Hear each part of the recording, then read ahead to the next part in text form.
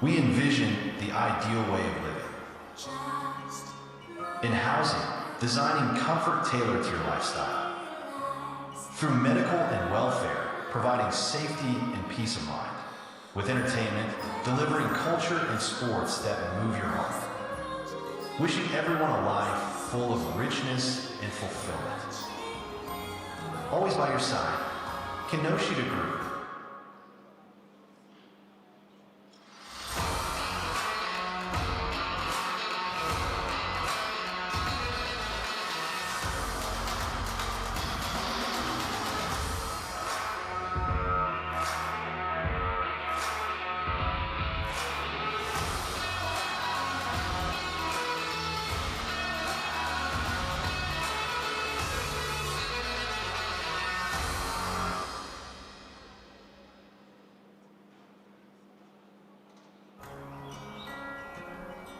We envision the ideal way of living. In housing, designing comfort tailored to your lifestyle. Through medical and welfare, providing safety and peace of mind. With entertainment, delivering culture and sports that move your heart. Wishing everyone a life full of richness and fulfillment. Always by your side, Kenoshi to Group. Tervitused kõigile, keda täna veel näinud ei olnud ja tervitused siit Tallinnast, Tondiraba jäähallist, kus siis toimuvad järgmised 4 päeva jooksul ISU iluuisutamise juunioride maailmameistrivõistlused. Welcome everyone to Tondiraba Ice Rink in Tallinn, where the ISU Figure Skating Junior World Championships 2026 will take place in the next 4 days. Tallinnasse on siis oodatud võistlema üle 190 parima iluuisutaja ja muideks 43 erinevast riigist. Ehk siis ma ütlen ausalt, see on suurepärane võimalus näha oma kodumaa talente kui ka siis välismaailma noori tegijaid oma silmaga. Nii et tasub siin olla ikkagi kohal kõikidel päevadel ja võtta nendest võistlustest viimast. Ja muideks ka meie Eesti sportlased on siin täitsa esindatud nii naiste kui ka meeste üksiksõidus ja lisaks ka jäätantsus. So we will see 190 figure skaters from 43 different countries who are going to do the competitions here, and this is a wonderful opportunity to see the young talents with your own eyes. Aga kohe ongi siis algamas meeste lühikava. Me näeme seekord juunioride maailmameistri tiitli eest võistlema 43 meest 35 erinevast riigist.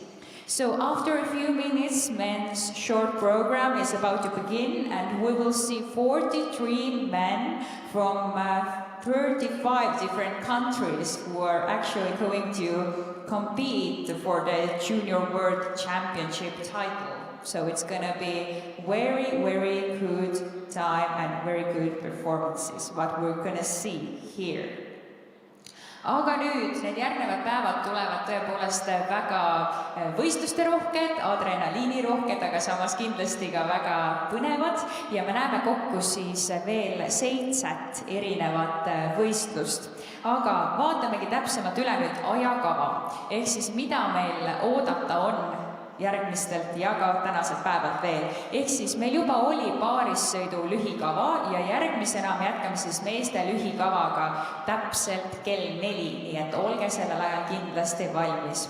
So today we already have their short program, and at 4 o'clock please be here because then we will start with men's short program.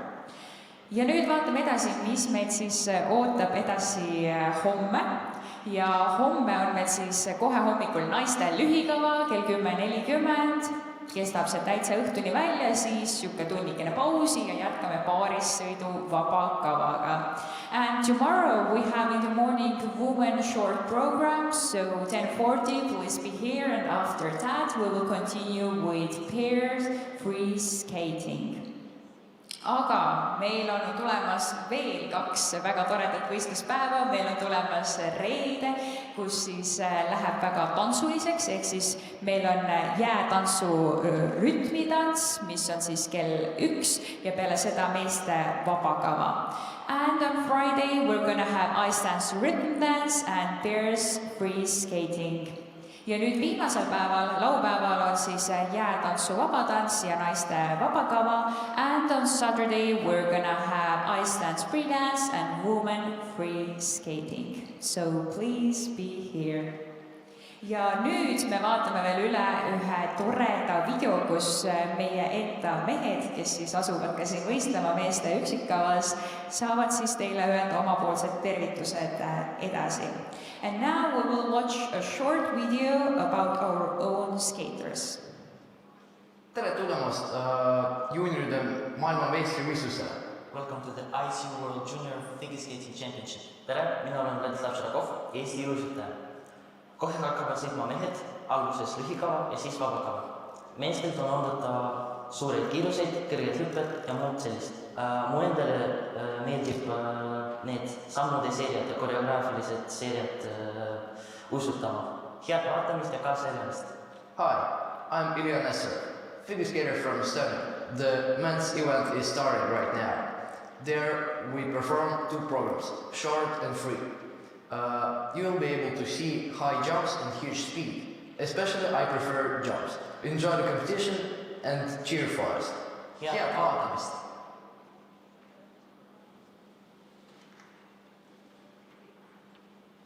So let's wait the high jumps and the huge speed. Ma usun, et nii neid kõrgeid hüppeid kui ka siis sellist tugevat ja suurt kiirust me saame siin ilmselt näha ka nüüd veel järgnevate tundide jooksul. Aga natukene on meil veel aega ja kes veel jõuab, siis võib siin ala peal julgelt ringi jalutada. Ja ma teen ka ise samal ajal väikese kokkuvõtteid, mida meil siin alal üldse näha ja siis nii-öelda tunda on. Ehk siis kohe, kui te tulite peauksest sisse, siis oli ilmselt näha seal risporti uiskusid ja siis Shiki pop-up poodi, kus võib siis julgelt minna ja uudistada, et mida seal kõike näha ja teha saab. Lisaks meil on siin ka erinevad kohvikualad ja on ka siis olemas üks kohvik, kus saab täitsa jäätist, nii et kindlasti tasub ka sealt läbi hüpata. Ja lisaks on meil ka EDA uisud ja lama Feel Your Tempo rauad siin koha peal olemas ning puudu ei jää ka Sagesteri uisuriided. Nii et kes veel jõuab, tahab, saab praegu sealt läbi hüpata, enne kui me alustame. But before we start, we can also watch what we have here in this area, or actually now it's time to look them. So we have, for example, Lama Plates, EDA and Resport figure skaters. We have chic sport pop-up shops and Chester clothes and cafes. And so it's last chance to go and take a look.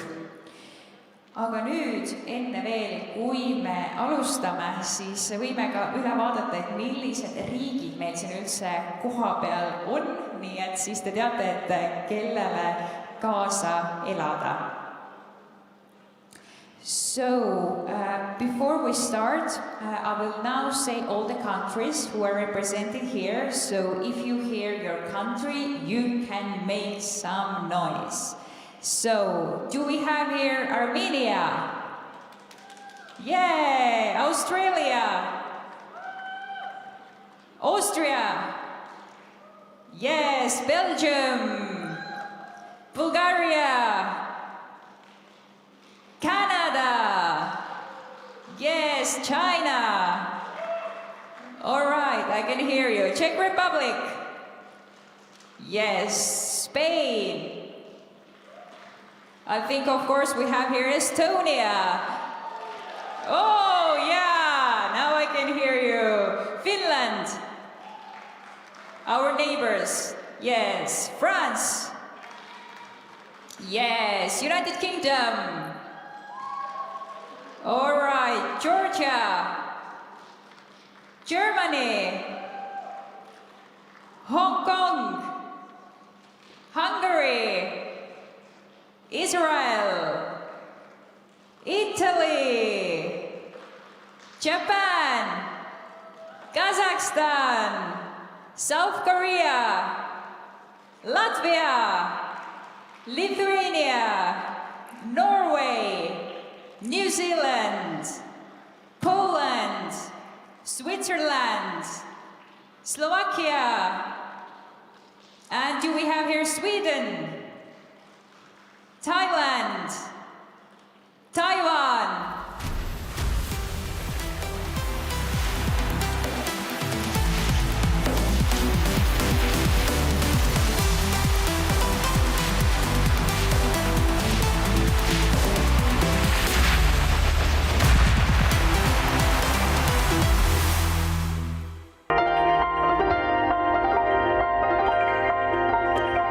Hello, everyone, and welcome to Tallinn, Estonia, and the 2026 World Junior Figure Skating Championships. I'm Ted Barton, along with Mark Hanratty. Day number 1 as we fly over the city of Tallinn. A beautiful snowy scene here, and hopefully at the end of winter. Yes, it's an amazing city. Interesting, the old town, which the rink is so close to, is a UNESCO heritage site. So an amazing location and a city that has hosted so many figure skating events. This, I believe, the 7th ISU championship that has taken place in the venue that you can see just about on the screen now. Yeah, we were talking about that a little bit yesterday in the savior, if you will, during COVID. Because Absolutely. They hosted the 4 continents, the European Championships, I think the Junior World Championships. They were the go-to place. It's a fantastic facility. The hotels are great. The volunteer group is so experienced, obviously. So what a wonderful place to host this Junior World Championships. Yeah, and a relatively small country, just 1.3 million people inhabiting Estonia, and yet a small population, but a very efficient one that is able to produce events. And there's so many of the skaters who are competing in this World Junior Championships. They won't have competed in ISU Championships here before, but they will have competed in smaller international competitions that take place here. So it's a kind of second home. Many of the athletes that we're about to see in this men's short program have acknowledged that this is a second home of sorts from a competitive aspect. Well, let's talk a little bit about this men's event. I mean, there's a lot of talent. And akin to what we have discussed a little bit more in the women's event is that we're seeing athletes repeatedly returning to World Junior Championships. And so this men's event is going to be a little bit of a showdown again between Ryo Nakata and Minkyu So, who have passed the baton, if you like, of World Junior Champion between each other, and they come up again against each other in 2026. Let's not forget what we saw at the Olympic Games. I mean, you can have the favorites coming in and the skills, but they still have to be produced. Now, it's not the same situation at all. We talked about that, or I brought that up to you, or I bring you the question. The Junior World Championship, or even the World Championships in Prague, what is the difference between the pressure of that and the Olympic Games? Because I, much as I wished I had, never had achieved Olympic status, it's hard to comprehend what that is like. I think, and I have to assume, based on my research of the different athletes, is that if you compete at an Olympic Games, your experience of an Olympic Games is very, very different if you've managed to participate as opposed to whether you're going as a contender. So from my study of the last few Olympic Games and of figure skating athletes, for so many of those participating, it is abundant joy, celebration of a hard graft to get there. But with Milano Cortina now in the history books, for those contending for medals, it can be overwhelmingly pressure-filled. And of course, as we see the technical panel and the judges on screen now, we have to cast our minds back to what happened in the men's senior event at the Olympic Games. And of course, there's no debating that what happened to Ilya Malinin rocked our community, because nobody expected that. And from that came 2 very different lessons for the athletes competing here, Michal Shaidarov and Ilya Malinin, and just different ways in which to approach now their own. But it also demonstrated how difficult this sport is. Oh, gosh. Not just the technical elements, but to produce under pressure, it is immense. The Olympic stage is the biggest in any sport. But here it starts. Their journey is starting towards the games of the French Alps, perhaps. We'll see. But many of these skaters have the ability to be there. And as we look at the first 5 skaters that are taking to the ice now within this World Junior Championships on day 1, we have a host in location, and she has, during resurface, been chatting to some of the skaters. And we heard from Polina Bowman and Gabriele Rinaldi, Italian pairs, who were saying that they were just consumed with nerves. I have walked between events from the pair short program to this men's short program and seen some of the skaters who too were saying, I just feel so incredibly nervous. And of course, that will not change as we look at Ilya Nesterov. He has a whole host of different pressures now, being a host representative. So for him, there'll be a different set of pressures and expectations to the others. But whatever event it will be for Ilya or any other competitor, there will always be nerves. There will always be a pressure, whether it's self-imposed or whether... Yeah, well, I thought it was so wonderful when we see Elisa Liu talk about how she managed, after a retirement for 2 years, how she managed the expectations. And that's refreshing and new. Now, not everybody can do that. That is her. She's a special, unique personality. But maybe these young athletes are learning when they listen to that. And arguably, I don't want to speak on behalf of Alyssa, but arguably the immense pressure she may have felt prior to her initial retirement is what has given her the perspective to reframe completely her approach. Well, I think she clearly said that. Yeah. I think, you know, as a young athlete, everybody was controlling her career, and she didn't want that. So she stopped, came back under the terms, this is on my terms. And now looking at Kirill Potapenko and these skaters now, you know, a lot of the athletes have mentioned to me the inspiration Alyssa's perspective has on them. But I suppose what's also important to acknowledge is that Alyssa Liu was already a world bronze medalist who had so much pressure and she'd been honed. It's now finding the balance of incredibly hard work, mastering your skill set, but then perspective to not let it rule you. It's a difficult line for the juniors because there's so much to be appreciated and learned from, but it's a different state that athlete comes into that position from. Yeah, I think that, and we'll finish this topic on Stephen, is that I think it comes down to the love of skating. You know, she found the love of skating again. And if you love the sport, you're going to accept you have to accept to some degree those down days. It's all part of the journey here, right? Put things in perspective. If you don't love being on that competitive arena, if you don't want to be there, then don't be there. Right? Oh, it's too hard. You got to want to be it, and you accept what happens on the day, and you work for perfection every day, but it doesn't happen, right? It's a long journey. But anyways, so many stories out of Olympics, which I think has impacted or will impact these young skaters. Hugely. Just about a week and a half after the games. Is that all it is? Oh my goodness. Yeah, it's pretty close. It feels like a lifetime in Summer Garden, yet just yesterday when we were... You look at Leon Rokop from Germany and all these young skaters. This is their big stage.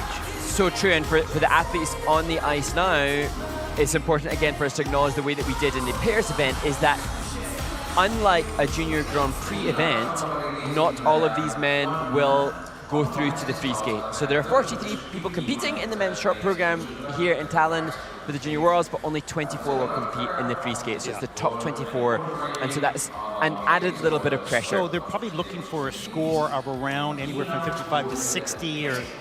What I'll do is I will give us a reference point based upon last year's World Junior Championships, just to give us a little bit of perspective as to what can be expected. So in Debrecen in Hungary last year, the 24th place-based skater, Denis Kruglov, who actually is a contender here this year, he scored 61 points. So one could argue that would be a rough guesstimate for what could be competitive. Well, I think that some of these skaters have got better. Then we may see higher scores here should they perform well. So that may require a 65. 60 to 65. Distinctly possible. And interestingly, it was Matthias Lindfor who was just off qualification. He had a 59-point scoring short program. So that just gives us a little bit of an insight. But, you know, I say that, then the skater on screen now, Ilya Nesterov, I don't know if qualification is a goal for all. There may be some athletes that are just wanting to deliver their personal best.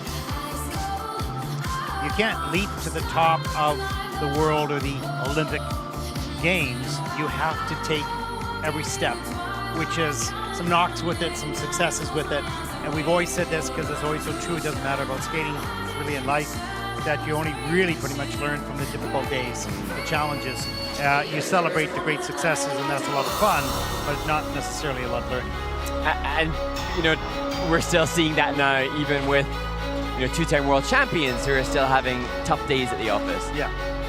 This is a hard sport. This is a very hard sport. Humbling. Humbling, exactly. So there, the familiar sound of the final minute of warm-up.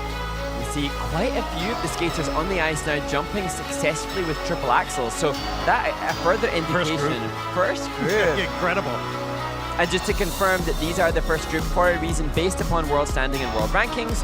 And so that just gives us a little bit of insight into the depth of the field, that if the first group is jumping triple axel, the technical efficiency that the sport of figure skating has acquired through the coaching, through science, and through studying this is improving all the time. There's going to be a limit at some point. We thought it was with the first quad, but with 7 quads, right? So. Interestingly, I'm just casting my eyes back to the results of last year. There were a few skaters that did qualify for the free skate last year without a triple axel, but they had stronger program component scores, so we'll see. Could be the case, we'll see. As we get started on the second event here in day 1 of the World Junior Figure Skating Championships, our first competitor represents Estonia. Born right here in Tallinn, 14-year-old Ilya Nestorov competed on the Junior Grand Prix this season, coming 20th in Gdansk. What an amazing moment for this young man to start the men's short program, skating to the Hans Zimmer Mission Impossible.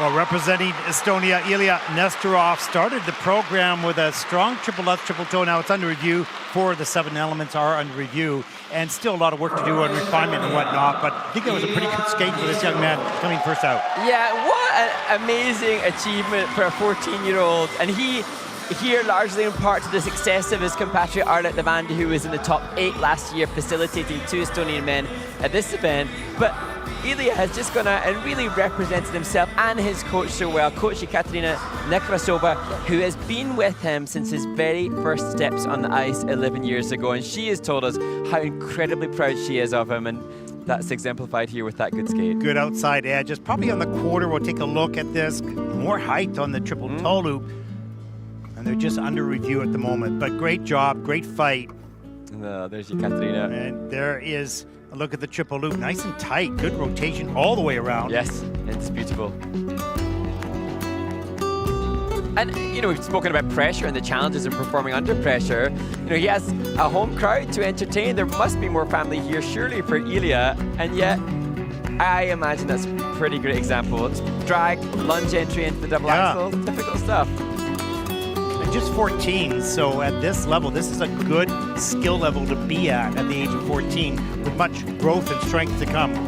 And I think moving forward, it would be ideal if Ilya can just keep working on the flexibility such that the range of his movement can increase through his back, through his spine, through his legs. Yeah, the small details of the use of hands and extension to the arms and the pointed toes, those little details, as you see the coaches going, okay. We'll take it. That's a pretty good outie. Yeah, absolutely. Well, he has a season's best of 50.39. Let's see how close this performance comes to that. He does have a fall, 1 point deduction fall that's come through because he fell out of that flying sit spin a little bit. Yes, that's true. He lost that, plus a quarter on the Lutz and a quarter on the triple toe loop combination. So that will affect the score as well. He's dropping almost 2.5 points on that element through the GOE. But I really feel, especially for the home athlete, especially for a 14-year-old, that's a win. I mean, for them, personally for them, you know, to stand up under pressure with friends and family and colleagues. Like, I feel proud of him, and I don't even know the guy. Like, it's an amazing accomplishment. I'm not sure if this is his home rink or not, but it might very well be. As he anxiously waits, we have the tense music. Well, this is all another part of the learning experience. That's the same music that'll be played out, you know, if he's an Olympian. That's the same kind of music that the ISU are now using in the in-host experience, the in-event experience. To build the tension towards the release, the reveal of the score. Let's take a look for Ilya Nesterov. Estonia short program score, first skater out, 47.90. And that is about 2.5 or just over 2 points shy of his personal best.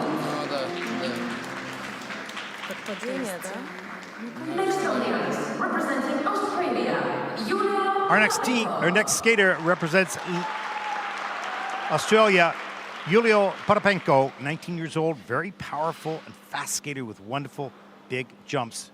Maybe some work to do on posture and items like that. And Julio skates to the Neil Diamond track, If You Go Away.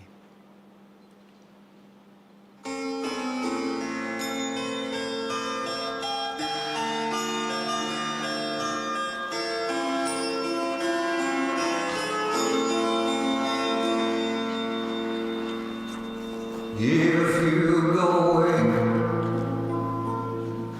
on this summer day, then you might as well take the sun away. All the birds that flew in the summer sky, and our love was blue and our hearts were high.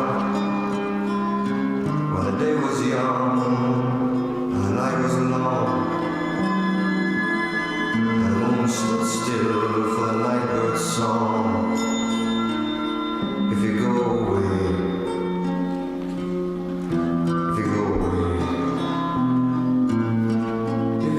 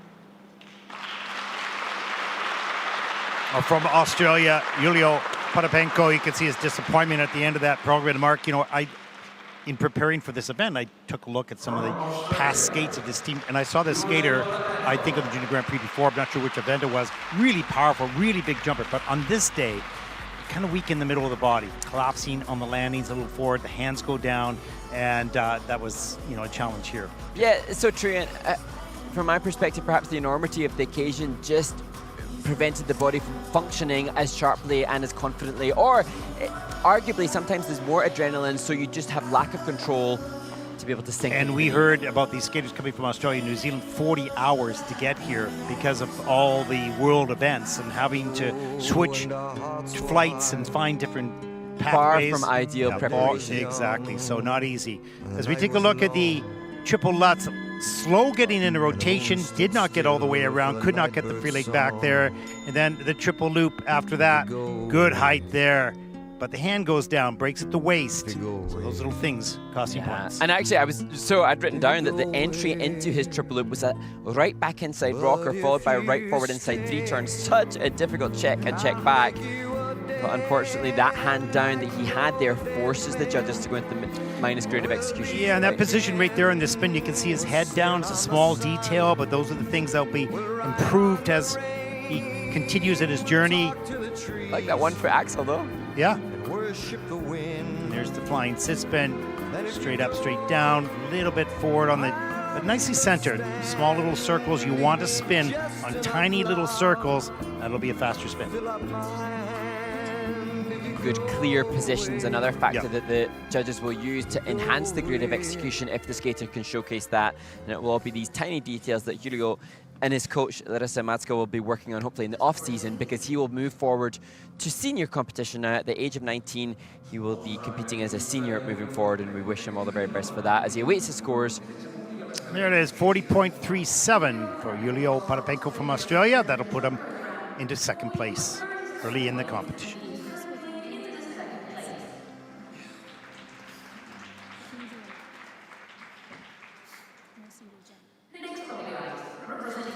Our next competitor represents Armenia, 18-year-old Mikhail Salazaran.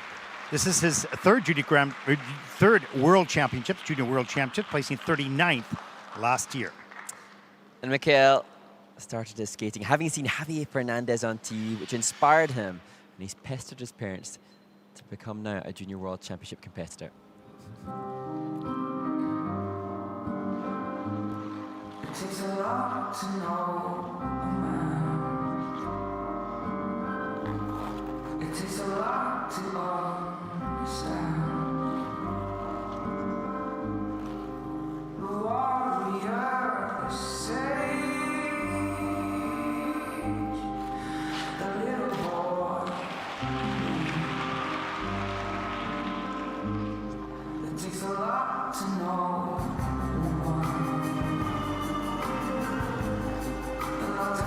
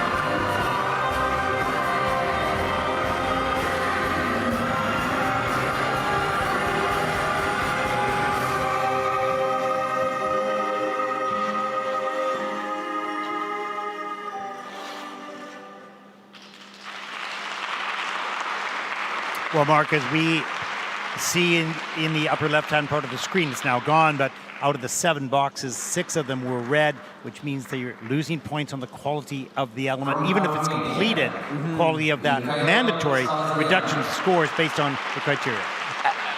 Yeah, and I'm holding out as much hope as is possible for Mikhail Salazarian because I've seen such progression in this athlete. He gives us the first triple axel of this 2026 World Junior Championships. He's had that, though, in his repertoire for a long time. The progression in his skating skills has been seismic. I was so hoping that he would make sure he stuck to his spins. Last year, 12 months ago in Hungary, he lost some of his spins within his short program, and that's part of the reason he found himself in 39th place. Managed to do that, but I see so much. I see rose-tinted glasses because I see the progression he's made because his skating skills are a million times better than they were, but it is still comparative. There's the triple axel. Yeah, nice job on that. And this is what's difficult, probably. Yeah. Little forward, up into the triple toe loop, and then you can see the under rotation that is on the quarter, or no, it's under rotated in the system. Nice stretch on this sit spin.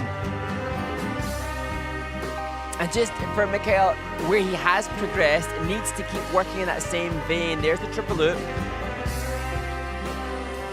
And just allowing going down into his knees and ankles, deepening his knees to let the back outside edge, or all of these edges run. So the amount of mileage he has here, left inside bracket, allowing the knees to go deeper, to press the patella further forward, to allow that blade to glide more so that he can take his skating skills higher. That's a lot of words there on that bracket. I want those skating skills. No, but you're nailing it perfectly. It's hard maybe for some people to understand the moment when they see it, but you're talking about quality details, right?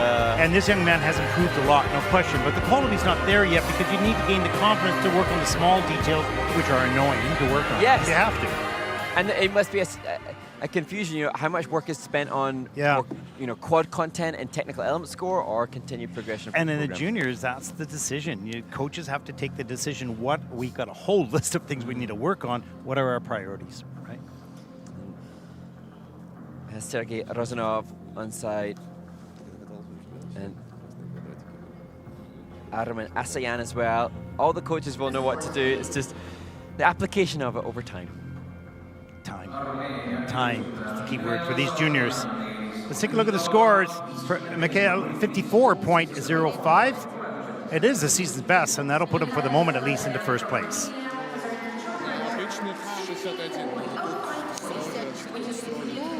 So even without some mistakes, it's not a bad score. Edging upward. Yeah.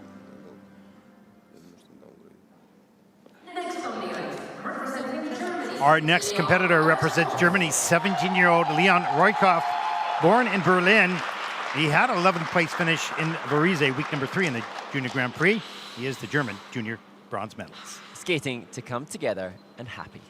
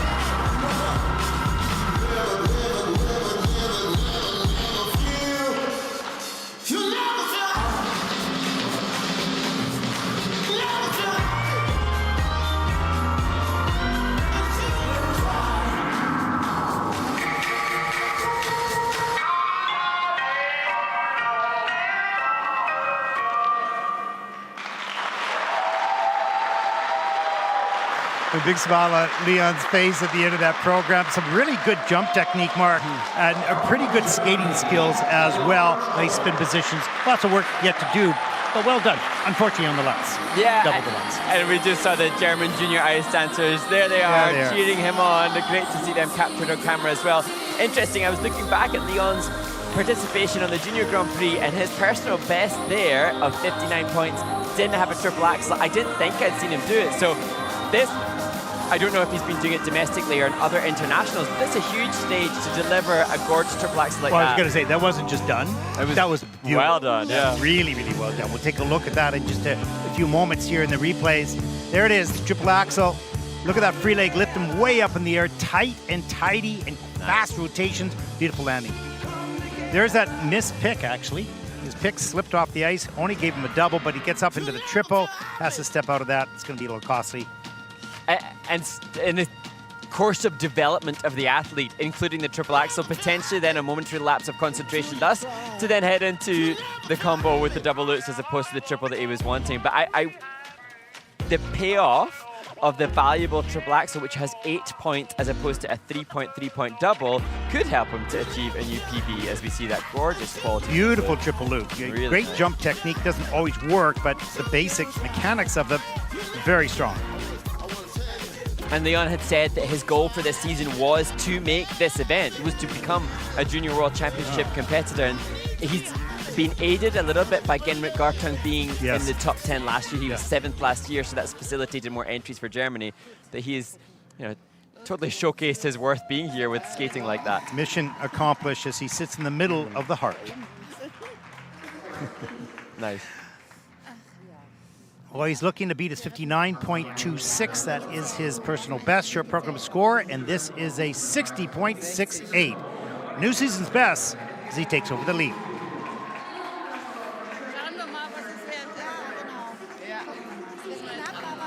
That's a great and positive experience for this young man.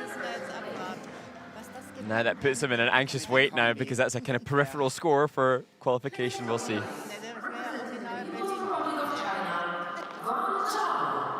Our next skater represents China, Qihan Zhao. He had a 68.79 personal best at the Dennis 10 Memorial Challenge. First time competing at a Junior World Championships for Qihan, skating to Asturias.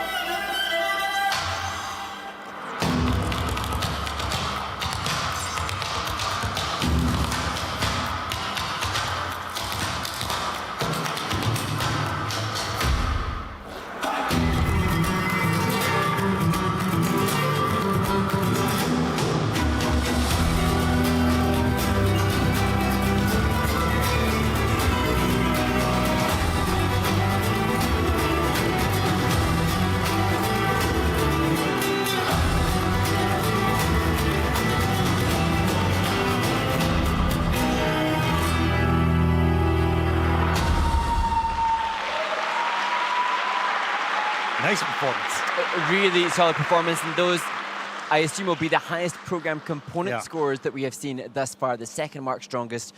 And for Chihan Zhao, his choreography, a real reflection of the artists that he's worked with, Yuramen and Jean-Luc Baker, employing ice dancers as well. Totally. And you can really see the input of them on that piece of choreography. Yeah, his skating skills are really strong. We saw, multiple changes of direction. Of course, good deep edges, good acceleration as well. Jump technique is excellent.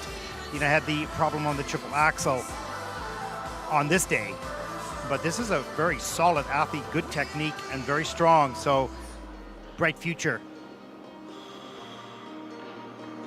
And it's just interesting to see now for Chihan Zhao how things will progress, because he's going, as Tammy Gamble gives him a hug off the ice, he now, I presume, will be heading into the senior ranks soon, and imminently at 18 years of age. He has senior characteristics to his movement, but I don't know if now the costliness of the mistake on the axle, whether or not that will be enough to make the free skate. Great pullback with that free leg.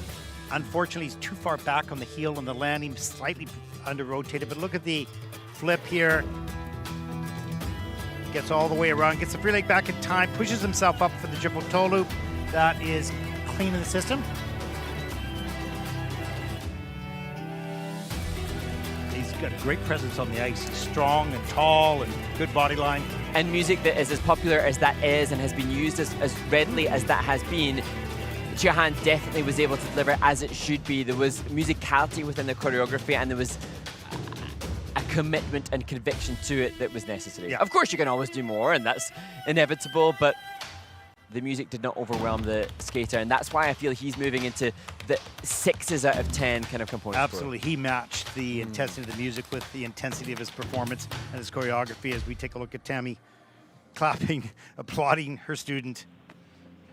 Great job. We were referencing last year's scores for the top 24, about 61 points, and we've already seen Leon Roykov at 60 points.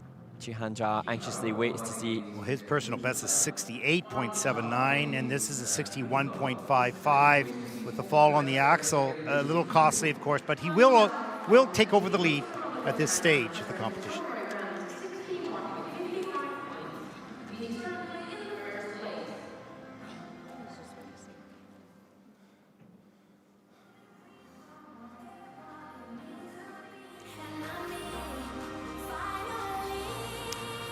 There is a look at the standings so far after Group 1. And Ted, seeing those scores just sends a strong signal out to the competitors yet to come, because it's Group number 1. Yeah, and we had multiple triple axles already as well. As we get Group number 2 taking to the ice for their 6-minute warm-up.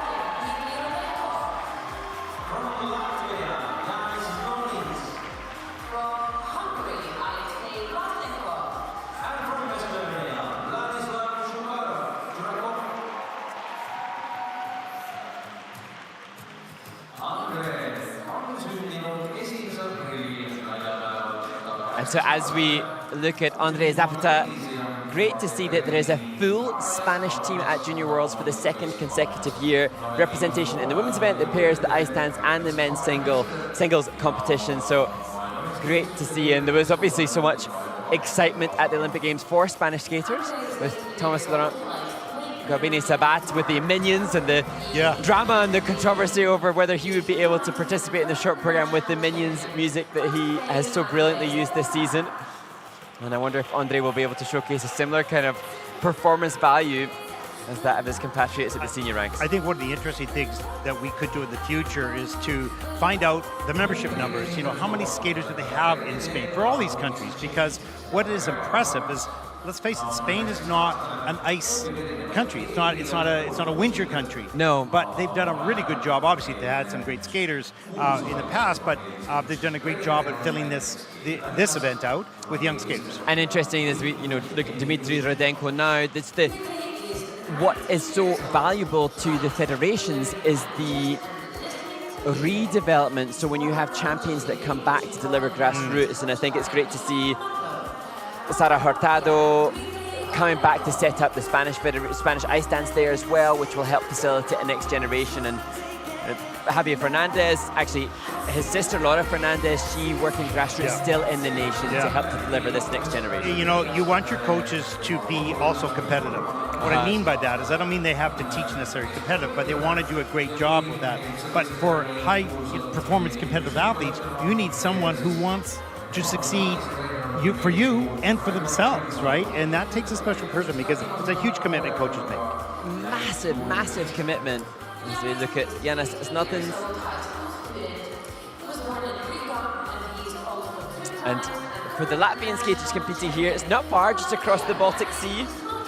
So Yanis explaining there's an element of Baltic pride factor competing in Tallinn, Estonia, and actually, to be honest, we've referenced so often how Estonia hosts lots of figure skating events. Latvia also is, you know, a hotbed for lots of international competitions, so it's not too uncommon for these skaters to be here and within those two nations. Well, we've been to Riga a number of times for the Junior Grand Prix, and they always do such a great job, and they've got a great skating program there. And talking of the redevelopment and the reinvestment of elite skaters, as we look at Alexei Vlasenko from Hungary, his brother is here acting as his coach, so there's a certain family feel to the support of the athlete as well.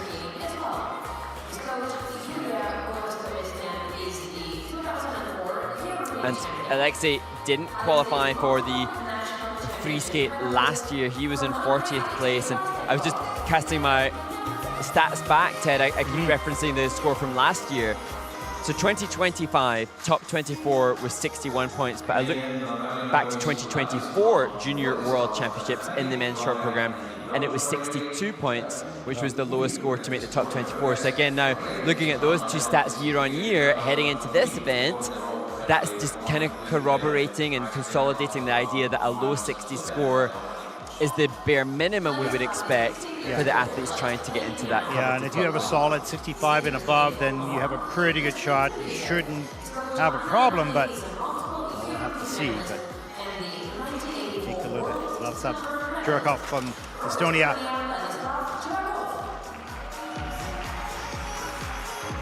And then as we head through the competition, just looking back, last year's top end of the junior men's event, there were 5 competitors that had scores in the 80s, whereas back in 2024, it was just Mickey So who had an 80-plus score. So we'll see how things... I do sense, though, that within this event, particularly because we've got a lot of athletes that we have seen on the junior circuit for a few years, I suspect that the scores will be higher. I think that 4-year stint that the athletes will have now in the juniors, if you're entering at the age of 13, is going to benefit that high end.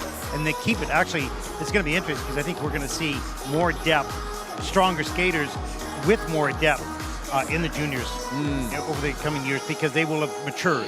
And we're getting to see the competitions, the duels between different athletes, rivalries. And those will continue up into seniors as well, as we even see at the Olympic Games, and they were all juniors at one stage. So this is really the training ground, if you will, for future Olympians and world champions.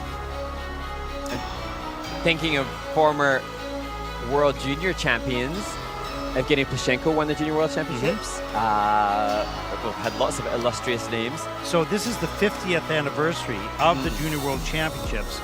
We need to look on the internet who won. Yes, I'm thinking of the... I think the men were won by Dennis Coy of Canada. I'm thinking. Oh, in 1976? Yeah, 1976. I will find out. Okay, you've got the machine to tell us the reality of it. I know he won. Thought it was the first one. Let's see if I'm right. As the clock ticks down. The pressure to find out the Wikipedia of World Junior Figure Skating Championships results. So, the first, Mark Cockrell. I was wrong. Daniel Belin was up. Dennis Coy was the third one. Okay, here we go. Thanks for showing me up. Our next skater represents Spain. 18-year-old Andre Zapata, Spain's junior champion. He was 28th last year at these World Junior Championships. He's coached by Laura Fernandez. And Andre has said he has no goal of placement, but to enjoy and to learn so that he can succeed as a senior and fulfill his later dreams on the ice. Skating to Pink Elephant and Dr. Bones.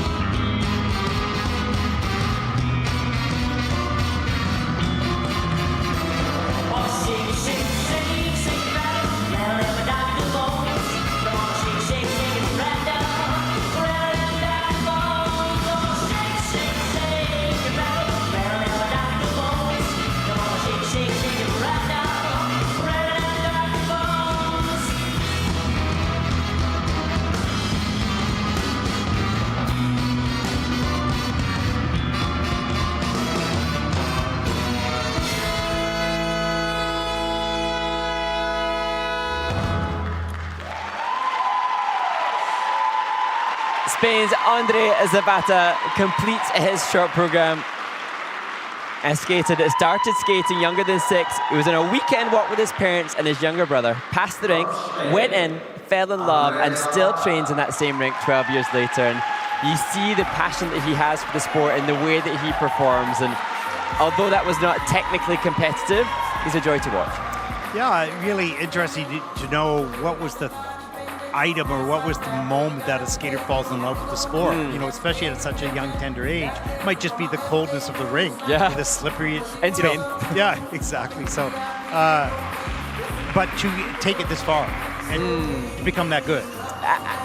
Interestingly, as Laura greets him off the ice, his teammate in the ice dance event, Hector Gonzalez, he's known all his life, and these two young men made a pact to make it to Junior Worlds, and they're both here. Hector in the ice dance event, obviously Andre in the men's singles. Here, though, where things went awry, didn't manage to get the combination on the back of the triple loop, so valuable loss of points. That was glorious. Double axel landing. Wonderful speed off the takeoff and on the landing. Take a look at the sit spin here. With the side position, that's a feature.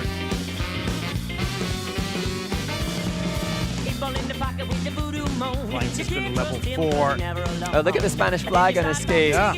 And as we see this triple loop now, we can sometimes categorize skaters, as Laura applauds, with different tendencies. The Spanish skaters do seem to be making a reputation as great performers. They're engaging, charismatic performers. They had great leadership early on. Javier, with Javier. It just shows how important, a star is to inspire a next generation. Now his personal best is 59.91. He's going to fall a little bit short of that with this program, unfortunately. Yeah, lack of combo was costly. Yeah. He didn't get the combo in. It's a 52.55. That'll put Andre Kirtley into 4th place.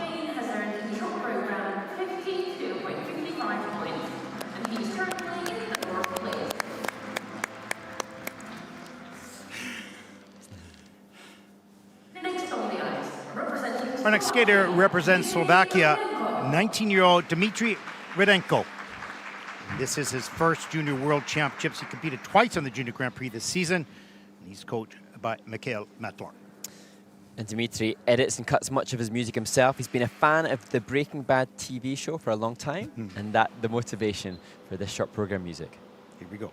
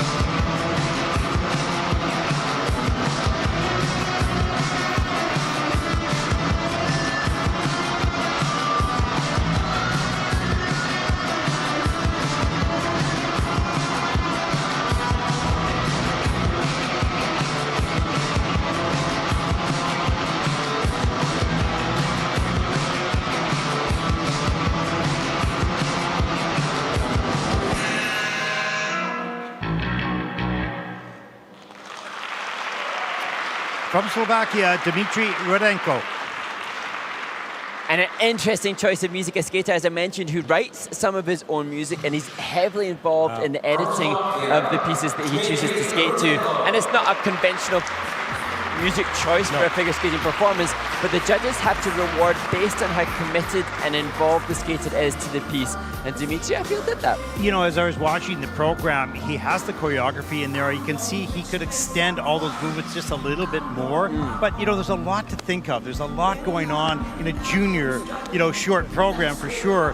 And so it's hard to pay attention to those small details. But because he's musical himself and composing those music or editing it, it's already in him. He just needs to extend it out a little bit more. And another factor that was really positive for Dimitri is that he went for triple-triple. His planned program content, there's the back end of the triple loops, triple toe. On his planned program content, it was just a triple-double, so elected to go for it, perhaps knowing he needed to be competitive, as we see that good quality triple loop, that was the second element for Dimitri.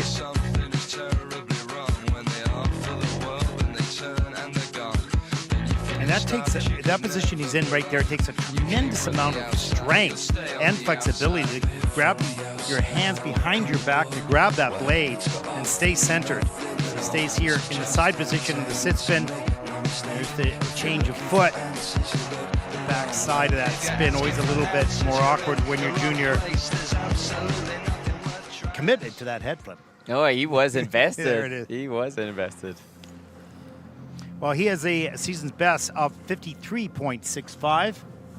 See how close he comes to that score here at Junior Worlds.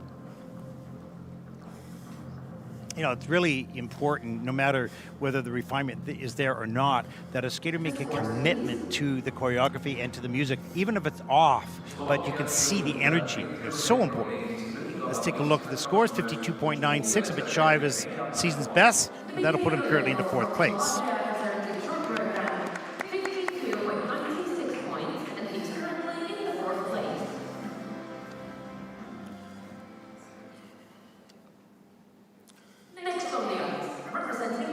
Our next skater represents Latvia, 15-year-old Jānis Zinotins. He did one Junior Grand Prix event this season, placing 7th in Baku. He is the 2-time Latvian Junior Men's Champion. And another skater who has competed in this city before at the Tallinn Trophy, 5th last year at that competition. Now performing a short program at his debut at the Junior World Championships to the track Sound of Silence by Disturbed.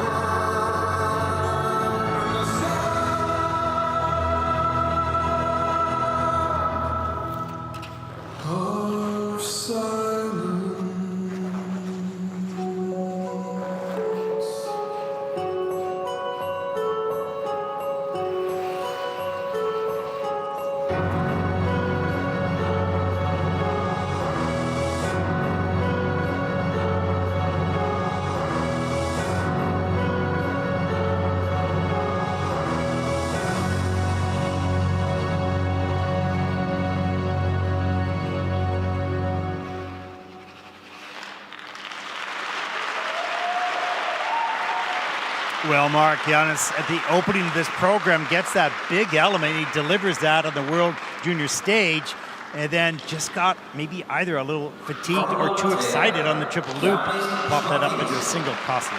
Yeah, I was looking back at Jānis Knutins from Latvia's past results, and when we saw him on the Junior Grand Prix in Baku, that's where his ISU personal best comes from, but he didn't attempt triple axel there. He has subsequently used and added that in his short program, planned program content at some smaller international events, but it's still obviously new to him, and it just reminds me of Leon Roykov from Germany, who he too is introducing triple axel at this event, and then mistakes happen on easier elements that... It's such a big moment for a skater taking a very difficult element, putting that in competition, and you're so excited that you did it, that it changes something in you a little bit, how to cope as you move forward. There it is. And he did it well. Yeah, really well. And then the triple Lutz a little bit later. Can tighten up in the air to be a little bit more efficient. Gets up with the triple double toe loop right there. We'll watch perhaps the attempt at the loop. We'll see that hopefully in a moment. You'll see that upper body difficult exit. Yeah, that one of the features. And well done. And well done. And here's the loop. Watch that upper body release really early. And he didn't fold in to rotation position. And ouch, that hurts. So costly to the overall score for Jānis Knutins. And actually, looking at the feedback from the judges, it looks like that, you know, triple loop is around about 5 points, dependent upon the grade of execution of it. And now that single loop carries no value in the short program. And if we were to add 5 points to the score that we're seeing coming up now, that would be within the range of qualification. So a lesson to be learned. Yep.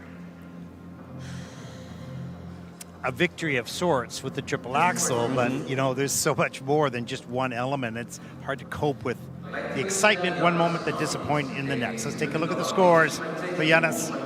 It is a 57.68. It is the season's best, and that'll put him currently in third place. We'll see. Well, that will land him a little bit later in the competition.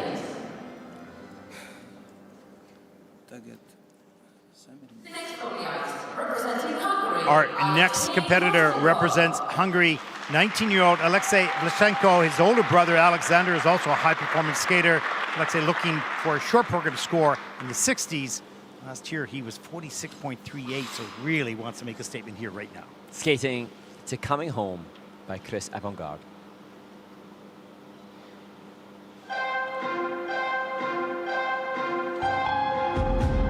Started young, now we're older. Take the weight off our shoulders. Now it's over. We've been losing nights for 100 days. We have found our peace in 100 ways. Skies are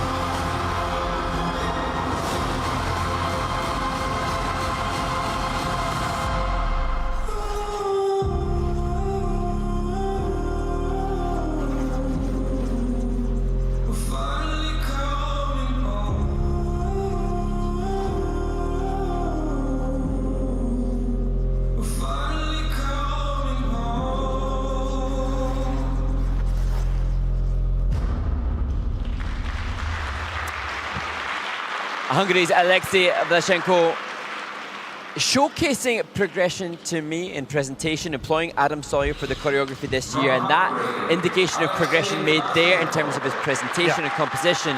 And looking back a year ago, he popped one of the jumps. This time went for everything, but unfortunately stepping out. And you know, as we talked off air a little bit, you know, the key I think for this young man is that posture in the air, because he gets a little hunch, shoulders go up, rounds the upper body, slows the rotation down, and whips you kind of around, and so it's hard to control, because he looked pretty good going up into the air, but once that rotation position started to break, oscillate. That was the problem. Yeah, oscillate, exactly. And I know it well because I had way worse posture than that. It was a problem. And this opening indication of progression made in terms of his musicality. This is the triple lutz.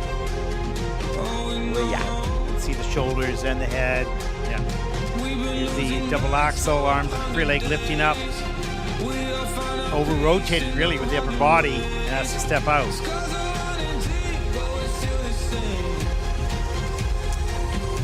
And as you look at this flying sit spin with the sit side for Alexei, now the age of 19, he's going to be considering seniors as we see this triple loop.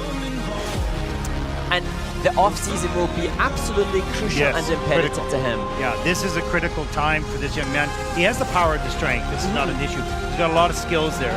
But that posture is absolutely critical to fix. It'll allow him not just to do triples, but to start to entertain quads. But if you're going to be broken in the air a little bit, it's going to be a problem. And now, you know, there's got to be some sort of catalyst to recalibrate and make new neural pathways, new fundamental changes, because we hope that he will go on and still love his skating successfully as a senior competitor as well. And this off-season could pave the way for more success if he can make those changes. Yeah. And you know, funny enough, they're not physically difficult changes, but because you don't really know the feeling, because that's a normal feeling where you are in the air. Let's take a look at the scores. 45.93. That is a season best for Alexei. That'll put him currently in 8th place.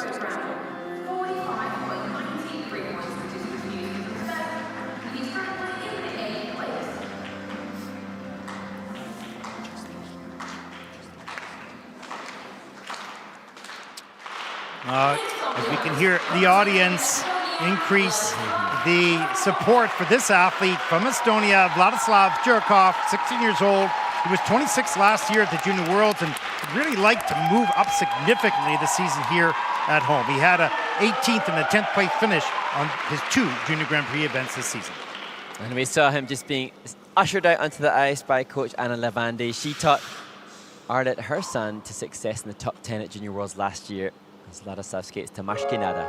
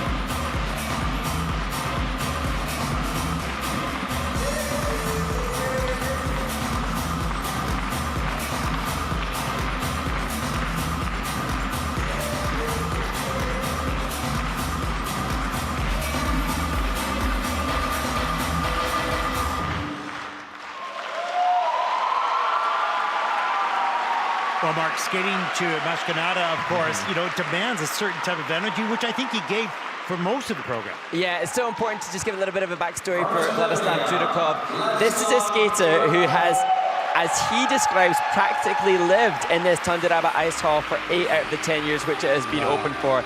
He said that he can remember running around his home with excitement when he found out that this, his second home, would be the host for our Junior World Championships.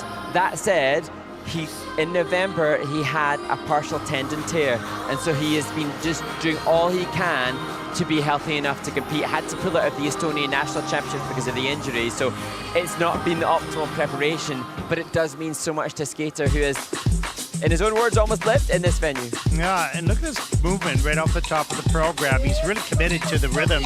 I thought he did a nice job in some of the areas. There's the triple Lutz, but leads a little bit too far forward, goes up into the double toe loop. I know he had planned a triple toe loop. Anna just signaling her reaction. And there's the double axe. So nice and straight and strong on the in the air. Soft knees on the landing. Beautiful. And I was talking, obviously, about Arlet Levandi, who facilitated the two Estonian representatives based on his success last year. You can see confirmation of the quality of the skating and the performance from Vladislav, who's the same teacher, but there's another 5 points blown there with that lack of triple loop. Just rushing that takeoff, not taking the time, and wow. But those are moments that you need to help you not have that happen again. Yeah. You know, you learn, oh, I got to have patience here. I got to take my time, one element at a time. But it's heartbreaking at the moment.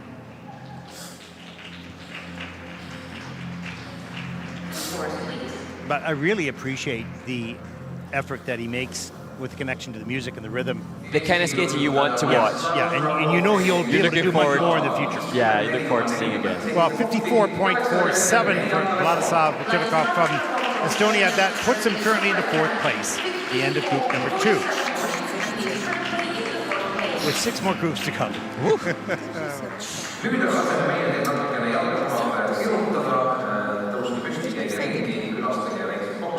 And of course, a number of these kids won't know whether they qualify until a little bit later as we take a look at the standings so far after 2 groups. But we've seen some triple axels early on in the competition. It's a lot. It's interesting because the starting order for the pairs event, which started this whole Junior World Championships, that also brought some stronger performances earlier on, and so it's very much up in the air as to how things will pan out when the next two groups take to the ice. The depth and the abilities continue to grow in the sport of figure skating, both in senior and in junior. We're going to take a short break during the ice resurfacing, and you've been watching live coverage of the ISU World Junior Figure Skating Championship from Tallinn, Estonia. I'm Ted Barton. Mark Hanruddy will be back after this.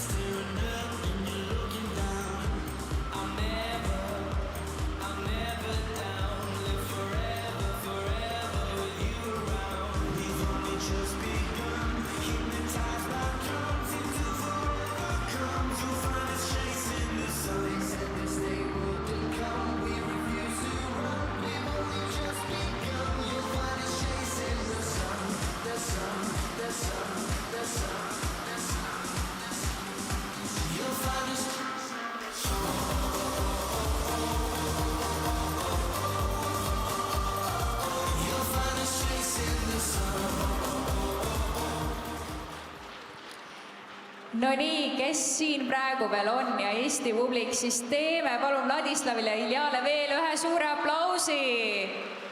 Jaa, te olite äärmiselt tublid, mina küll elasin teile väga kaasa. Kuidas teil endal tunne on, kas kodupublik andis sellist enesekindlust ka juurde?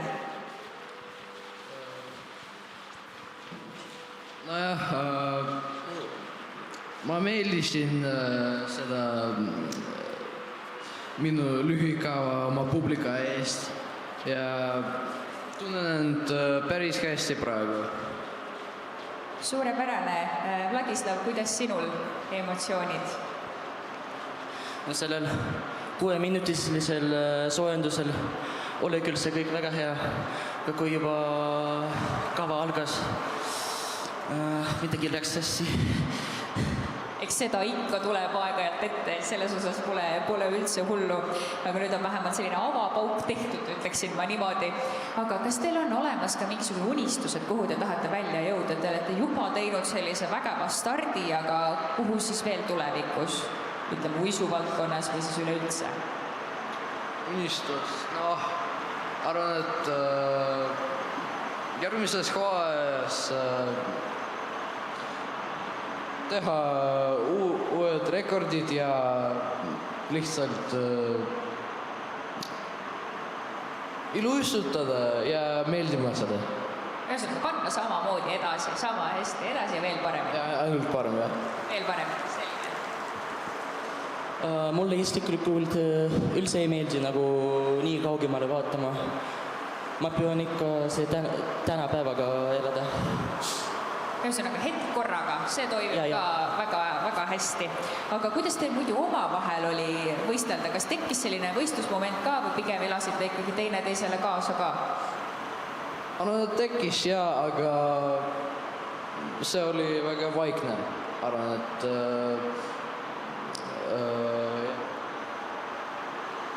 Kuidas sul, Vladislav? Kuskil sügaval seal südames on ikka, aga no me oleme ju erinevates soojendusgruppides ja ma ei arva, et see oli nii tundav täna. Ja viimane küsimus teile, kas teil on olemas ka mõni iidol selles uisutamise maailmas, kelle poole või kelle jälgedes te justkui tahaksite siis kõndida? Jälgin Riio Nakatat, ta uisutab väga hästi ja mulle meeldib teda vaadata. Minu idol oli alati see Yuzuru Hanyu Jaapanist, aga kui me räägime nendest ilusutajatest, kes praegu uisutavad, siis ma arvan, et see oleks Adam Seohimfa. Selge, igal juhul suured tänud teile veel kord, hoiame siis pöidlaid ja edu edaspidiseks ka. Aitäh!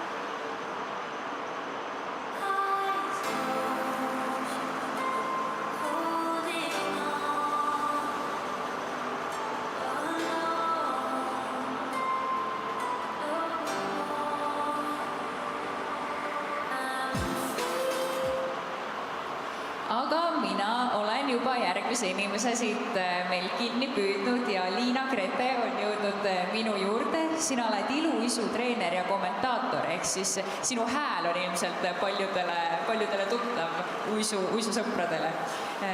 Ja kas sina tavaliselt närveerid rohkem treenerina või pigem kommentaatorina? kuidas sul tunne on? Mina närveerin rohkem treenerina, sest kommenteerimine, see on nauding.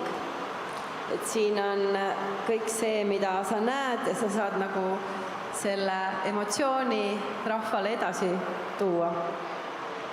Nauding, väga huvitav. Minule just tundub see natukene selline keeruline, et sa pead kuidagi väga hetkes olema, tabama kõike, kohe oskama kohe öelda või kas sinu jaoks on seal ikkagi mingi keerukuse element ka sees või pigem ikkagi absoluutselt kõik on nauding? Ütleme, et enam ei ole seal midagi keerulist. Praegu on pigem ongi see, et kuidagi need sõnad tulevad nii loomulikult. Algusaastatel võib-olla rohkem mõtlesid, kuidas seda nagu väljendada, seda kava. Aga nüüd on täpselt nüüd ongi nauding. No väga hea, mis nii viga, eks ole, kui kõik ongi ainult puhas nauding.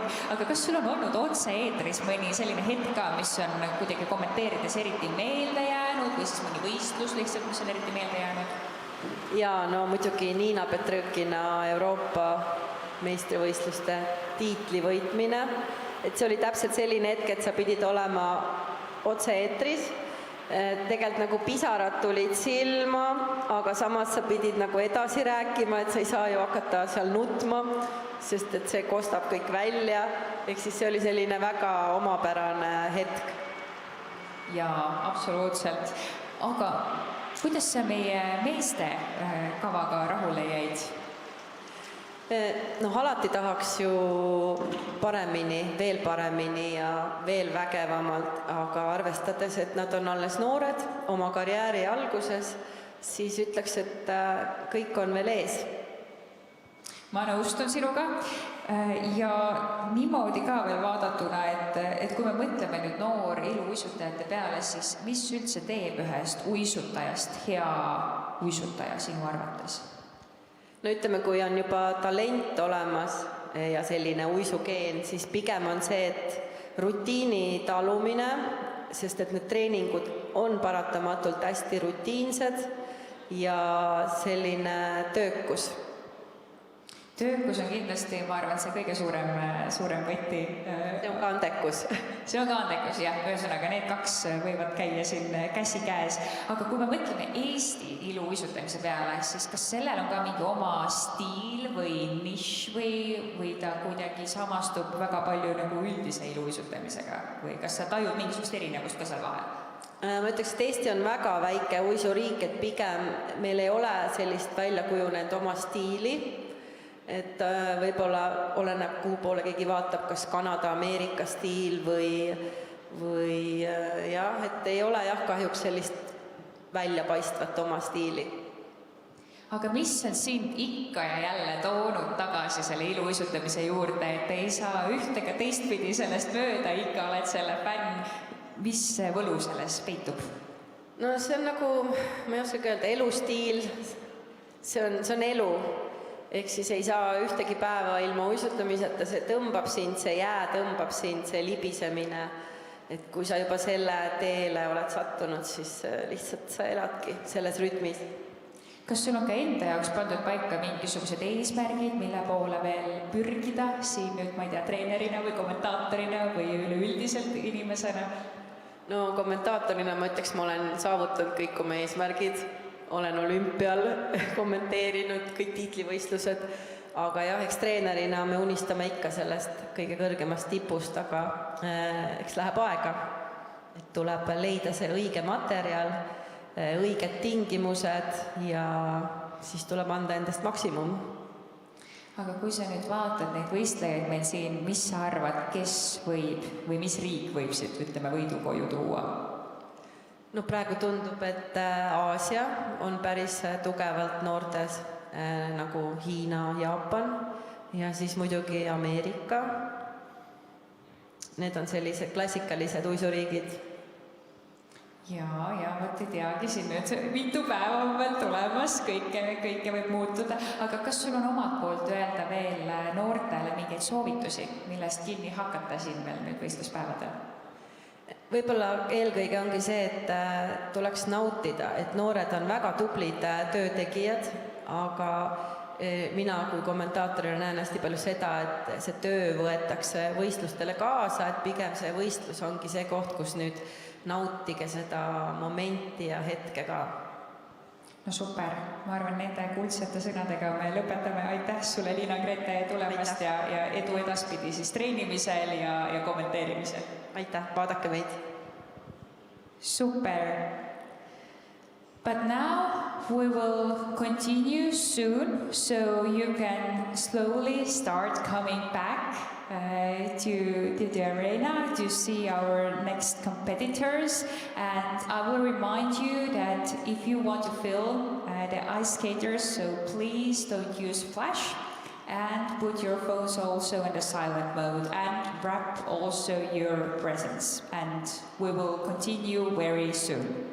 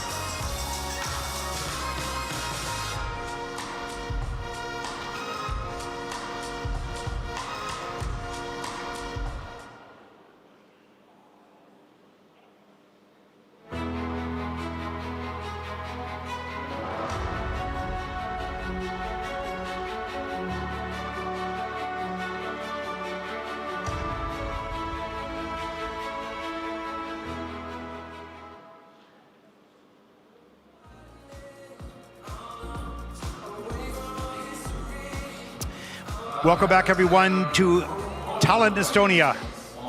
Group number 3 of the men's short program, day number 1 here. I'm Ted Bart along with Mark Conradi. And we've been mentioning a couple times already, both in the pairs and the men's, that we've seen some good depth, some talented skaters, maybe not refined yet, still in the juniors, but technically doing some good work early on in the competition. Yes, and it's interesting as we consider this the 50th edition of the World Junior Figure Skating Championships to consider what was necessary for success earlier in the incarnations of this prestigious event. So if we cast our minds back to the first winner, which was Mark Cockrell. Yes, okay. It's just interesting to consider what was necessary for success. Through then, the first of the Olympic champions to win a junior world title was Mr. Viktor Petrenko. He won the World Junior title in 1984. It then took 8 years before that translated into being a senior Olympic champion. So it just gives us a kind of an indication of the transitional state. But then Ilya Kulik, he was quicker. He was an Olympic champion in 98, but won this title 3 years prior to that. When they competed, though, triple axel was not a necessity to win. Now, more than one quadruple, well, actually, one quadruple jump, I think, is a necessity to win this event. But with great skating skill, everything else has got to be there. And going back, as far as coverage goes on the Junior Grand Prix, 2011 was the first time that the Junior Grand Prix was streamed. And it was just streamed from the judging camera, and it was recorded after. It would go up 12 hours later or whatever. 2014, we started the broadcast. So juniors have only been accessible for the world to see since 2011, but with a full broadcast since 2014. 2011 junior world champion was a Canadian, Andre Rogozin. I don't even remember that skater. Yeah, Wow, that's cool. That was the window of time when I... more of a technical skate. Okay, okay. We've had other illustrious skaters win the title with Yuzuru Hanyu, who won the... Yuzuru Hanyu. Who? Yuzuru somebody? I don't know. Maybe just one of the most successful of all time. Yeah, perhaps. The GOAT. Yeah. And hopefully all of the skaters that we see, with the likes of Matteo Marchione on screen now, they will have studied the legends of the craft that they now compete in, and they'll be mindful of all the greatness that can how interesting, and we will never know, but as junior skating and senior as well became accessible on the internet, for these young skaters and coaches to watch or to see the standard in which they had to meet, how much impact did that have? Yes, and interesting to see the consequential impact. And I think, the same thing, they've seen Olympics, now these skaters are here, young skaters at home watching these skaters, right? It just sort of feeds itself a little bit. And, seeing the best of the category that you are in helps to inspire you and say, if it's possible for them, it's possible for me. I got 2 legs, 2 arms, just like them. So what do I have to do? And I think it can't be said enough that all of the competitors, all 43 of the men in this Junior World Championships, they will have been acutely aware of what was taking place in the Olympic Winter Games just a couple of weeks ago, and they will all be, really mindful of what's necessary for success on this stage. And I think the Olympics made these athletes be more proud of being involved in this sport. When the sport itself is under a greater following and a greater respect and adulation from a wider audience, then it's cool for these skaters. Figure skating was given a spotlight over the last couple of weeks whereby more people were watching. So for these athletes, many of whom may be still in education, then people might take a little bit more of an interest into what they are doing. Yeah, there's a lot of people around the world that don't know the sport of figure skating. They never really watch it. It takes the Olympic Games to bring that to light, if you will. And then with the growth of the viewership, if you will, and the excitement around that, you're more proud to say, hey, I'm a figure skater and I represent my country in the Junior Worlds or Junior Grand Prix or whatever. And interesting, as we look at Daniel Valenov from Norway, interesting, I think, as we consider how to succeed in sport, Norway was the highest on the medal table at the Olympic Winter Games. Totally, yeah. And for such a small nation of only 5 million, it's really interesting to see the way in which they approach sport. And I'd read a lot that Norwegians don't introduce competition in the same way to the later stage. Yeah. But our sport of single skating is an early specialization sport. So it's just an interesting way in which they've had such great success in many winter sports, but Norway hoping to... But I think it's all, it's cultural as well. I mean, they are a winter country. You can see the Norwegian flag there and some of the fans here. But, if you take a look at rugby in New Zealand, I mean, that is the main sport. They don't even know what figure skating is. Yeah, there's rinks, but they don't go into it, right? So it's hard to break into that market, right? So it's... it can be a struggle in some other areas of the world. However, now Lee's here in New Zealand. So true. He's so certainly true. done well. And one thing that came out as we see others being picked up on camera on screen now, one thing that was obviously so sad for Ilya Malinin, but the focus that came on him in the Olympic Winter Games did transcend the sport of figure skating. That was an Olympic discussion. Yeah. And so then that gave, by association, figure skating by association of Ilya Malinin was given more spotlight. So that could transcend to other nations that don't normally consider figure skating. Yeah, and it only takes an experience on television of the Olympic Games for a young 4 or 5-year-old to say, Mom, I want to do that. I want to try that. And then they get in there and say, this is incredible, exhilarating. And then you never know where that comes from. Most of these athletes at the Olympic Games were inspired by watching the Olympic Games at some point in their career. Yeah. And you can bet there isn't an athlete in this competition that didn't watch the Olympic Games. Yeah, just the notion of that is a laughable concept. Yeah. Sort of a shy wave there. Going, okay, I have to acknowledge that I'm seen, but...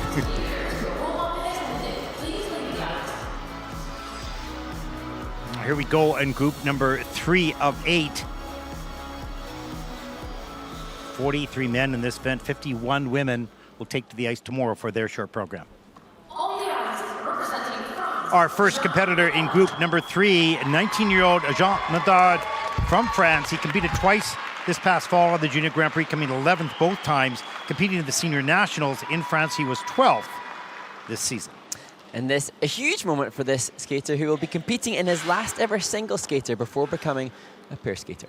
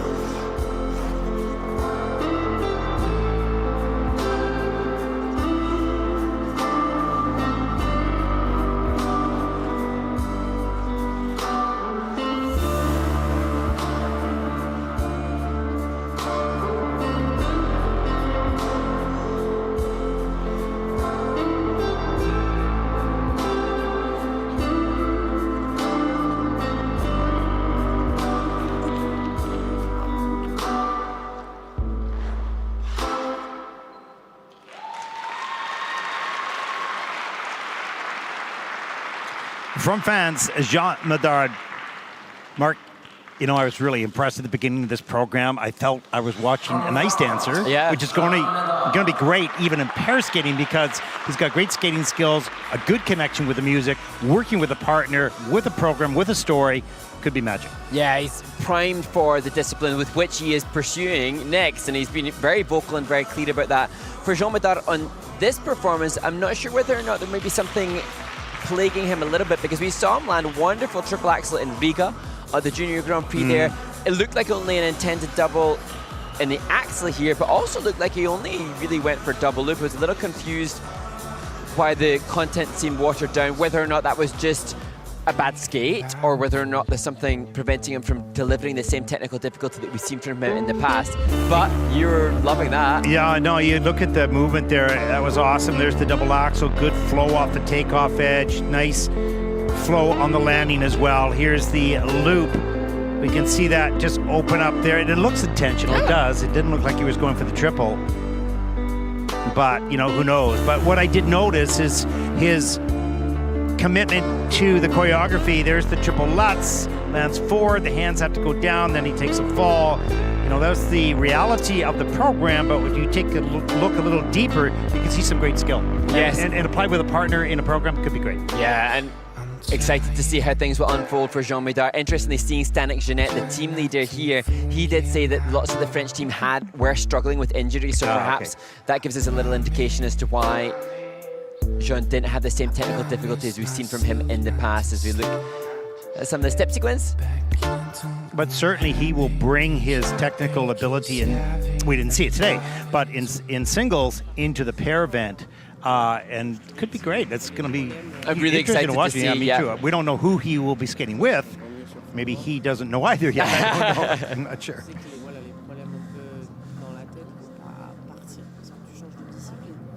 Très bon. Très bon. We see Emily Telemac, the coach of the French pair team, who we saw compete already earlier today.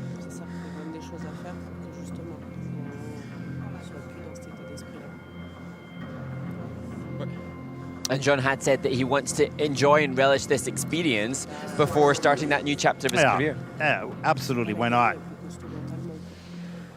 These experiences are so important. They may not seem like a great gain at the moment, whether it's a good or bad skate, but long term, it's just more experience. 46.10 for Jean Medard of France, and that'll put him currently in the 9th place, and that score probably will not get him to the top 24 for the free program.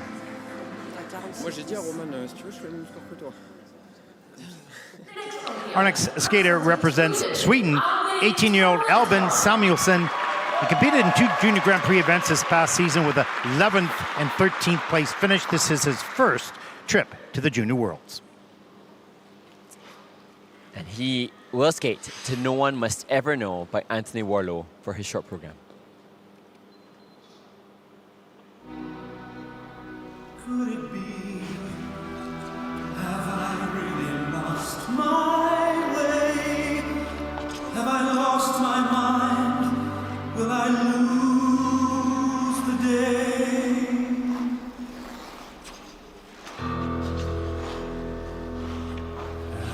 Am I a good man?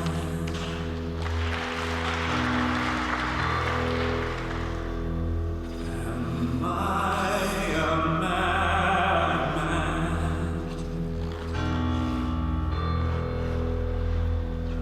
It's such a fine line between a good man and a...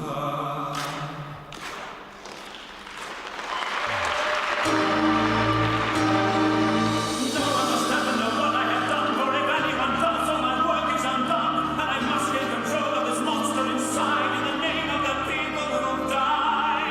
But how do I deal with a foe I can't see, who whenever he wants takes possession of me in a battle of wills that is raging inside?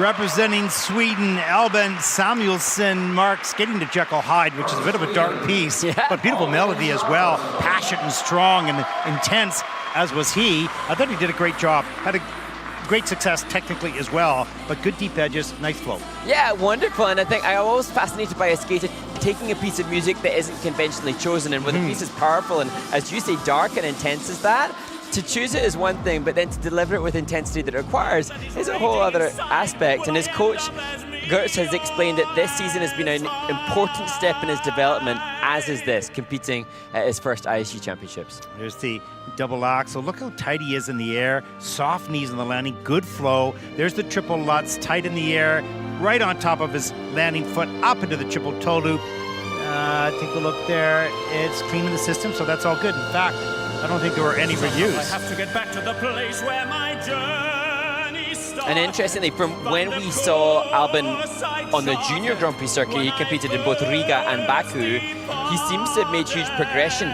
He's recently competed in 2026 at the Nordic Open in Copenhagen, and his scores there were hugely higher than what he achieved on the junior Grand Prix. So perhaps what we're seeing isn't a surprise to Albin and his team, because they know what's been happening. This skater is beginning to discover all aspects of skating. It's not fully refined yet, but you can clearly see that he gets it. Yeah. You know, there's work to be done, but my gosh, technically he's pretty strong. And of course, connection with the music, we saw that happen. Great job. Well, season's best of 57.63. We'll see how close he comes to that. He should beat that score with that performance, but... And there it is, the season's best, 60.93. And Albin Samuelsson from Sweden takes over second place for the moment. Shrug of the shoulders. Always interesting okay, to see the reaction. That's pretty good. We'll take it.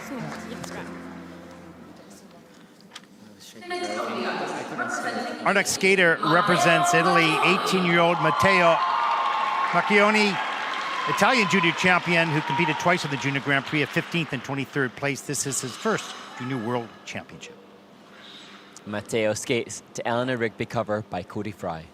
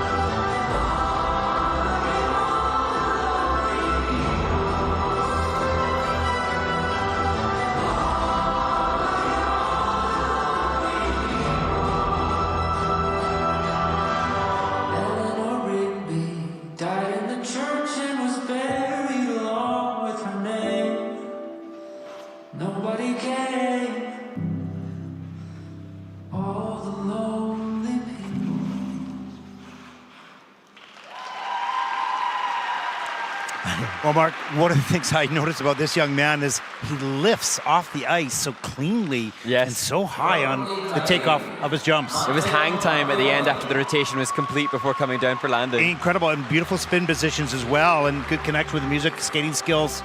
Wow, all round. And interesting, his choreographer, Simone Baturi, was explaining that he comes from a small town in northern Italy with a small club, small team, and how proud he is of that team with limited resources, making the quality justifiable to be a world Well, there was 3 smalls in there, but this was a big performance here on the junior world stage. Great job. And the coaches Caterina Nemola and Martina Bernard will be so proud. Great posture, and this really helps him. Yeah, posture is golden rule number 1 for me, and he showcased that. I just love the transition into opening triple loops, triple toes, such good quality of ice coverage. Look at how straight and strong he is in the air. Soft knees back up into the toe loop, lifts way up in the air. There's the triple loop, solid landing. Forcing the judges to give the good grade of execution on all but that opening combo when he had to do the double 3 turn out of the landing of the triple toe loop. Otherwise, really solid. And now we're getting into crunch time, Ted. This is now, as we see this double axel, which had a lovely back outside edge landing, we're getting into the territory of the top 24, heading towards that. Yeah. His qualities of everything he's doing is going to help him increase that score. Now, his season best is a 52.45, and I think will beat that score quite handily here. He should, anyways. We'll find out in just a few moments. And perhaps, having discussed the inspiration of the Olympics, gosh, I'm sure Matteo was overjoyed seeing what happened for Team Italy. And being coaches, at least former coach for me, that's the type of skater you'd want as a student, because you could do a lot with that, with this young man and his abilities and his passion. He had wore that big smile from the moment the music ended. You should be very proud. Let's take a look at the scores. A reminder, 52.45 is his personal best. This is a 60.16. A great increase in his season's best score. That'll put him currently in the 4th place.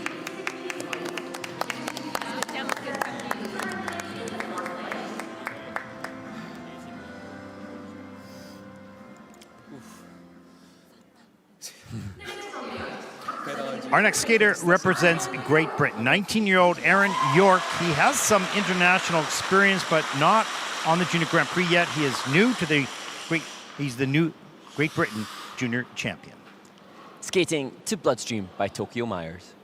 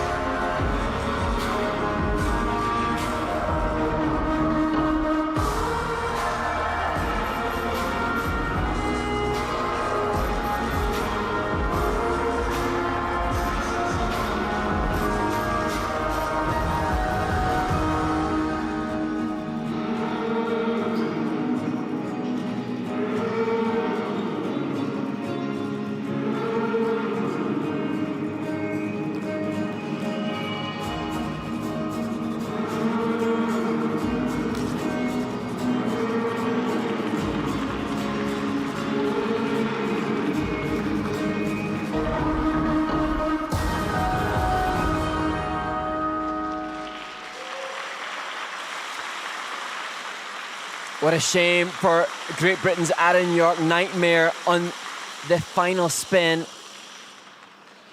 And this skater who had less than optimal preparation when he arrived in Tallinn, Estonia, his skates did not. And so they've been spending so much of the time here waiting for the skates to arrive. Finally, he was able to practice last night, and that can't be ideal preparation. And I'm just thinking now, the impact of that final spin. Well, he skated really well up to that point. There. I think he got, was pretty comfortable, but then when you get comfortable sometimes... Lapse of concentration. Yeah. But he skated assertively. He's committed to the movement. You can see that here right at the opening of the program. Is aggressive throughout. Not a big jumper, rotates pretty fast, so that's good. Gets all the way around on that triple flip up into the triple toe loop. No problem for rotation. And as we see this double axel, I think those adjectives that you used, Ted, perfectly describe Aaron, assertive and aggressive. And the speed in the... This was unfortunate. None of the spins were comfortable for today for Aaron, because his change camel spin is actually very, very good, but just struggled to find the sweet spot on the back outside edge there, and that affected the grade of execution.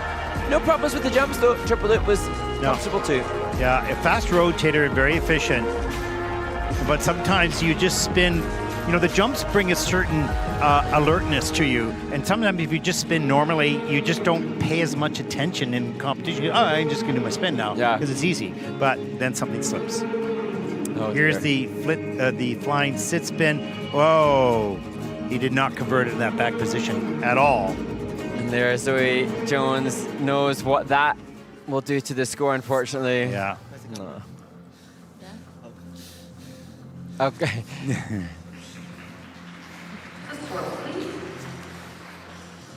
Well, he has a season's best of 49.02. We'll see what the score is here.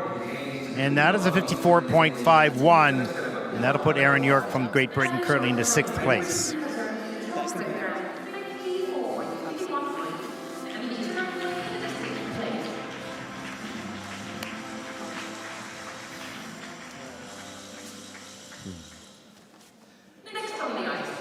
Our next competitor represents Norway, 17-year-old Daniel.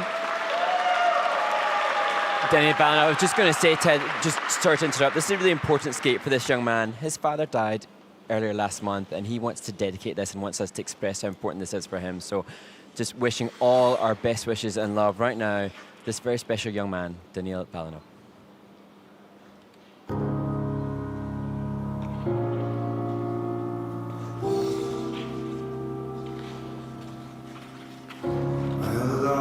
Shivers offshore through the tides of oceans. We are shining in the rising sun. As we are floating in the blue, I am softly watching you. Though your eyes betray what burns inside you. Whatever I feel for you, you understand me care about you. Is there any chance you could see me true? 'Cause I love you. Is there anything I can do just to get some attention from you? In the ways I lost every trace of you. Where are you?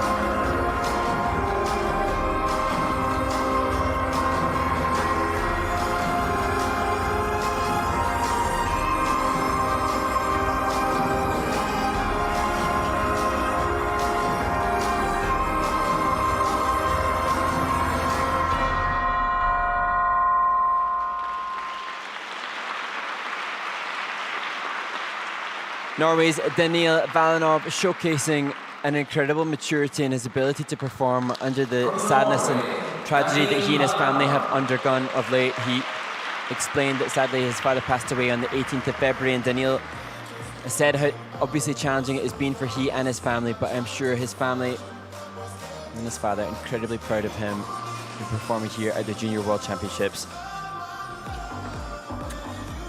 Yeah, the amazing moments in a person's life, and I know this is just skating, but it's been a big part of his life, and dedicating this program. We take a look at the triple axel, great up into the air, all the way around, no problem, just a little bit too far, maybe a little bit too much energy on the takeoff, over-rotated a bit. There's the triple lutz, again on a lean, gets free leg back, doesn't put the foot down, which is good, up into a double toe loop. Presses on in the rest of the program. And Ted, I actually saw Daniel, he posted in December on his social media, he landed 3 new quads in one session. He had like a monumentous improvement just at the tail end of last year, and showcasing how well he is skating. But I can't comprehend how difficult it is to perform under the challenges that he and his family have faced lately. But hopefully, moving forward after this performance next season, he'll be able to showcase some of that technical quality in his free skates to come. And I think the entire figure skating community just will be so admiring of what Daniel has done here, especially given the lyrics within the emotional music that his short program is set to this season. These are very, very tough moments in life, and they are part of building the foundation of a strong personality moving forward, but you know, they're difficult to get through. Let's take a look at the scores for Daniel Valenov from Norway. It is a 53.95. That will put him currently into 9th place.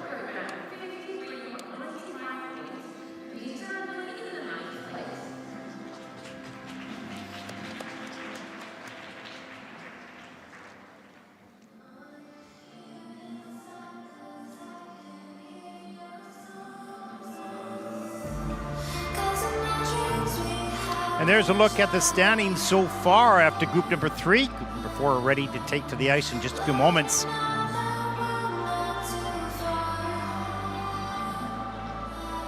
And, you know, really, a good indication of the growth of the sport around the world from, I don't mean non-traditional skating countries, but from many countries, right? We're seeing representation. I think it's 43 different nations that are represented at this event, 190 skaters over the course of the Junior World Championships. And, to see 43 different nations represented is an amazing testament to, as you say, the growth of the sport globally. Yeah, and we've been witnessing that, of course, on the Junior Grand Prix, as because that's open pretty much to everyone, and it is so exciting to see skaters, even in the early development stages, take to the ice on an international competition, get inspired by others, go back home and inspire out more. We saw that in Abu Dhabi, of course. Yeah, so true, and I think whilst the Junior Grand Prix has been an amazing insight into some completely new skating nations, what's great about then the 43 nations represented at Junior Worlds is that the standard has to hit a certain requirement, because you can't just compete at Junior Worlds. There are minimum standards set. So as we see, Yu Xiang Li, the only Olympian of the 190 competing here that is taking to the Junior World Championship stage. He was 23rd at the Olympic Games. Just amazing. Yeah. Just a week and a half ago, and he's at Junior Worlds. And what is the energy output for him, and the emotional, and the excitement of the Olympics and the Junior Worlds now. And I don't know if you saw, Ted, but I don't know if it was International Skating Union social media that posted it, but I certainly saw amazing captured moments online of his grandmother when he was sharing the reality that he'd qualified for the free skate. Oh, right. And so somebody was following him in the stands, and his grandmother, who I believe he's lived with for most of his life, and it was just like everything the Olympics is, emotions off the scale. Yeah. As we see Dejan Mihailov, another skater who's competing in their 3rd consecutive Junior World Championships, but as yet has not managed to make that coveted top 24. And so he, like all the others, will be desperately eager to achieve that. And just considering now, we are in the fourth group, and there are 8 groups competing.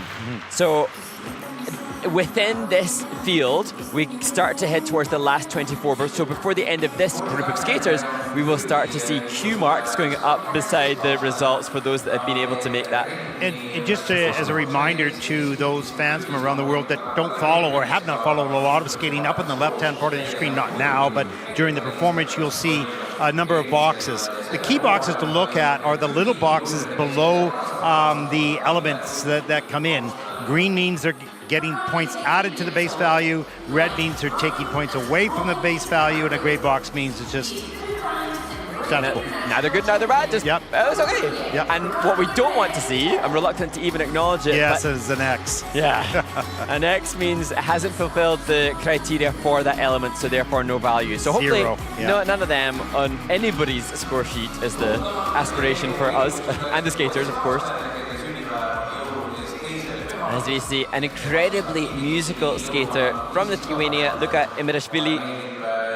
He a musician on and off the ice, and his awareness of musicality very evident in his choreography as well. He'll be skating to music from the Barber of Seville for his short program. Yeah, and I think for those folks that are watching skating to learn some of the difficulties, obviously the jumps and everything's difficult, but when you are musically inclined, particularly in juniors, and it comes natural to you, and at the same time you got to do these difficult jumps, you're trying to be an all-round skater. Now, that ideally that reaches your abilities reach that level at the top of your senior. But when it's in juniors, you might spend more energy on the performance and less on the technical, or if you're a technical skater and you don't care about the performance, right? So you're trying to find that balance, which is hard in juniors. We will see some skaters later on in this event that actually have a good balance between technical and program components. And the musicality plays into 2 of the 3 program component scores. So the composition is one of the first things the judges award a score for, and that's how the program is designed in relation to the music. And then the presentation, the next mark of the 3, is how the program is performed in relation to the music. But the word music is right in there, and so there's a reason why we skate the music, and you got to show that. That's for sure. And just for those fans that don't know much about there are 2 panels of officials. One is the technical panel. They identify the element and the degree of difficulty based on very, very specific criteria. It's not a subjective thing. It's mostly objective. Of course, the judges will add to that base value score of that element based on the quality, or subtract from that, depending on the mistake, which are specific mistakes as well. Then the 3 PC scores as well. So lots go into it, and it is a difficult job to do, but they're well trained. And interestingly, at this event, the ISU Championships, there have been meetings taking place for the skaters, their coaches, the choreographers to attend to get, as you see, a skater from Taipei ready to support from the women's event. But there have been meetings today. So I was attending a meeting today which had all the coaches, some of the skaters in attendance to hear about what is planned for next season. And you are so wonderfully right in praising the commitment made by the officials. Having attended that meeting today, my admiration for the way in which they do what they do was heightened yet more. Everybody has opinions, and when you ask for, what are your thoughts, you're going to get a variety of different opinions from, Olympic coaches. We've seen that. One coach will say one thing and another coach will say another, and this is what I think you should do. No, I think this is what you should do. Well, that was happening right here today, and I saw in the end of the day, the organization and the officials that are responsible for making those decisions take that information, and they're not going to please everyone, but they're getting input from everyone, and that is what is important. That process is happening right now. Camera taking the camera. Or at the top of that hat. Yeah, I was very aware today that there's definitely a lot of care for the sport from many, many places. There's a lot of emotion. That's the great thing about our sport, is it brings emotion because of the music, because of the performance, the storytelling, everything. And that can end up to be controversial as well. But that's one of the great beauties of our sport. Our next skater represents Chinese Taipei, Yu Xiang Li, 19 years old, and congratulations to him for 23rd place in the Olympic Games. He will close out the season with an effort to crack the top 10 here, or the top 5 at Junior Worlds. Yeah, an amazing young man, such an ambassador. Skating to the track, This Is War.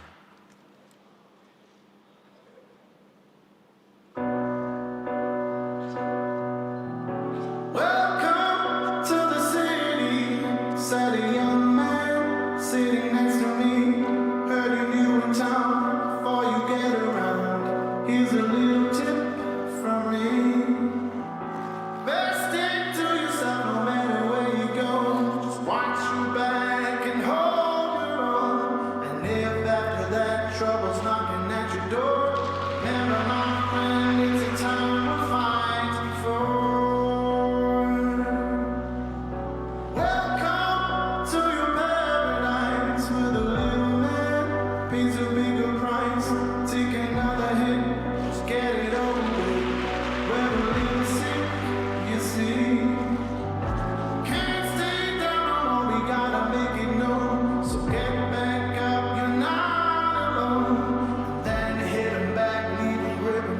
floor. You never had a choice, they're knocking at your door. Remember, my friend, it's time and this is war.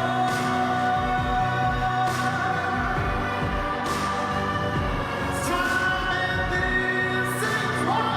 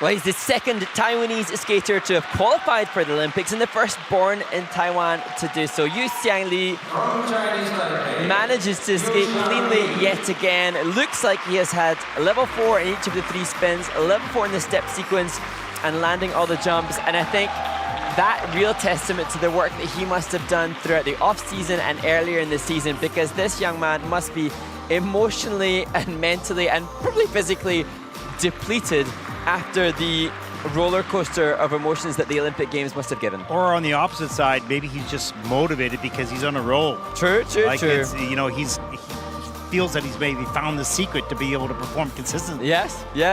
And interestingly, he was named the Olympic and Paralympic Movement Ambassador by Allianz Taiwan Life, which was connected to a broader sporting mission in Taiwan. So he's had quite a lot of press and attention from his nation, who he proudly represents, and so I'm sure there's also a responsibility to keep representing, and perhaps coming into this event now as an Olympian, there's an expectation that potentially he could vie for a medal at this event, or top 10 for sure. Well, we'll get a good look at that possibility. Is he in perhaps an under-rotated C, is it?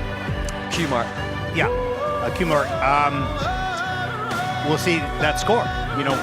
This score will tell us a lot about his shot. And given the consistency that he has had, he's had over 70 points when he secured his Olympic berth at the Skate to Milano Olympic qualifier. And then when he competed in Milano Cortina, he had a 72.41, which is what allowed him to make that top 24. So this will be interesting. There's a lot of good skaters yet to come as well, of course.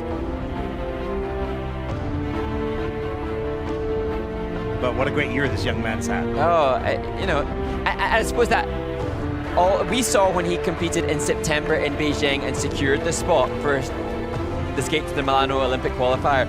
I remember seeing the enormity of emotions that he displayed there upon realizing that ambition. It's just been a cavalcade of different emotional extremes for this young 19-year-old. How can life top it now? He's had this amazing year. Yeah, and interesting. He's going to be inspiration for the skaters to come back home. Yeah, absolutely. Let's take a look at the short program scores. That's 71.06, not his best of the season, but still a good score. And actually, take over the lead. Probably an easier solo jump. I'm not sure what solo jump he did, but he's forced to do a triple loop in the junior event. He may have done triple flip. Yeah, true enough. 好低的艺术分31，比奥运待遇也没比较好。 Our next skater represents Bulgaria, 16-year-old Dejan Mihailov. Three-time Bulgarian junior champion, 33rd last year at the Junior Worlds. And his personal best comes from that event, the Junior World Championships in Hungary 12 months ago, hoping to improve upon that now as he skates to one way or another and unconscious.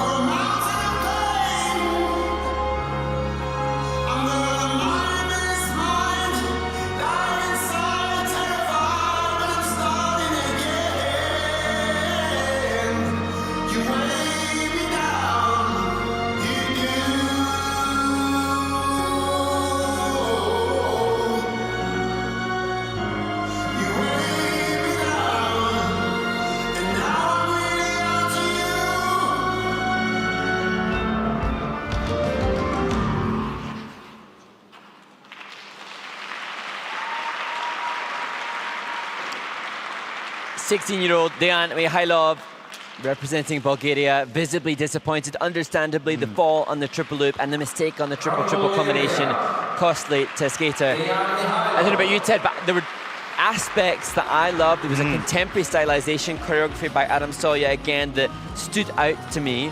And he also managed really well to do the change of difficult position from sit to camel. That one of the features that he chose. So difficult, and he had such great speed with it. Not as valuable as yeah, for sure. But I love the intensity of his performance and his focus, listening to the music and feeling the emotion of the vocal, right? And try to transfer that into his choreography. You could see that attempt there. But of course, it gets marred, it gets, affected by the technical elements. And unfortunately, in this program, a couple of mistakes affects the whole thing. Yeah, and those mistakes on jumping passes do affect the second mark, unfortunately, as well. So you see the double axel. And good flow on that takeoff and on the landing. As we take a look at the triple Lutz, gets the free leg back in time, up into the triple toe loop on a lean. Hand goes down, and I think it's under rotated. Really? No, it's clean. I'm wrong. Tucks his chin into his chest when he rotates. Yeah. Interesting rotational position.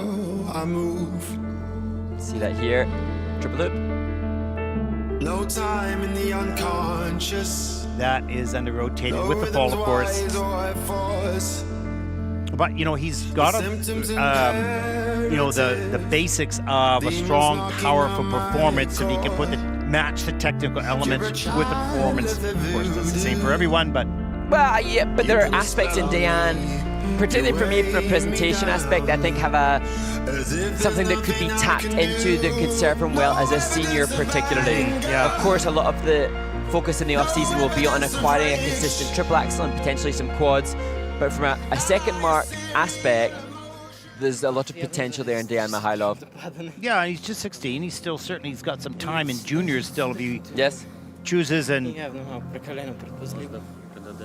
Andrei Lutai, the coach with him. Good to see. I was so glad that the skater can, despite disappointment, still take the moment to wave to those that are so supportive of them back home. Well, the short program score for Dayan Mihailov, 51.72, not of approval, a little bit from Dayan there. That'll put him currently into 13th place. We'll see where that score will take him, but we are kind of thinking you're going to need the 60 range, 60 to 65 range. Yes.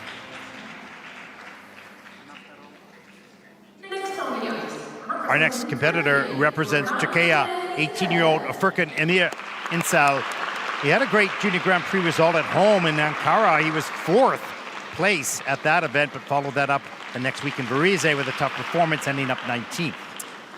And Furkan has explained that his main goal for this competition is to qualify for the free skate, but aiming ideally for a top 15 as he skates to the Jonathan Roy track, Keeping Me Alive.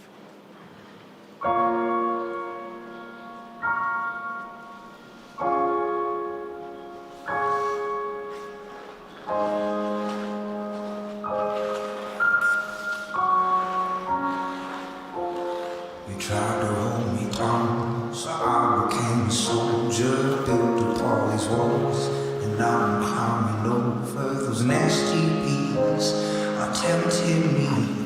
Oh Lord, but I ain't going back. You take me for a fool, it doesn't make me foolish. Told me I was wrong, passion makes you ruthless, manipulate. It's just too late. Oh Lord.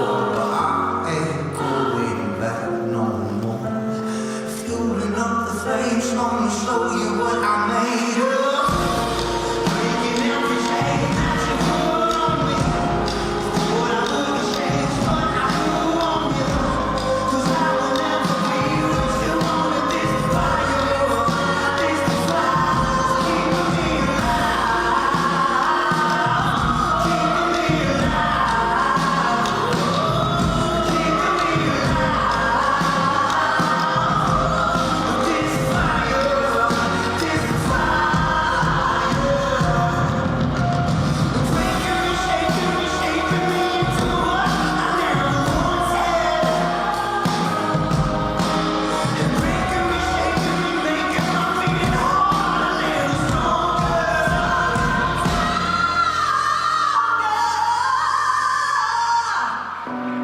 Breaking every chain that you put on me.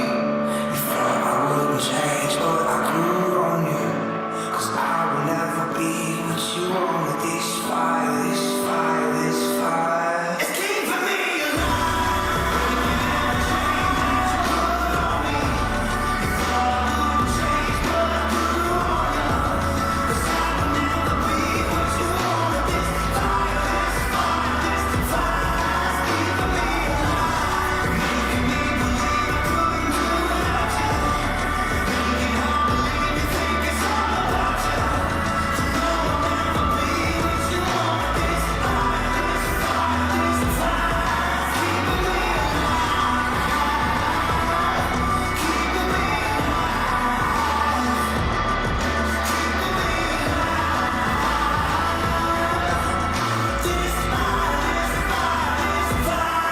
keeping me alive.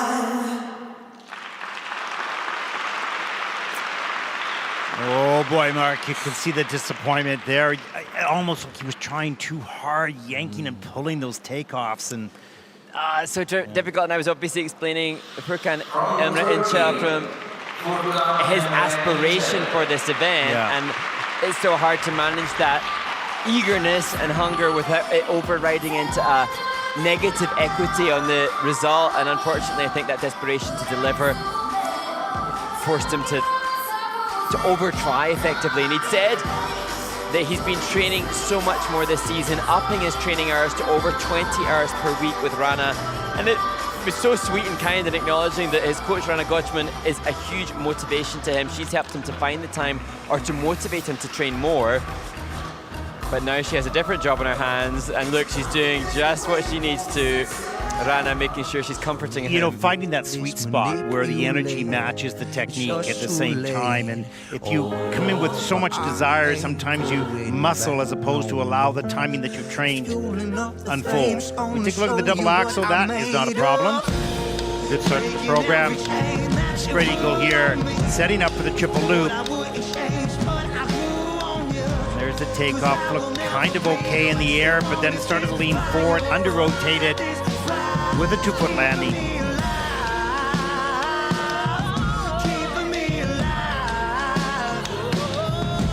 And just trying to carry on with disappointment already. And as we've seen with the others, then the consequential impact on the program component scores is tricky. Valiant to put the triple toe on the double loose in an attempt to salvage some more scores for Furkan. But he can do juniors next year as well for Can. He has a kind of good birthday. He's born on the 4th of July and the cutoff is the 1st of July. So as his coaches watch him ringside, he could potentially return to juniors next year before making that transition into seniors. But that is everything you want. We've just heard his admiration for his coach and supporting him to work harder. Now his coach encouraging him to, you know, put this in perspective. And working harder doesn't always pay off right away. No. It's got to be through a long period of time. Let's take a look at the score, 50.66. And you can see with those mistakes, the score would have been significantly higher, closer to the 60-point mark, but not on this day. And that puts him currently into 14th place.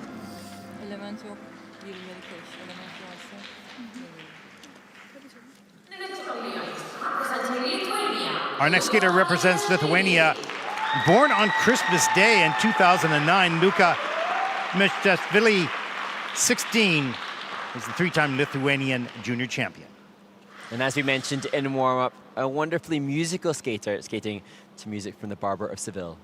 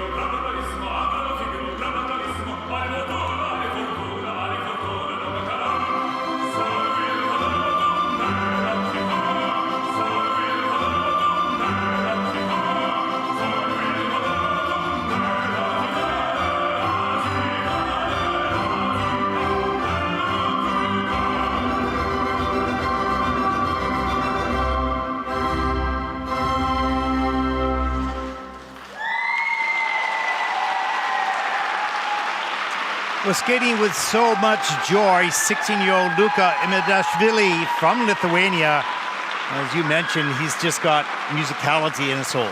Yes, and the criteria for the judges when they come to assign scores for Luka, composition is how the program is designed or built in relation to the music. And to me, that was indisputably the best example of that thus far. And as we see some of the women's competitors cheering him on, a really top-class effort on that program component, and I hope he is justly rewarded by the judges for it. Whether or not the lack of triple-triple will be costly for Luka, because from a technical element score perspective, it is simpler. There's no triple axel, no triple-triple, so to that regard, it's not as competitive. Well, his season's best is 64.33, and he'll need that to have a shot at the final 24. Let's take a look at some of the elements. The triple flip, good lift, little open in rotation, so it's a slow rotation, pops into the double toe loop. The energy of the coaches being fed across the boards.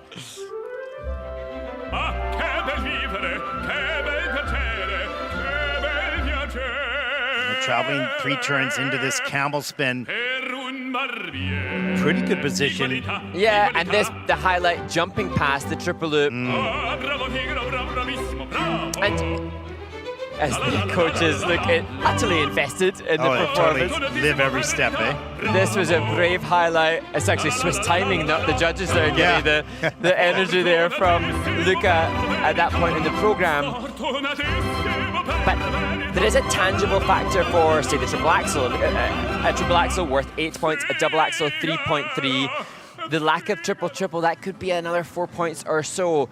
But for me, the presentation should be pushing towards high 6s, I believe, which would be significantly higher than any that we've seen, even those that have had the triple axel. Well, let's take a look at the scores for this short program. It's a 59.77.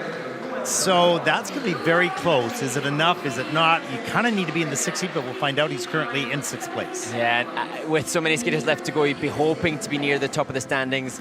We'll see. Yeah. Now it's a sit and wait. Yeah. Our next skater represents Thailand. Hero Keo Tatap. Trains in Los Angeles with Amy Evident and had a nice 5th place finish in Bangkok Junior Grand Prix, coming 5th, 11th in Abu Dhabi. And Hiro will skate to the Four Seasons by Vivaldi and Max Richter.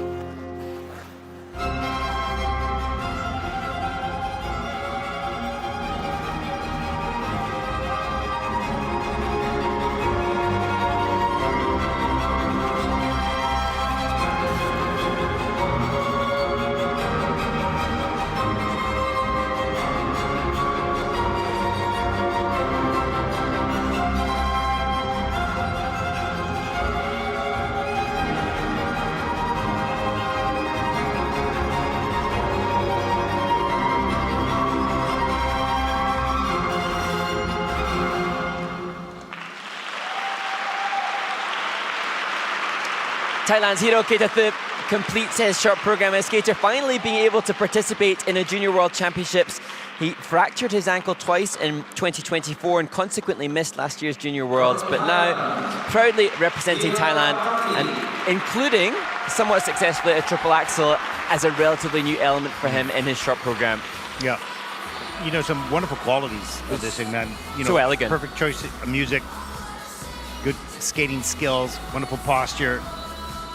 He has a, whether it's natural or whether or not it's a well-trained and well-honed body alignment, but doesn't seem to hit a bad line. No. Mindful of his whole body and body control, and that a factor for the skating skills. And that will make it easier as he moves forward and grows and matures and gets stronger, to have that center of balance, and that posture is so critical to the technical elements, but obviously program components as well.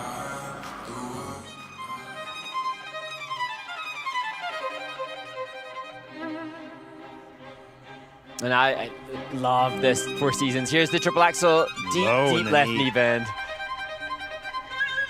Yeah, Q mark, so deemed to be less than perfect rotation, but triple lutz, triple toe, fully rotated, but a little over-rotated with the left side of his body, thus the step out. Isn't it brilliant music? I love just it. so fabulous. Yeah, you hear it a lot. You know, you've heard it a lot, but it never gets old. No. And Hiro suits it. Yeah, particularly if you skate it well. And yes. You become the strings. Shout out to Derek Delmore, who doubles up as coach and choreographer for Hiro.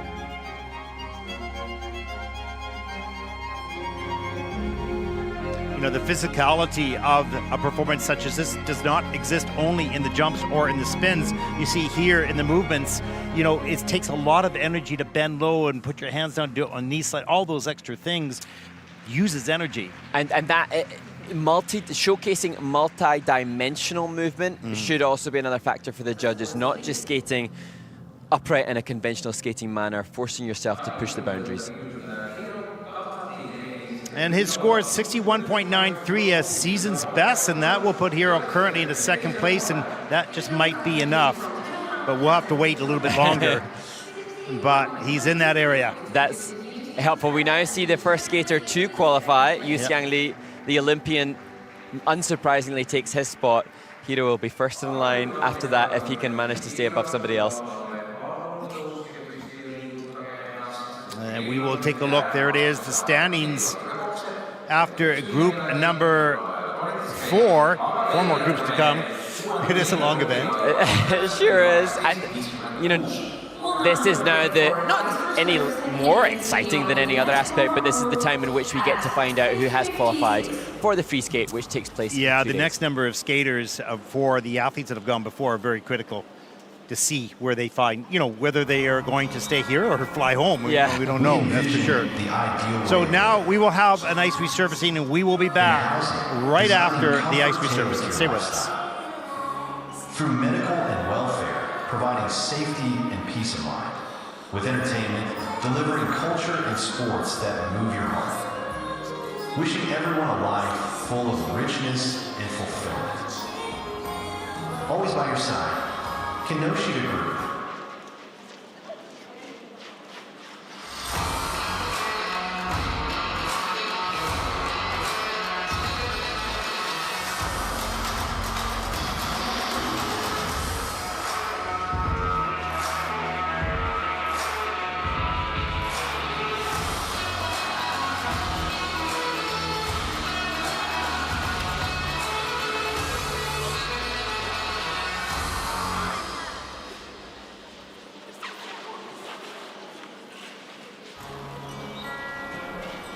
We envision the ideal way of living.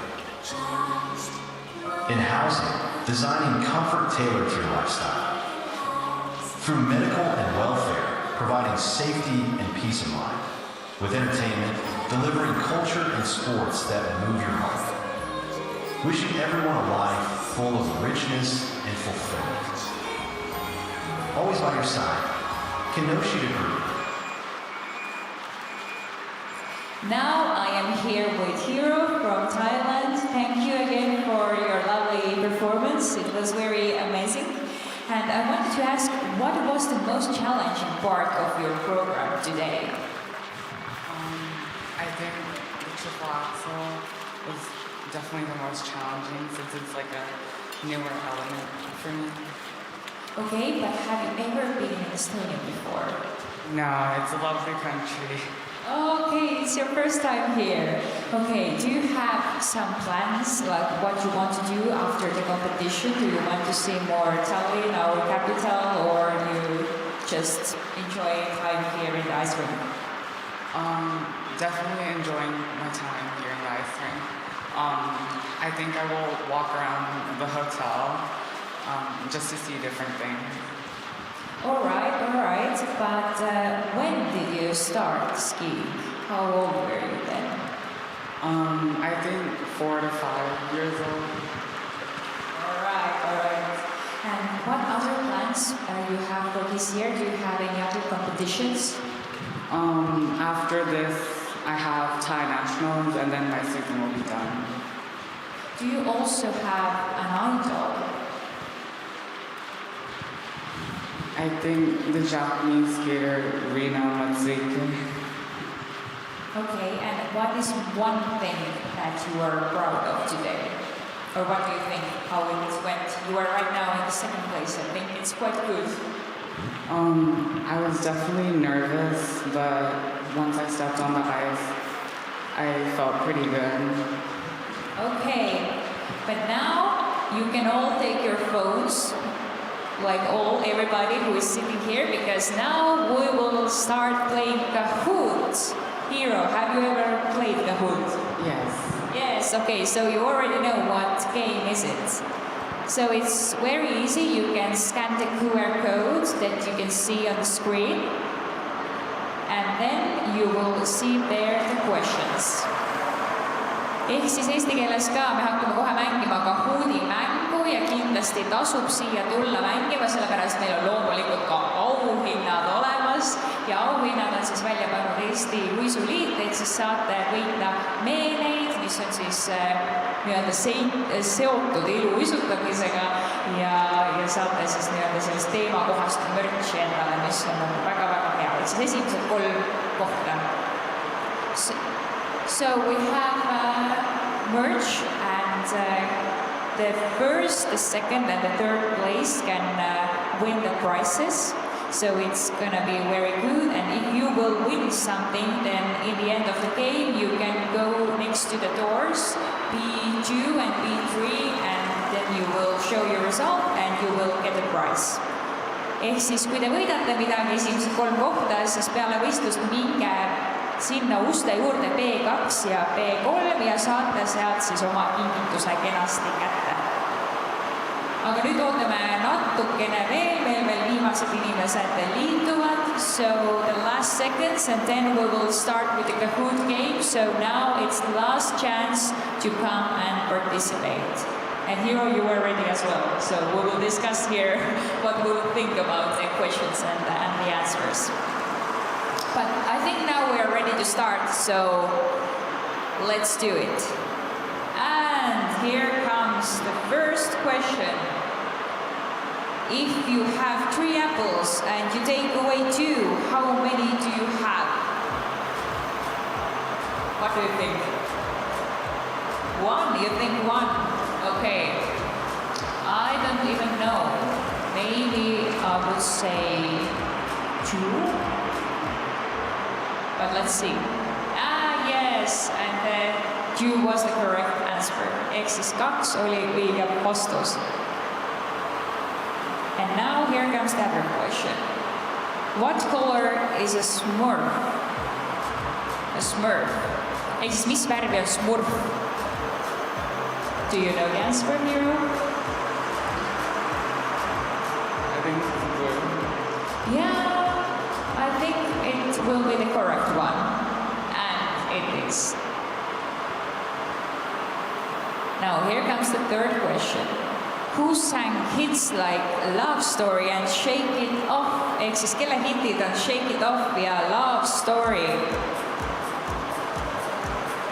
Michael Jackson, Taylor Swift, Dua Lipa or Sabrina Carpenter? What do you think? Taylor Swift. Yeah, it sounds like Taylor Swift, and it is Taylor. And let's continue with the next question. Which discipline includes lifts but no big throw jumps? Ehk siis millises iluuisutamise alas on tõsted, aga ei ole viskeid? See on nüüd väga iluuisutamise spetsiifiline küsimus. Kas siis meeste üksiksõit, naiste üksiksõit, jäätants või paarissõit? Ja jäätants on õige vastus, ice dance. And here comes the next question. If you drop a yellow hat in the Red Sea, what does it become? Kui kollane müts kukub punasesse merre, siis milliseks ta muutub? Kas oranžiks, märjaks, punaseks või siis kaob ära? So orange, wet, red or lost? What do you think? Wet. Yeah, wet. Wet is the correct answer. And now the next one. How many months have 28 days? What do you think? You think February? I think that it's a bit tricky question actually, because all of them have 28 days. And now true or false?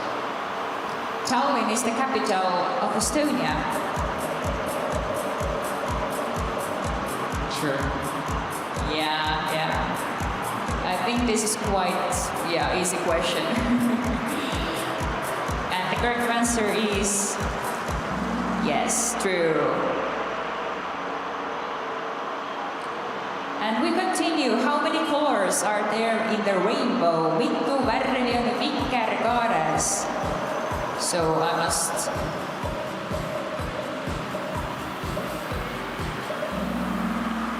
Yes, 7 colors. It was the correct answer. And now is the last question. What pasta is in the picture? Hero, your turn. I think that's penne. You think penne? Yeah, we have here farfalle, spaghetti and fusilli also, but the penne is the correct answer. So yeah, now the game is over and we will see who won. Chica Pica, 3rd place, AA, 2nd one, and the 1st one is Nadia! Congratulations! And if you want to get your prizes, then go to the doors next B2 and B3. Show your result and you will get your prize. Thank you. Ehk siis kõik, kes võitsid, minge B2 ja B3 muste juurde ja saate sealt oma tulemust ette näidates siis auhinna kätte. Ja meie jätkame juba õige pea. And thank you, Hero, again. Thank you.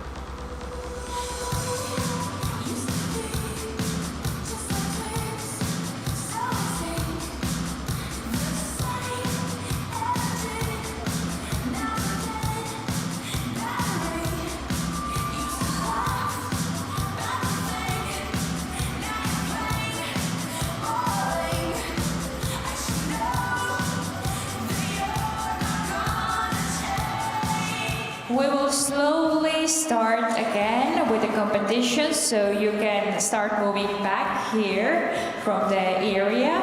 And I have still one reminder for you, so before the skaters will come to the ice, please wrap your flowers and candies, and please don't use flash when you will film the skaters, and also you can put your phones on a silent mode. Ehk siis eesti keeles ka kõik, kes siin hetkel veel ringi uitavad ala peal, võite hakata vaikselt tagasi tulema siia võistlusalale, sellepärast et meil on veel tulemas uhkeid meesvõistlejaid, kes siis ootavad teie poolehoidu, nii et võite julgelt tulla tagasi, elada kaasa oma lemmikutele, sellepärast et võistlus ei ole veel kaugeltki läbi, läheb järjest ja järjest põnevamaks ja lisaks, kui te tulete, siis kindlasti ka ärge unustage telefoni panna uuesti hääletule režiimile. Lisaks sellele ärge siis kasutage ka välku, et mitte häirida meie armsaid võistlejaid ja kui te midagi viskate ka jääle, siis veenduge selles, et see ei pudeneks jääle laiali, et niimoodi me saame kõige paremini hoida sellel võistluse kulgemisel nii-öelda õiget silma peal. Nii et nüüd kohe alustame ja oleme valmis.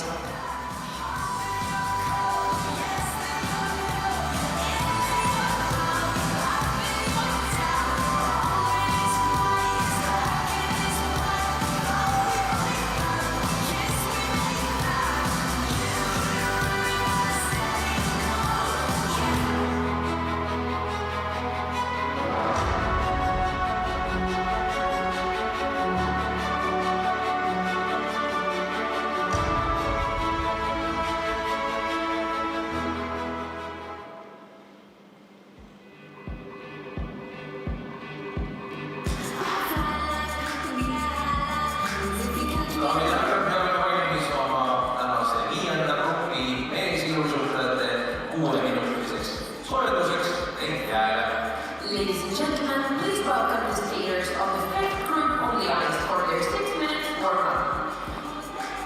From Czechia, Welcome back, everyone, to Tallinn, Estonia, in the Junior World Figure Skating Championships. The men's short program, group number 5, taking to the ice. I'm Ted Garden, along with Mark Hanratty, as we move along on day number 1, event number 2. Now, Mark, we were just talking off air a little bit about what some of the changes will be moving forward. Of course, there were no changes leading up to the Olympic Games. Everybody kept everything pretty much the same. There have been some changes that were passed by the last Congress to be implemented the following year of the Olympic Games. However, the ISU is also looking at further possibility of changes moving into the 27-28 season. So, you know, not sure. I know you went to a meeting today where changes were being talked about and discussed. What did you learn? Well, early in the course of this meeting, there were changes that were suggested, nothing too radical. I'm not sure whether or not it's prudent to share the changes insofar as they're not cleared, but I know that by attending that meeting today, what I can say is that the work done by the groups that are involved in making decisions is done with such care for the sport. Mm-hmm. And what I see online is so much debate and disdain sometimes at what is happening. And I see, I see some people online saying, attacking the International Skating Union. And I'm open to hearing all opinions and all assessments of any situation, but certainly when I am in a room where I see people involved in making decisions, my perception, and I am here in person, is there's a lot of care for the sport. What I think is interesting is there are so many people that passionately care about the sport, and thus all that passion just comes from different angles. And so if anybody's not totally co-aligned with their perspective, there's that vitriol against anybody that does make the decisions. So in any decision, you can't say it's a no-brainer, because everybody will have a difference of opinion. We've seen that with top coaches having a difference of opinion as to what the rules should be as we move forward. So, but I do want to say this, that at least as far as we know, the athletes believe that the judging system is more fair for them, that it's in their control. So I don't think they want to see necessarily changes. What we have not done well, and we being probably a greater we, but particularly us as well as commentators, is be able to explain to people on a clear and simple way how this event, how the results are quickly done. Now, that is not a criticism of the system.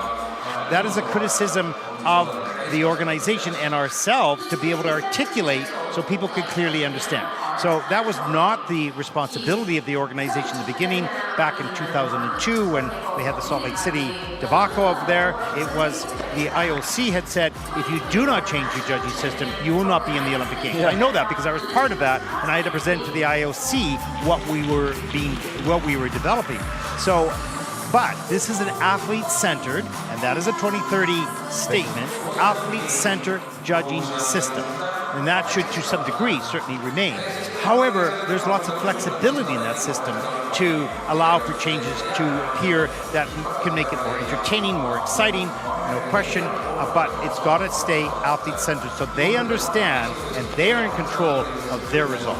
And not just an opinion, but the reality. And as we review, as is always the case at any junction in any chapter of any organization or any business, this is a chapter closing. An Olympic cycle is one chapter closing. Yes. And we've just seen Lucius Kazanecki on screen. His coach is Roman Skorniakov, the father and coach of Ilya Malinin. And in that meeting today, Roman made a good point. He said, the Olympics was very favorably and well received by a larger audience. Yes. People connected with their sport. And his suggestion was, well, why should we be discussing about changing anything when we've just come off an Olympic Games? A very successful games for the sport of figure skating. And so, having said that, I also welcome the exploration as to what we can do, what the organization can do to continue to build interest, to grow the audience, both live and online or on television. So I think that's the right effort, but you can't, you've got to make sure that you are athlete-centered in the result process. And interestingly, in terms of development, one of the discussions within the context of this meeting was the inclusion of more choreographic elements, and my understanding of the rationale behind that is to facilitate more freedom creatively for the skaters, the coaches, and the choreographers, because in giving autonomy to the skaters with rules, it has been perhaps constricting their creativity. And so the system... I think that's a very good point. I mean, I point to pair skating. Pair skating, every element it's way longer for every element than it is in single skating. Yes. So how much time does it leave for creativity and for storytelling and whatnot? So I think there is room for changes which can really enhance the sport.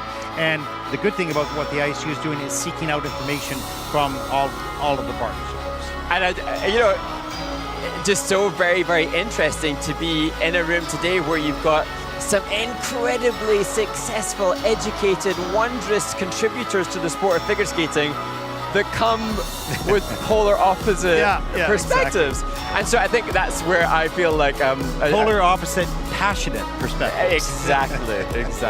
Yeah. And I think I question whether or not some of the viewership and the fandom may even come from a greater level of passion or different perspective. Well, the great thing about our sport, everybody has an opinion about it, and I think that's one of the attractions. You can have your favorite skaters or your favorite style or your favorite music, and that's the great thing about our sport is it gives you so much variety in performance and storytelling and music, and that is really, really wonderful, of course. As we get started in group number 5 here, we will stop that discussion.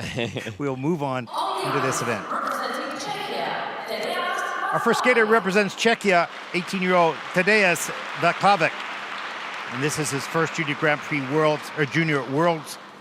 And a very good result on the Junior Grand Prix event this season, coming 5th in Ankara. A difficult competition in Gdansk in 16th. Skating to classic skating music, Carmen by Georges Bizet.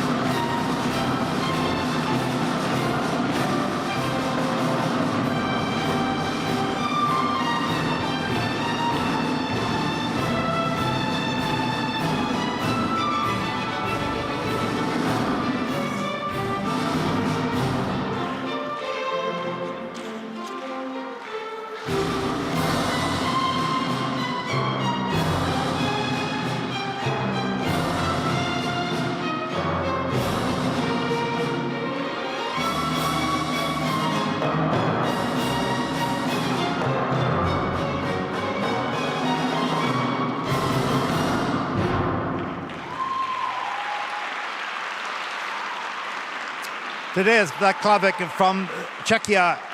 And Mark, we were just looking up at the element box, and out of the 7 elements, 5 of them were red, which means the rate of execution that will have a lower score on the base value because of the quality. And what's strange is that for Tadeusz Vaclavic, the most difficult, most valuable element of all of those in his short program was the one that was not in the negative grade of execution. The triple axel that opened the program is currently coming in at base.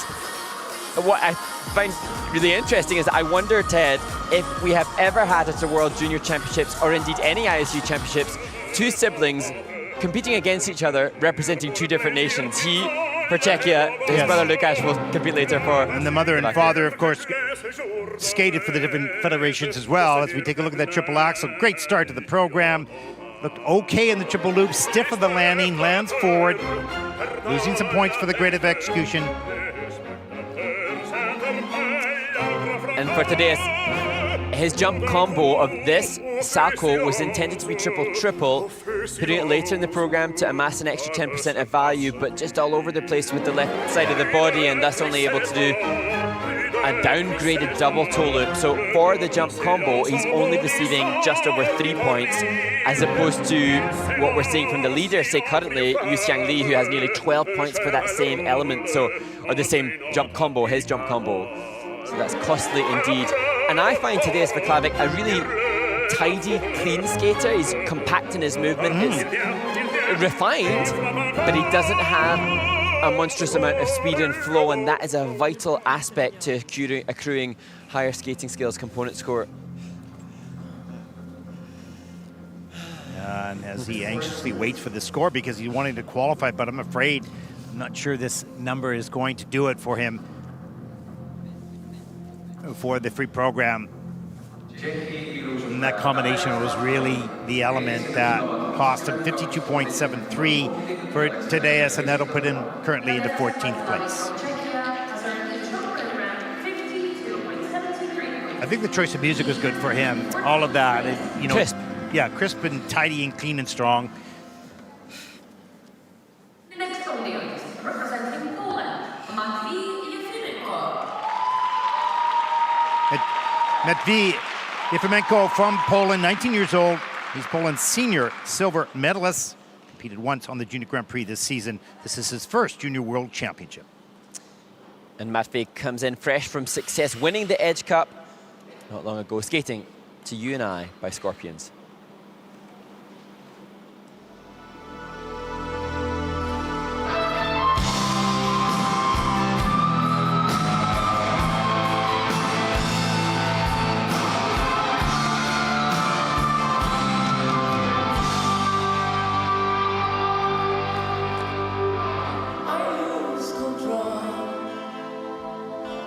Because of you, babe, I lose control.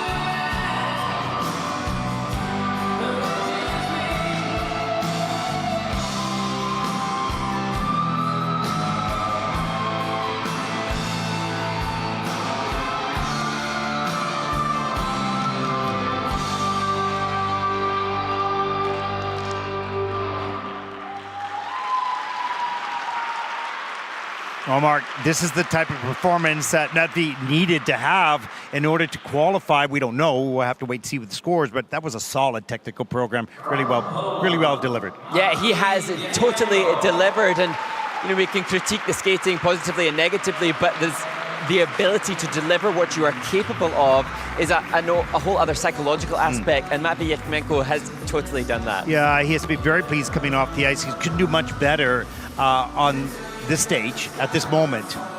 Very, very solid jump combination. Huge double axel to begin with. A lovely double axel. Yeah, exactly. And he's going to need those positive GOE scores to get that number that he needs to qualify for the final 24. We'll find out, of course, momentarily after the replays.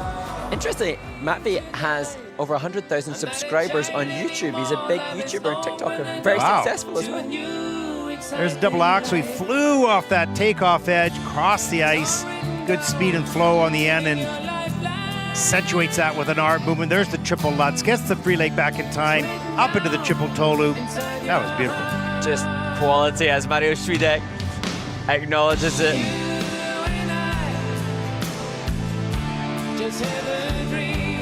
He kept nicely centered on his spins as well, and this is the best I've seen this young man. Beautiful triple loop. Look at how that blade is all the way backwards on the landing.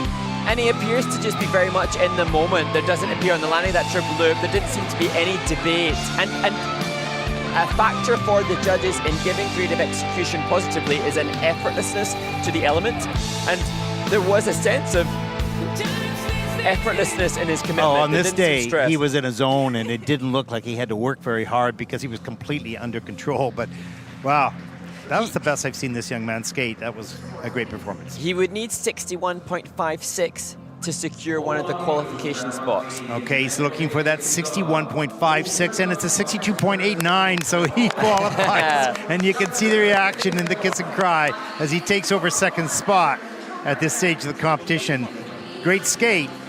Earns him a spot, earns him a cue. That's what it means to the skate. I love that. Well done. Yeah.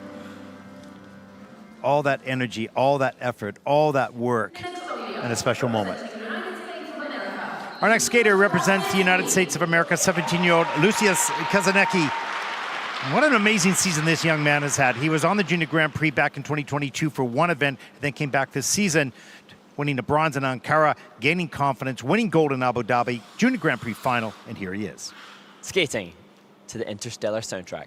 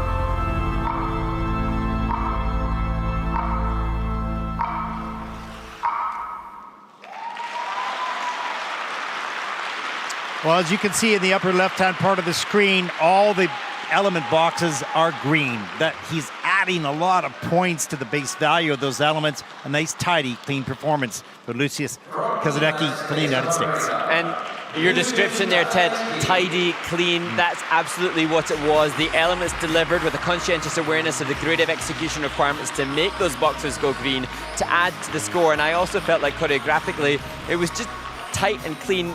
It wasn't necessarily hugely complex in terms of the transitions that Lucius had between elements, but everything was articulated, often with arm movements rather than blade or body movement. And there's some work to do on stretching the free leg, a little bit more refinement in positions, but this young man has had a breakout year and gaining confidence in his ability to deliver what he's capable of at the moment he most needs it, which he has just done here in the short program.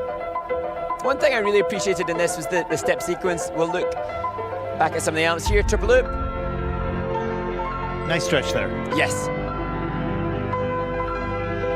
Be interesting to just, as we saw at the Olympic Games, check the time that he has in the air. Not massive triple axel, but efficient in what he does to be able to deliver it cleanly. Just looking at the camel spin, not the highlight of the program. Yeah, he's for got Lucius. some work to do on getting that leg up and stretching it out. Back camel's better. Here's the triple lutz, hands above the head, gets around, gets a free leg back just in time to pick and get around that triple toe loop. And here, looking at some of the step sequence, the pattern and the ice coverage within the step sequence was interesting, almost circular in its ice coverage, and that should play into the composition component, playing with some creativity within the pattern that he makes in the choreography that he has. Choreography by Nina Petrenko, listed as Nina Petrenko. His season's best is a 73.01. He might break that here at the World Junior Championship. And there is Roman Skoniakov. It was less stressful, perhaps, than the last time Roman had to stand as a coach. Hey, skate class. Well, he has to be very proud of that performance on this big stage for the juniors. He can't do much better. He's had a good season. Let's take a look at the score. It is a new season's best of 74.81 as Lucius takes the lead. He seems nonplussed by it, but that's pretty good. Yeah, exactly. Indication of what he aspires to achieve at this event, I think. I think he's gained his confidence through Abu Dhabi, you know, making the final, and you know, just he says, I can do this. Our next skater represents Georgia, Konstantin Supatashvili, 18 years old. He was 9th in Baku on the Junior Grand Prix this season and really showed some strong technical elements, but refinement still on the menu to develop.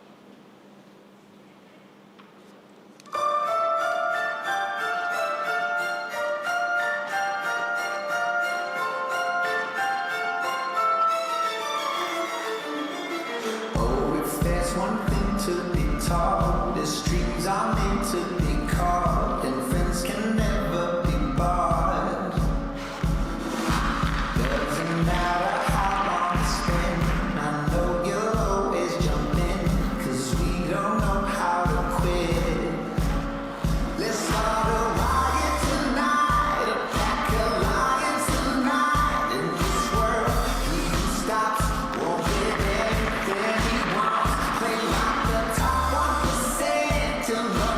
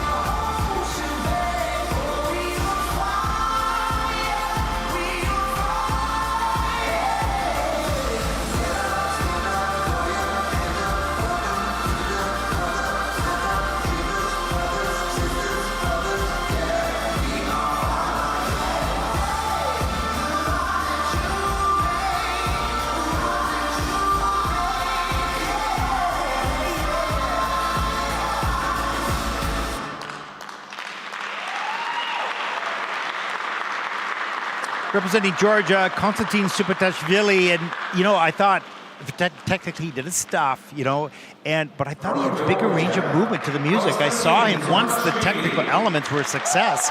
He started to really sell that program, but the spins, the final spins, this shows it's a little unfortunate. It didn't really mess it up too badly, but it wasn't a high quality. And I think for Konstantin, he is actually one of the most seasoned of all the competitors, all 190 at this event. This is his 5th World Junior Championships. Wow. And great to see him back competing, great to see him still hungry to keep improving, but as you say, Ted, the flying sit spin at the end of the program and the change foot combo spin, not just losing levels in level 2 for both of those elements, but a negative grade of execution, and because he does not have a triple axel included, which will help him technically, he really needed the spins to be up at level 4. There's the double axel, delivered with a comfort. There is the triple loop, nice and easy. He was in the zone technically, but the spins, they're okay. I mean, it's not that he can't spin, but with the technical elements done as well as he did them, you kind of want that augmented by, supported for sure. Yeah, supported, yeah. And of those 4 previous participations, here's triple loop, triple toe. Just good, you can see a real clear arm positioning that he's been taught in his rotational position within the air. But he has 3 of the 4 previous occasions at Junior Worlds qualified for the free skate. Last year he didn't, and so he will need a 61.56 to qualify to compete in 2 days' time at the free skate, and is going to be perilously close. It could well be this flying sit spin. You see, he landed on a forward outside edge rather than a back inside, and that was the reason that he struggled to get sufficient rotations in. I did really appreciate his increased energy in the performance, particularly in the step sequence at the end of the technical jump elements. But we'll see. His season best is a 56.73. And what did you say he needs? He needs 61.56. 51.56. Mr. Mathematician Mark, here we go. It is a 61.62 season's best. And that'll put him currently into 5th, and according to your math. Oh no, is this where I'm wrong? We'll see. Oh no, okay, there's a Q mark there. Okay. You got it, here you go. By now hundredths of a point. It's not the score now, it's the cues that you're looking for. Our next competitor represents Kazakhstan, 18-year-old Artur Smagulov. He had a good junior Grand Prix season, 7th and 10th. In his events, he was 4th in the senior behind the Olympic champion, Mikhail Shadorov. I'm sure inspired by what his compatriot did in Milan just a couple of weeks ago.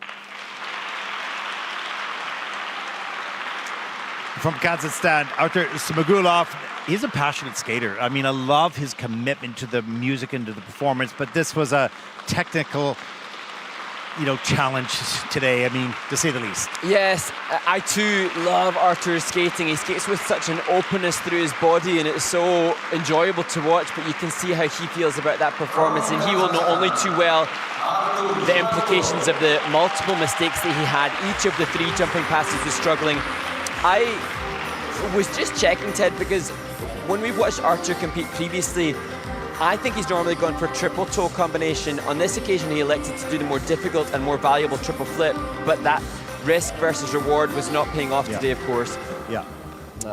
Hate to see this. But and you have to give that a try. It's got to come out. But I mean, it's the end of the season, and he has to upgrade those technical elements to be able to be competitive in senior as he moves along in his career. There's the triple axel, gets all the way around, keeps the free leg off the ice, does the 3-turn. That'll be a minus GOE, but nevertheless, he gets credit for the, that fall, triple flip. Traveling 3 turns into the camel spin. And what, even this camel spin struggling as he tries to change edge for the feature, but you can see that what is so appealing to watch in terms of the aesthetic of Artur's movement is the openness of his shoulders. He's got really flexible shoulders, and thus can make a wide and expansive arm line, which is nice to see in all of these spin featured positions. And, if he gets a handle on those technical elements, in the competition with the other qualities that he has, that's amazing. Taking the sort of Adam Sialhim movement, it's fashionable at the moment, but doing it as well as any of the world's senior renowned skaters. But, the skaters know aesthetically pleasing movement is appreciated by me, and I'm sure many others, but it doesn't give the same value as the triple flip, triple toe that he needed, or a triple loop instead of a double loop. And that's why we more often than in juniors than in seniors, we talk about the challenge for a coach and for a skater to put the emphasis on technical or the emphasis on the development of connection with the music and whatnot. It's very difficult to do it all. And simultaneously. Simultaneously, especially at an early age and stage. This is tough viewing. He's so capable of not just qualifying, but being a competitive athlete on the international stage. Well, he is a 69.57 season personal best. That's a big score. That would qualify him. But on this day, I think there are just too many mistakes.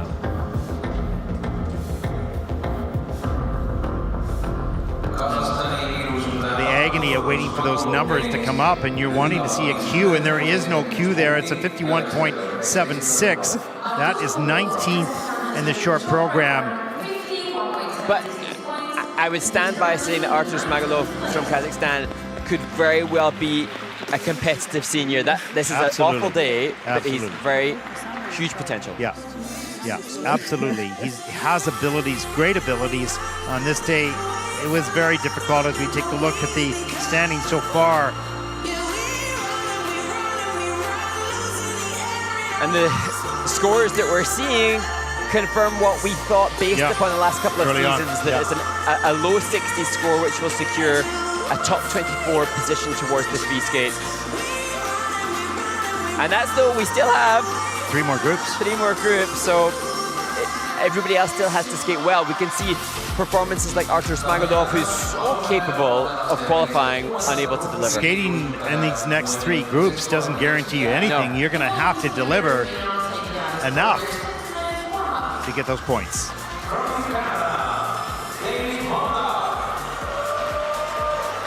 And there's a look at the start order for group number 6.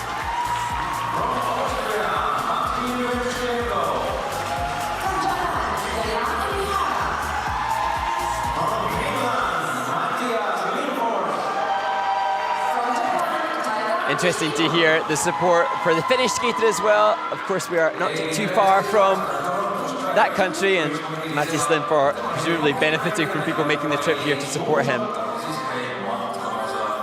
There's a look at David Gondar. He was a replacement here for Grayson Long. Grayson Long was the designated skater Grayson's had a great year. He's really improved, but he had an injury and could not make it to this championship. David Bondar got the call, and he's certainly capable. He has the technical elements. And you can just see there for David that, the bailout on the triple loop, because this 6-minute warm-up is, again, it's intensely adrenaline-fueled time on the ice. And, he's got great coaches, and no matter what happens, the skater that has to manage themselves, they can hear the direction, the instruction, but they have to manage their emotions. It's okay to be a little bit nervous. That's actually not a bad thing if you manage that skill and put that energy into your performance. But that's interesting. Jariu Lee from Hong Kong, he too is struggling with his triple loop, and so confirmation there that the athletes, the triple loop for the majority of the skaters within this group who are likely to have triple axel is the easiest of the 3 jumping passes that they'll have. But it took 3 attempts, but you can see the quality when delivered.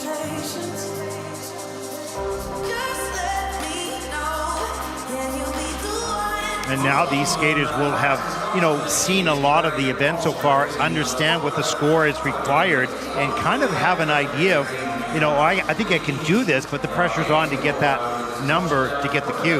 Yeah, and actually, the skater on screen now, Maxim Petrochenko, he, at least in an ISU event at Grand Prix standard, he hasn't achieved above a 56.44. He's certainly capable of that at lesser events, but on this stage at an ISU Championships needs to deliver.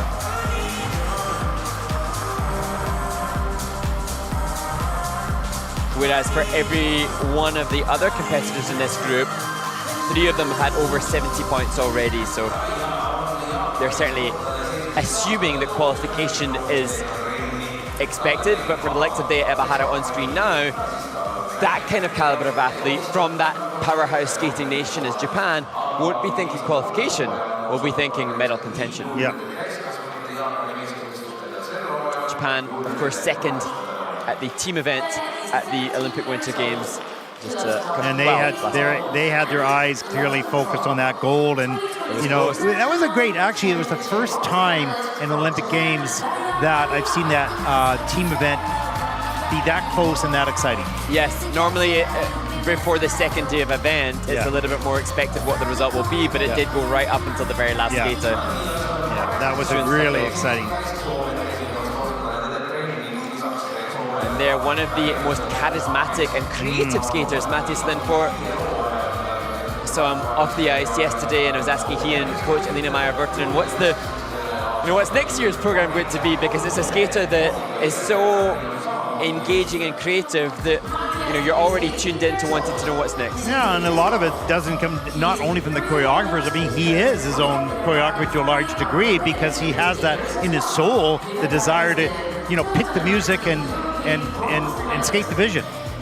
And interestingly, with that skater Matthias Lindfors, his sister is his choreographer Monica Lindfors, and he said that one of the reasons for their success and us raving about the choreography that they have is that the zero barrier for communication. And it's an interesting concept because these skaters have so many illustrious choreographers listed. We've got great names that are working with these athletes like Kathy Reed and Yuris Raskalaev, but when it's a sibling, there would be no inhibition. I know myself, when I'm working with a choreographer, you're always understandably a little bit self-conscious and somewhat guarded, whereas if it's a sibling, all bets are off. Yeah, all bets are off, exactly. That would be entertaining in itself, just watching the creation. Yeah. And how interesting to see the skaters there, triple lutz, triple toe in tandem from 2 of the athletes, confirming that at this stage of the competition, without a quadruple jump allowed in the junior men's short program, most of the skaters are maxing out with similar content. Wow, and that's going to come down to the GOE scores. Yeah. Also the PCs, of course, but the quality of those elements, wow, so important. It used to be, in the old days, just doing it was enough. Yes. But now it gets down to every small little detail and the quality of the execution. And in terms of quality, the bullet points for the judges for positive grade of execution, very good height and very good length in the jumps. good takeoff and good landing and, good effortlessness. flow on the takeoff, good flow on the landing, right? Yeah. So that's what the word good, means to a certain degree. And when those first 3 bullet points are achieved, those aren't the first 3 that are necessary. If the skater is to achieve the maximum grade of execution from the judges, they must first have those. And then aspects like creativity to the music or difficult entries and exits, those can only be included when those first 3 bullet points of height, length, quality takeoff and landing, and effortlessness There you are go. evident. A lesson from Mark Hunrady and how it's done. What the judges want to see. It's not easy. They have a lot to do. They're good at it. Our first skater in this group, representing Canada, 19-year-old David Bondar. David was 17th last year at the Junior Worlds. He's most certainly has the technical content to contend here for the top 10, maybe in the top 5. He was the Canadian junior champion last year, 7th in senior this season. And hoping to embrace this opportunity of his 2nd World Junior Championships, skating to Angelica by Hansen.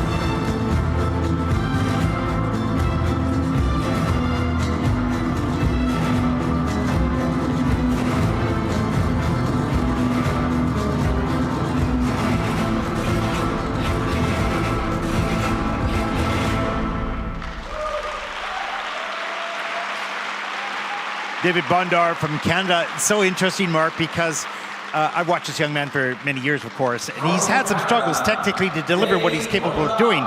But those challenging performances produced on this day his confidence to stay with the program, to stay with an element that had a little bit of a problem. That triple lip, triple toe loop kept the posture, kept the position, and it worked out. He had to fight for it, but he got it done. Well, I have, less awareness of the previous performances by David Bondar as you, but I certainly have known that on previous occasions that triple lutz landing from David Bondar would never have would not have happened, triple. exactly. But he's gaining experience, and we always talk about those challenging days as will pay off long term, and we saw that here. It was a payoff today.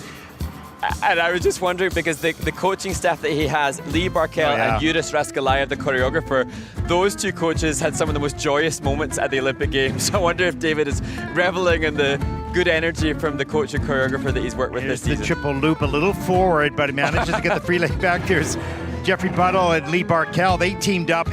Jeffrey is the skater, 2008 world champion. There's the triple axel out of the spread eagle. That was solid. Yeah, lovely. And I love the difficult blade feature, the musicality of that within. I think it was the change combo spin. There were aspects of musicality there. And that was a bit of a mispick. Not a lot of momentum on the landing, but he was determined to push himself up with that total. Oh, this was the difficult blade feature, which was so perfect with the music. I would love to have seen Jeffrey Buttle's reaction to the combo as well. Yeah. And there, the difficult exit.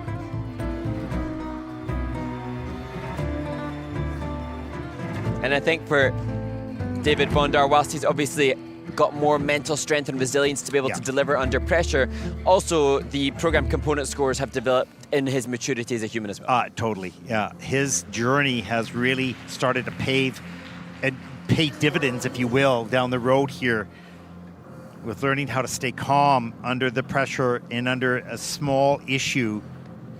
He has a season's best of 70.84. That would be more than enough. We'll see what this score is. But what we see coming in right now should be okay for him. As the tension builds, the music. Here we go. The short program score for David Bondar of Canada. 69.09. That is third in the short program so far. And he will qualify for the final 24 as we see the score there and that cue beside his name.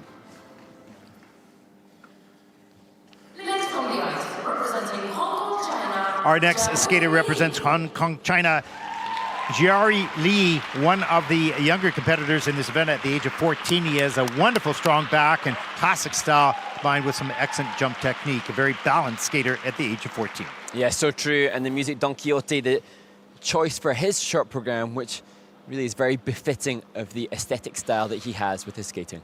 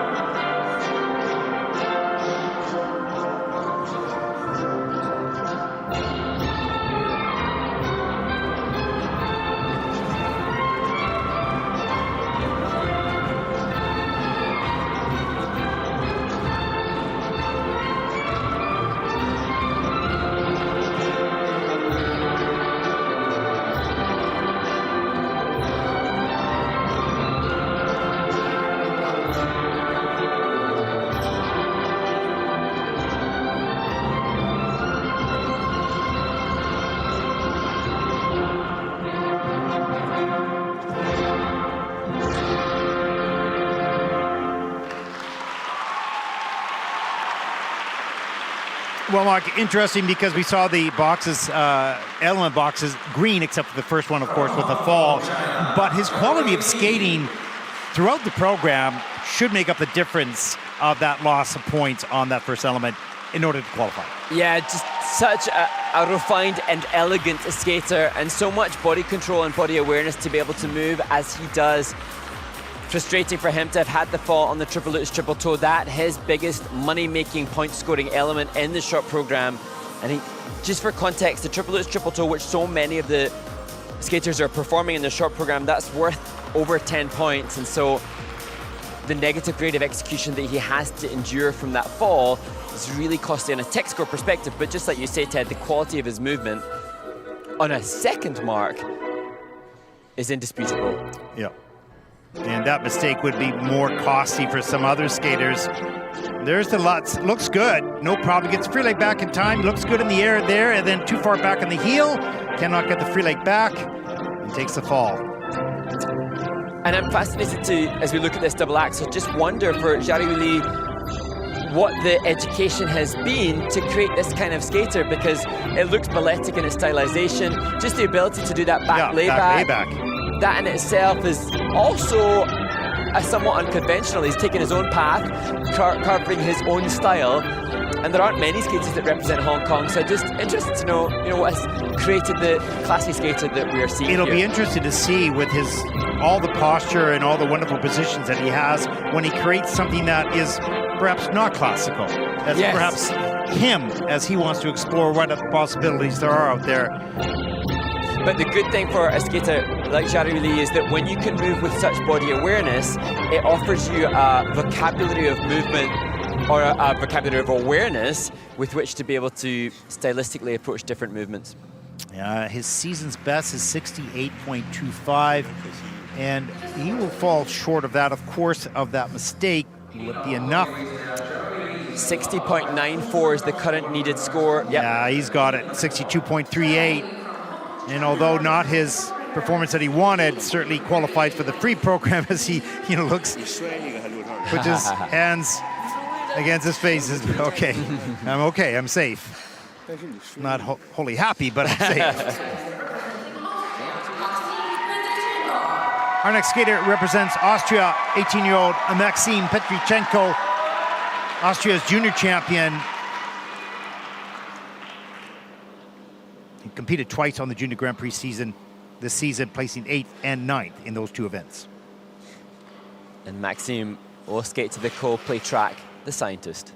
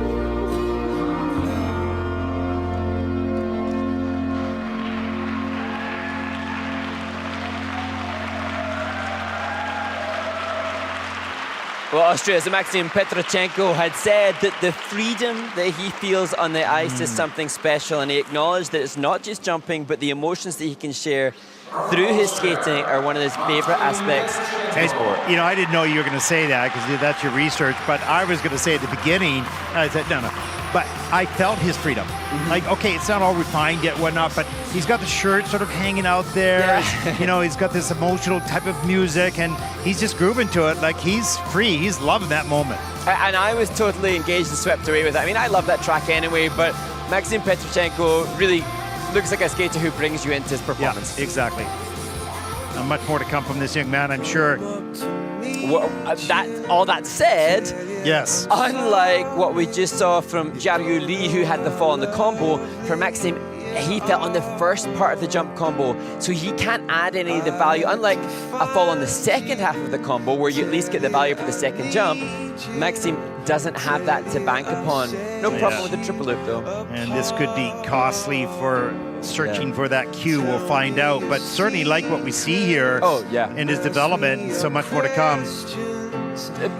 That performance to me makes Maxim Petrochenko a skater that I will look out for now because I so enjoyed. Yeah, and you're going to, you're going to enjoy his composition and what he's doing, right? As we see back inside loop turn within the step sequence. I actually have to also give acknowledgement to, from a technical score perspective, the change foot combo spin had wonderful speed. Really, really good speed on that, and he adds an extra over half point through the grade of execution recognized by the judges. But if we keep referencing the chance to see him again, he needs 60.94 points, and that lack of combo is going to make that tricky. Yeah, it's going to be tough. It's a 55.66. That's 14th in the free program, or the short program. Will not qualify for the free, unfortunately. Really, really beautiful skater. And also showcasing such maturity in coping with that difficult result. Yeah, absolutely. He understood that. The mistake was too big. Our next skater represents Japan, 17-year-old Daya Ebahara. He had two fourth-place finishes on the Junior Grand Prix this season, was third at the Japanese Junior Nationals, 7th in senior. And interestingly for Daya, he has a short program score that we saw in Gdansk of 76.57. That could be competitive at the end of this event, should he be able to deliver now as he skates to the Masquerade Sweet Waltz.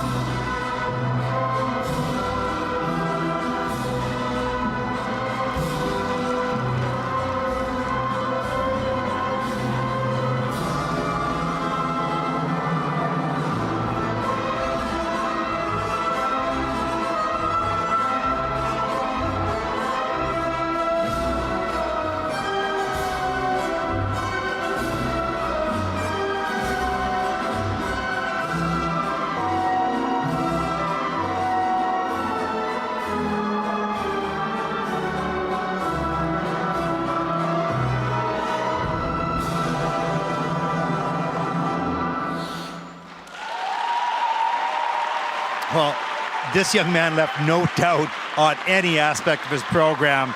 It was clean, clean, clean all the way through, not only on the jumps, of course, but the spins and the step sequence and all the choreography as well. Yes, you feel like the Ebahara from Japan has just absolutely leveled up. Yeah. And now looking at a different kind of league and caliber of performance than anything that we have seen thus far, just really elevating the grades of execution and the program components. Yeah, and for junior level, this was as tight and secure as you could possibly get. There's no question. As you move into senior, of course, there's more speed, the higher jumps, you know, all those types of things. But for this level of this athlete, wow, that's as good as you get. That will be a medal contention short program. Yeah. Okay, you heard it here. He's put it out there. Putting my neck on the line. Remind him, yeah, exactly. Let's take a look here. The triple axel, not that tidy in the air. Is it? It's clean in the system. So you might want to tighten those positions up, but it was right on top of the landing edge. And a beautiful landing position, beautiful running edge too. I would say that his jumping passes are arguably the weakest of the 7 elements comparative. I think the spins and the step sequence and the program components are where he has really excelled. Agreed. And here's the 3 turns up into the triple loop. You can see the knees just bent a little bit. It doesn't really impact overall, but it slows it down a little bit. It's going to make it hard for quads. We're just now backtracking after me making the statement as medal contention. I'm going to try to save you. Yeah, thank you. But he's going to have a big score. There's no question. The quality overall of that entire package. And it was a very, Masquerade Sweet Waltz. It's a piece of music that is often used in the skating world, but it's easy to commit to. The judges know what to expect. There is a connection with that music, and he delivered appropriately. If you're going to skate to a waltz, it better feel like a waltz. Yes. You're not an ice dancer, but it's got to feel like a waltz, and I think he did a good job with that. And as ever, the Japanese, ever so polite and appreciative, saying arigatou gozaimasu to those that have supported him here thus far. You just wanted to repeat that. I love it. So smoothly. I love it. It was well done. Okay, let's take a look at the scores. For Daya Ebahara, 81.53, and I think you were quite right there, young man. He's going to be challenging for a podium spot. That'll put him clearly in the first place at this stage. Still some great skaters yet to come. Yes. What a happy young man in the kiss Yes, yes.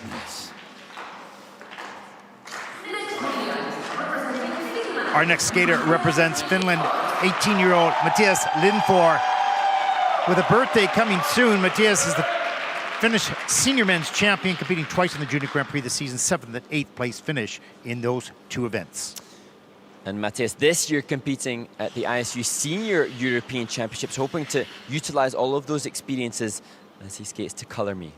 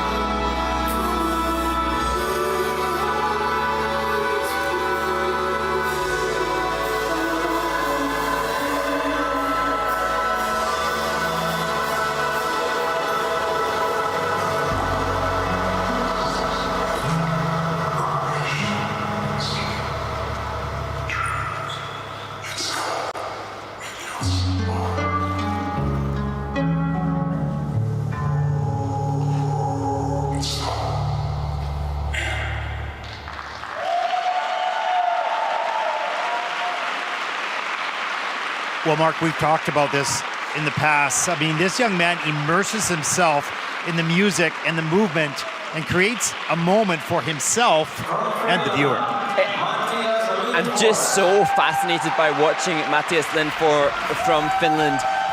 It's the unique body movement, and it's not just that he embraces, use of. Oh my gosh, has he even got paint on his? I wouldn't be surprised if there's some creative concept with his. It looks like he's got yellow on his neck, but irrespective of that, it's the use of the head, the hands, the arms, the body, the blade, the legs. It's really an entire commitment bodily to the concept of his choreography, as exemplified right here at the opening of the program. He doesn't miss any body part to be involved in this program. There's the double axe, beautiful quality, great extension. And look at this, the left hand on the face and the bracket turn into the... You don't need to do that, but he does it. It's just superb. It truly, truly is. We have to acknowledge the fact that technically this triple lutz triple toe was okay, but there was a problem with the triple loop. But all that said, we can so often easily comment on the tangible numbers of the jumps. But for me, this should be tangibly higher than all others from a composition and presentation. And this is a senior level program. I think there are few skaters in the entire world that could do what has just been done choreographically. At any senior level.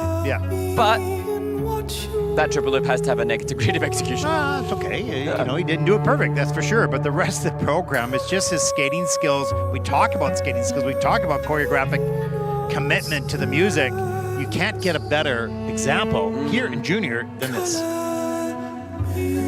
And you heard me mention things like multi-dimensional movement. Find me more multi-dimensional movement than the closing of this program. Look how creative. Yeah, amazing.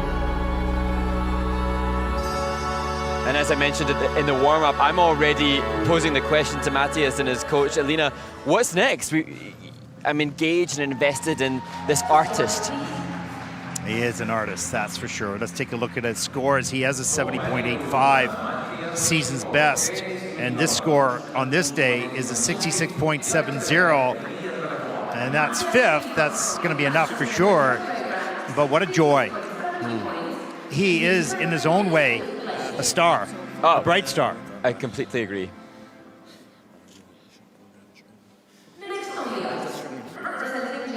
Our next skater represents Japan, 16-year-old Taiga Nishino. And Taiga was second to Ryo Nakata in Japanese juniors. He qualified the Junior Grand Prix final with a gold and silver on the Junior Grand Prix circuit. Very capable skater here at his first Junior Worlds. And such a fun program to Michael Bublé.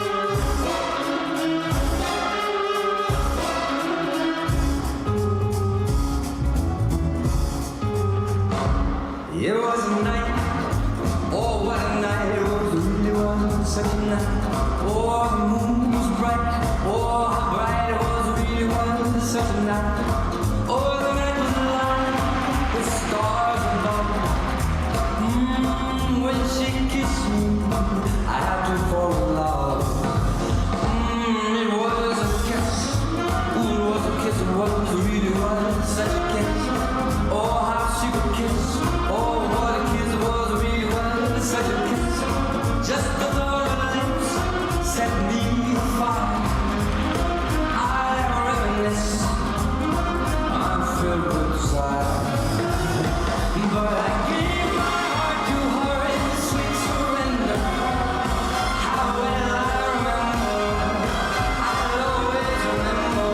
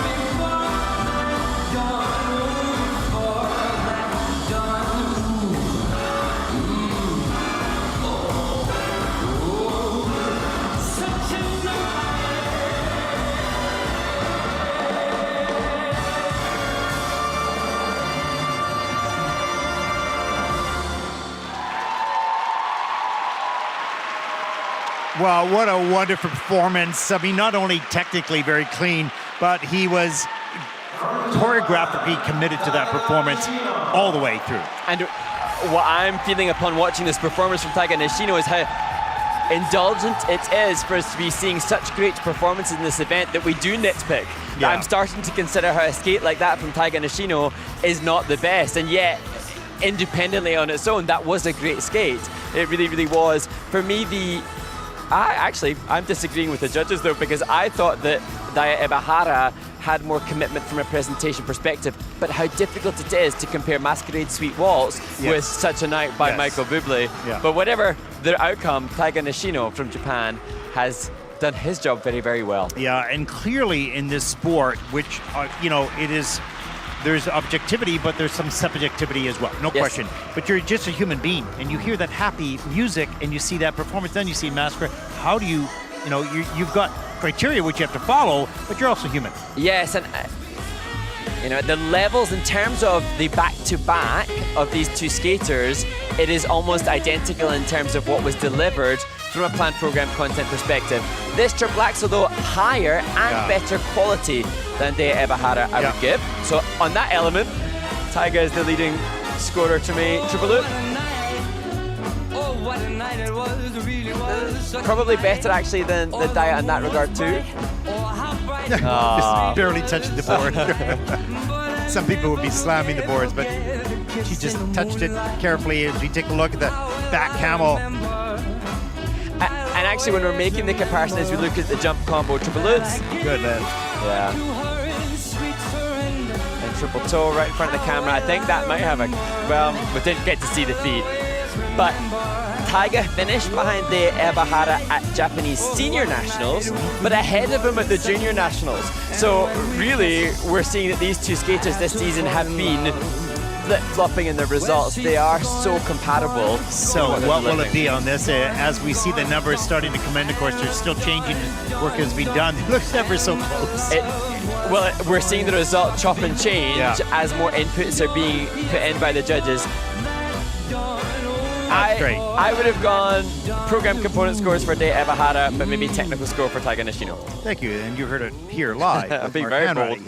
Okay. I'm not committing. It's just too close, And they're both brilliant. excellent. Yeah, both brilliant.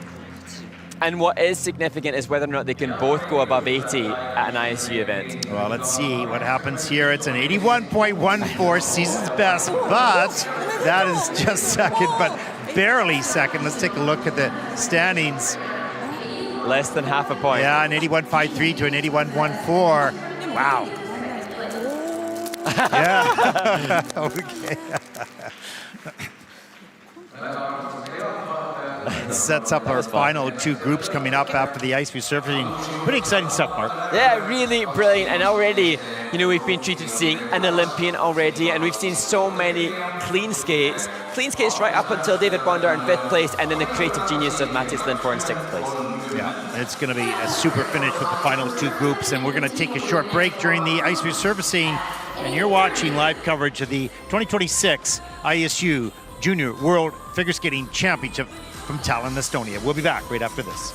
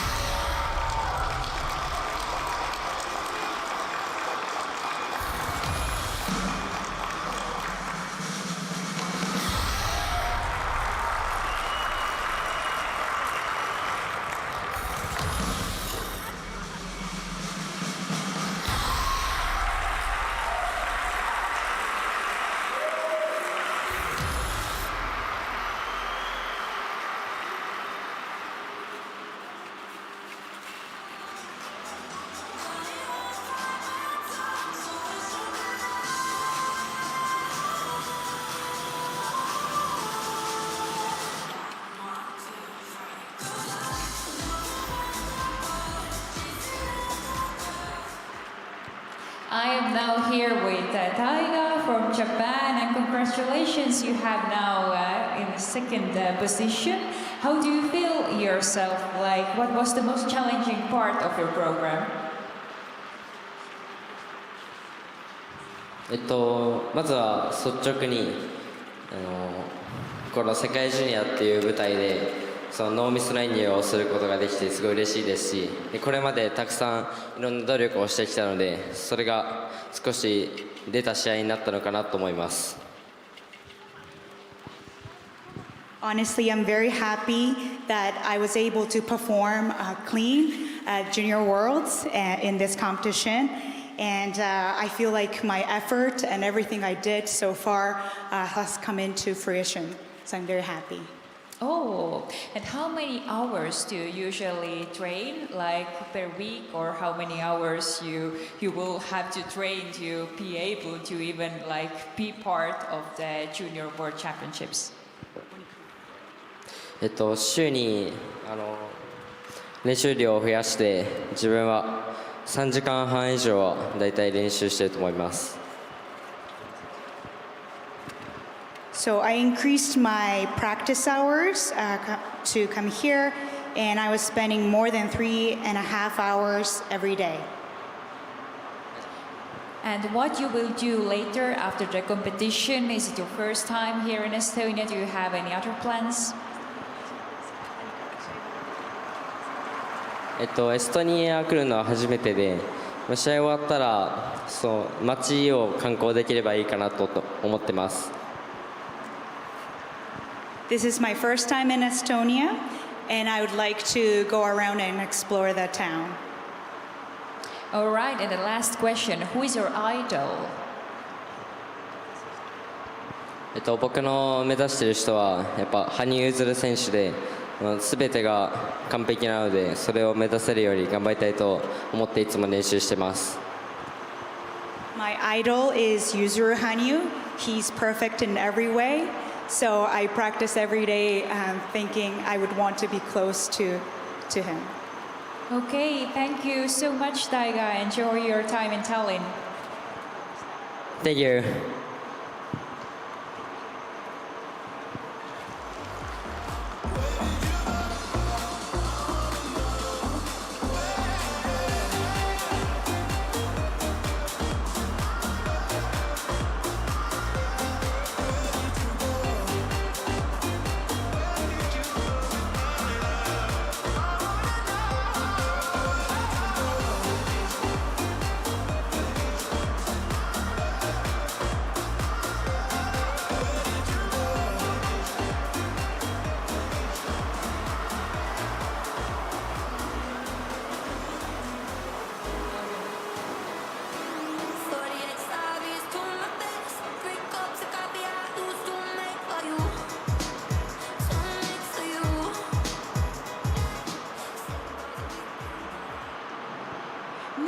Ja nüüd on siin minuga liitunud Arlet Levandi, meie iluuisutaja, ja ma kohe küsiksingi sinu käest, et sina küll ise enam ei võistle juunioride klassis, oled nüüd täiskasvanute klassis, aga mis see suurim erinevus on sinu arvates nüüd selle juunioride ja siis täiskasvanute klassi vahel või kas seal üldse on mingisugust erinevust? Ma arvan, et kõige suurem erinevus, mida on kohe märgata, on just see sõidupool. Kui vaadata mehi, siis täiskasvanud mehed, neil on sõit 2 korda võimsam, kavad on täis erinevad koreograafiat ja kõik on balansis, nii hüpped kui ka siis koreograafiline pool. Aga ei muutu ainult see, vaid muutub ka sinu mõtteviis. Kui sa oled noor andekas sportlane, sind vaadatakse kui potentsiaalset noort sportlast. Kui sa lähed täiskasvanutesse, siis see ei huvita enam kedagi. Huvitavad ainult tulemused. Ja see mõtteviis on suur hüppe. Kas meeste üksiksõit on ikkagi selline terviklik programm, terviklik kava või siis see on ainult, ütleme, hüppemäng, hüpete demonstreerimine, kas see on kuidagi aja jooksul muutunud sinu jaoks või sa võtad seda ikkagi kui ühte suurt tervikut, mille nimel pingutada? Tõesti, viimaste aastatega on see tehniline pool teinud võimsa hüppe, aga see ei tähenda, et see artistlik pool ja tehniline pool ei ole balansis. Et Kõikidel tippuisutajatel on just see mõlemad pooled balansis. Seda on näha väga hästi Juumakegijaama poolel, Iljaama liinil samuti ja paljud teised. Aga millise elemendi kallal sa hetkel kõige rohkem tööd teed? Kõige rohkem praegu treenin 4 kallal, 4. tulub, 4. Salhov, 4. Luts, et siis tõstan oma tehnilist poolt. Aga kui me nüüd mõtleme mingite võistluste peale, mis sind on veel ees ootamas, on lähiajal midagi tulemas, kus me sind näha saaksime? Lendan just homme Norra Sonja Henja troofile ning sel hooajal on mul veel 3 võistlust. Et need võistlused on just selleks, et ma saaks oma uue tehnilise poolega harjuda ja näidata seda võistlustel. Aga milline su lemmikvõistlus on olnud läbi aastate? Oskad sa niimoodi välja tuua? Kindlasti väga paljude võistluste puhul on ju olemas mingid omad lemmikud, elemendid, asjad, inimesed, kohad, aga võib-olla midagi sellist, mis on kuidagi eriti südamesse pugenud sulle?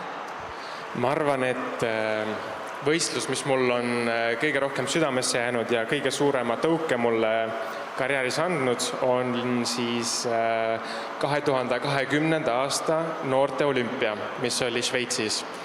Seal mind vapustas Šveitsi puhtus, ilus Genfi järv ja võimas atmosfäär võistlustel. Aga millist nõu sa omalt poolt veel annaksid meie noortele juunioritele, kes siin hetkel võistlemas on? Kõige tähtsam, et sa ei kahtleks endas. Sa tead, et sa oled parim ja sul tuleb kõik välja ja siis tulebki kõik välja. Super, super. Aitäh sulle, Arlet. Aitäh.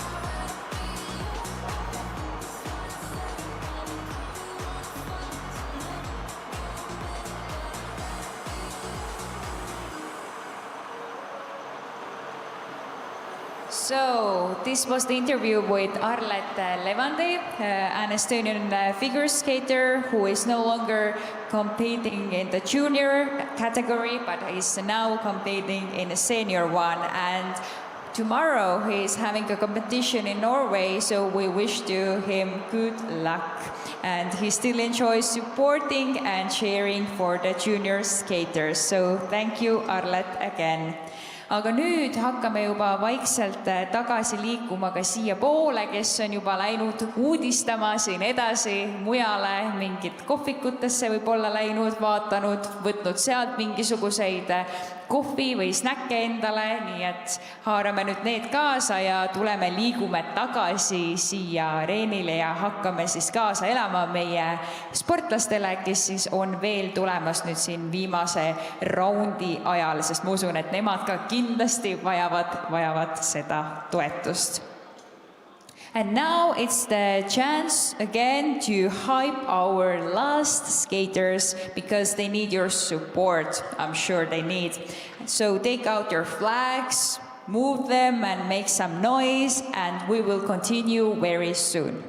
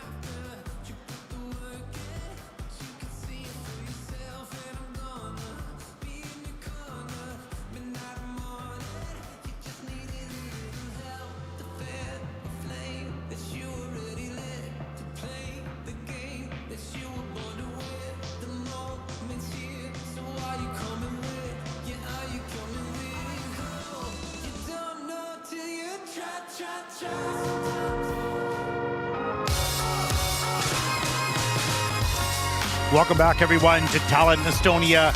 Day number 1 of competition at the ISU World Junior Championships. I'm Ted Barton, along with Mark Conruddy. We are coming into the final 2 groups in the men's short program. Close out this day. We've seen some really good skating, some great performances, and 12 more skaters to come. Yes, it really has been some spectacular performances that we suspect and believe, based on the scores that have been posted, could be very, very competitive. And understanding that there is somewhat of a seeded draw in the short program at this ISU Championships is based on world standing, but the 2 Japanese skaters that lead the field thus far, I'm guessing, Ted, that the reason that they were performing earlier is because they haven't had the access maybe to as many world ranking competition events within Europe. So that perhaps the reason that we've got some other skaters that are following them in the starting order, but certainly the performances and the quality of their skating would justify. You know, and that the opportunity to get to more competitions depends on whether the federation sends you, number 1, and your geographical location, how easy it is in North America. We can't get to Europe very often and do a whole series of international competitions that could help qualify you at a higher level, right? So it's not totally indicative of your, I don't mean abilities, but your accurate standings at the end of the year, because the World Junior Championship matters more than that standing does. Too true. And consequently, the skaters will achieve world ranking points from this event that are higher in value than that of some of the lesser events themselves. And so all of the skaters receive a certain number of world ranking and world standing points based on the events that they have success in, and ISU Championship level events are more coveted in that regard.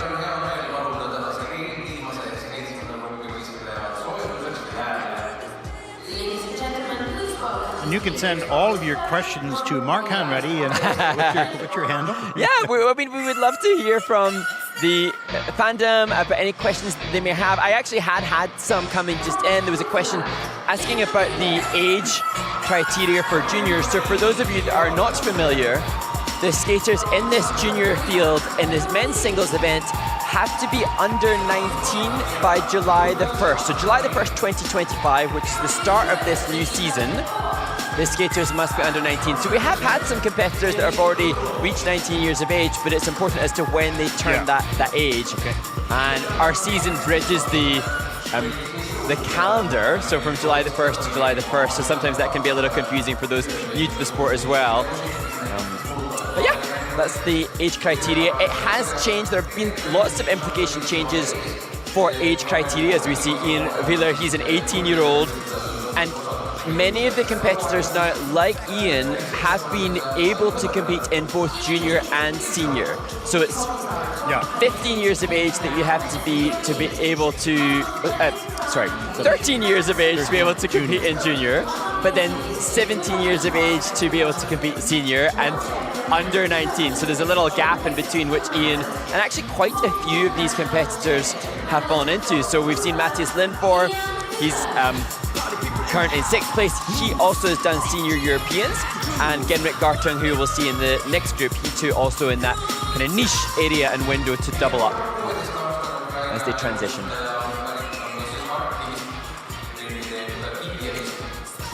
Let's look at Yehor Kurtsev from Ukraine. And we haven't yet mentioned it in this warm-up group, although we have in every other warm-up group today about reference to the Olympics. And as we see Yehor representing Ukraine, I have to reference Kirilo Marzak, who at the Olympic Winter Games delivered a short program that was quite brilliant, but also his reaction to the huge personal best that he had was one of the standout highlights. For me, when I cast my mind back to the Olympic Games, some of the highlights are the reactions from the athletes, even more than the skates that they delivered. Jae-Kyun Lee from Korea. All very good and capable skaters here. The bar has been set at 81.53, top score by Daya Ebahara and Taiga Nishino at 81.14. So those are the top scores at the moment. You've got a couple 74, 71, 69. You're going to need your mid-60s to qualify for sure, but you want a chance for the podium. You're going to want to be pretty close to 8. And interestingly, that the skater on screen now, Jake Lee, he actually has a personal best of 82. That is, though, from a senior event. Yeah. And in the senior event, it is potentially possible to have a higher base value.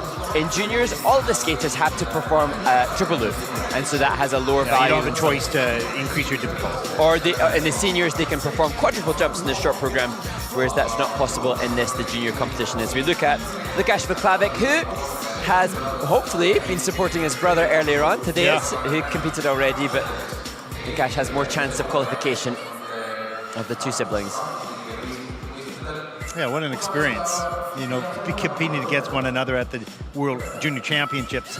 But what I find so fascinating is that I think we saw one of the Selevko brothers here as we went down to the skaters lounge, but we see other siblings that compete against each other. I think it's a really smart thing that the parents have done here.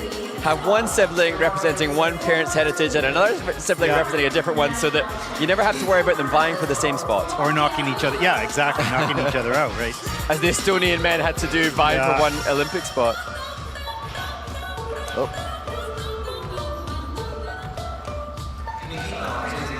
So tomorrow we have the women's short program, and that is 51 entries. So that is going to be, how many groups is this? This is 8 groups, so that's going to be, I think, 10 groups. Wow. Yeah. It's a lot of ice skating. And the Paris Free, the medal event tomorrow night. And if we cast our minds back to what took place, if you weren't with us on the ISU YouTube channel earlier today, you will have missed the pair short program in which Canada was triumphant both in first and second place. The Chinese team in third. Let's take a look at the scores here, Mark.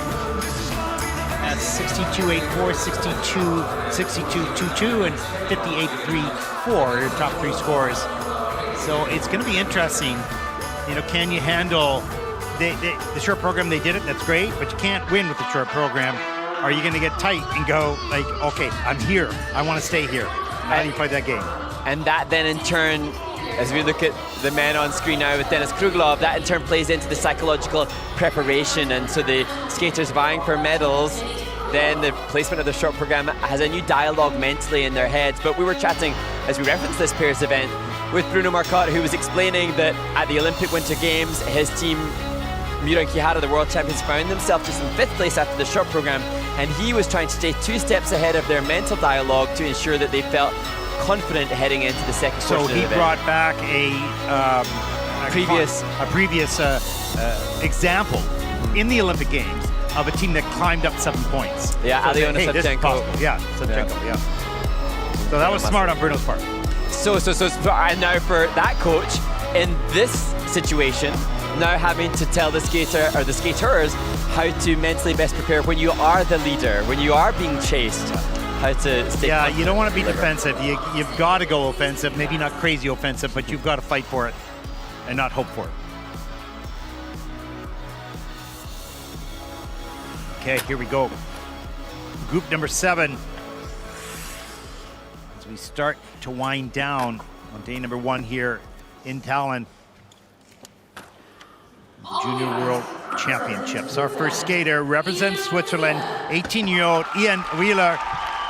He has shown some good progress over the past few years. 24th last year at the Junior Worlds, 21st at the recent European Championships. He's ranked 2nd in senior in Switzerland. And Ian, another quality artist skater, skating to water gun.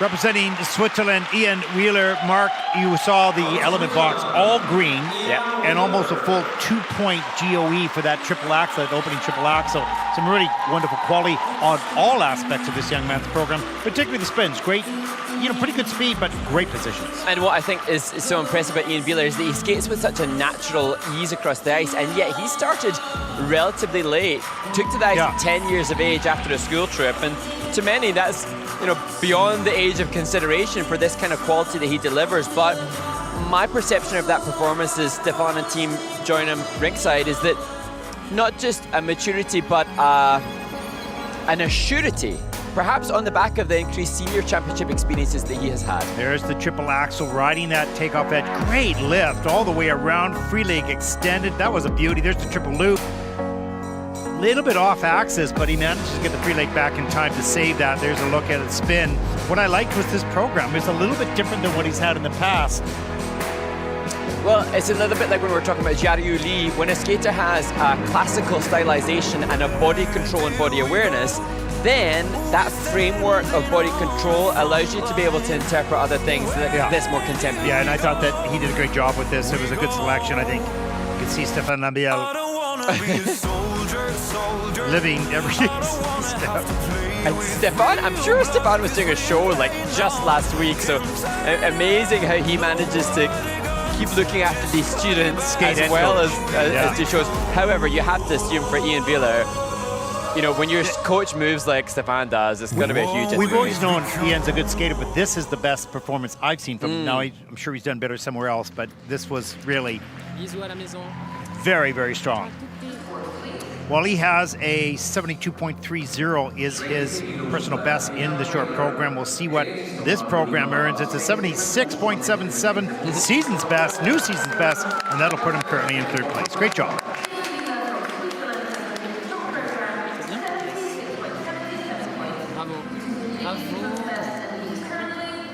Showing his abilities that we recognized years ago, starting to come together. Our next skater represents Ukraine, 16-year-old Yehor Kurtsev. He was 29th last year at these championships, competed twice in the Junior Grand Prix, 6th and 7th, pretty good results. Definitely wants to break the top 20 here. And he will skate to the sound of silence.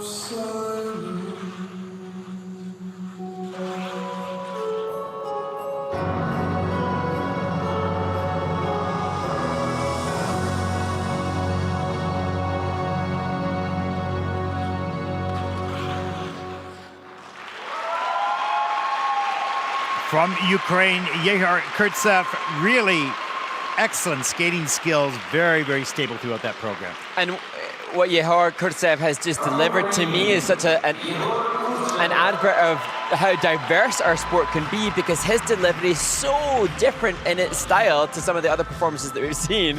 And even the way he leaves the ice gives us a little insight into his different character than some of the other skaters. Strong, athletic. I love the death drop within the step sequence. Yeah, huge. That was massive. Not elegant or refined or I wouldn't use the word artistic for it, but in terms of the judges' criteria, he was still totally invested in his delivery. And in terms of skating skills, just as you said, Ted, deep edges, good speed, forcing the judges' hand to still go high on the components too. Aggressive takeoff here on the triple axel. He has to do a 3-turn out, over-rotate a little bit. But to save that jump, he did a 3-turn out. That'll be a reduction in the GOE. The triple loop was fine.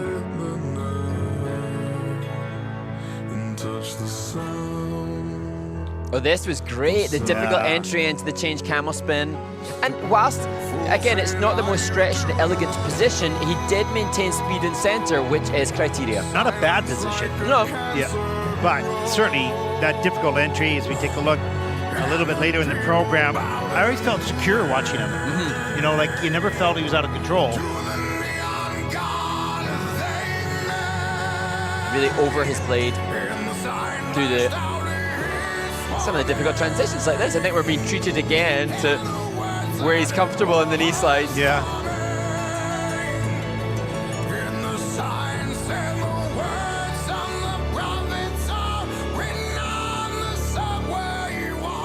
And he's had good results on the Junior Grand Prix, but since then he's medalled at every other international that he's done this season. So he's bronze medal at Denka Stavitsky, and he's won Bosphorus Cup and Edge Cup, so he's certainly on an upward trajectory.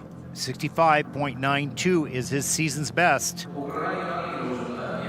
And on this day, he earns a 70.05, a slight nod of approval. Season's best, I'd be going, yay! Oh, yeah. Yeah. So, stoic approach. Yeah, exactly. That puts him currently into 6th place.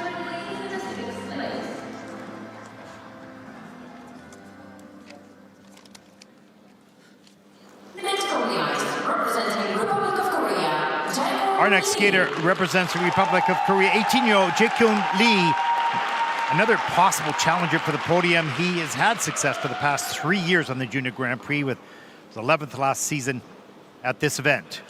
He's the 6th best senior skater in Korea.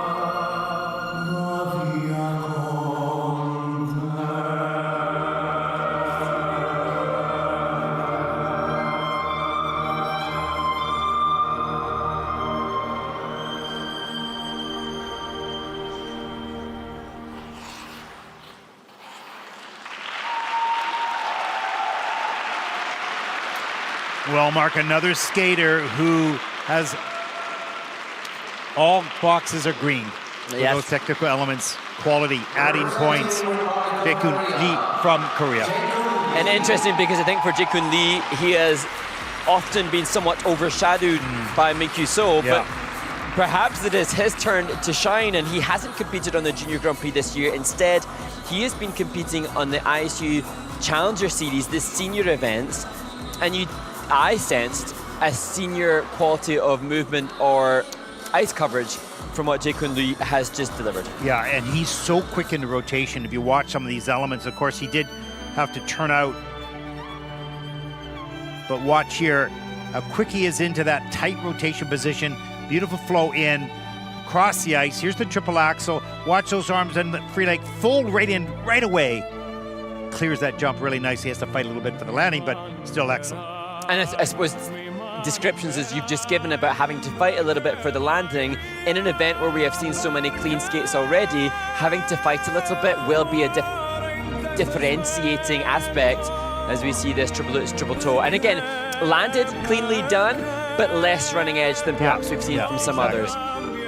Really having to dive into the nitty-gritty to it separates the top skaters for sure. But good skating skills, good spinning skills, solid technique in the jumps. And he has a 82.41. Now that's on the senior B circuit. Yes, so therefore, again, potentially, I had to check his protocol, but potentially used a more difficult plan program content to achieve that score. But this score coming in could be close to the 80-point mark. That would put him up there challenging for top 3, certainly a top 5 spot. It's a 79.27. That is third in the short program so far. And that will put him in good position to challenge for the final group, the free program, because we have a number of skaters yet to come.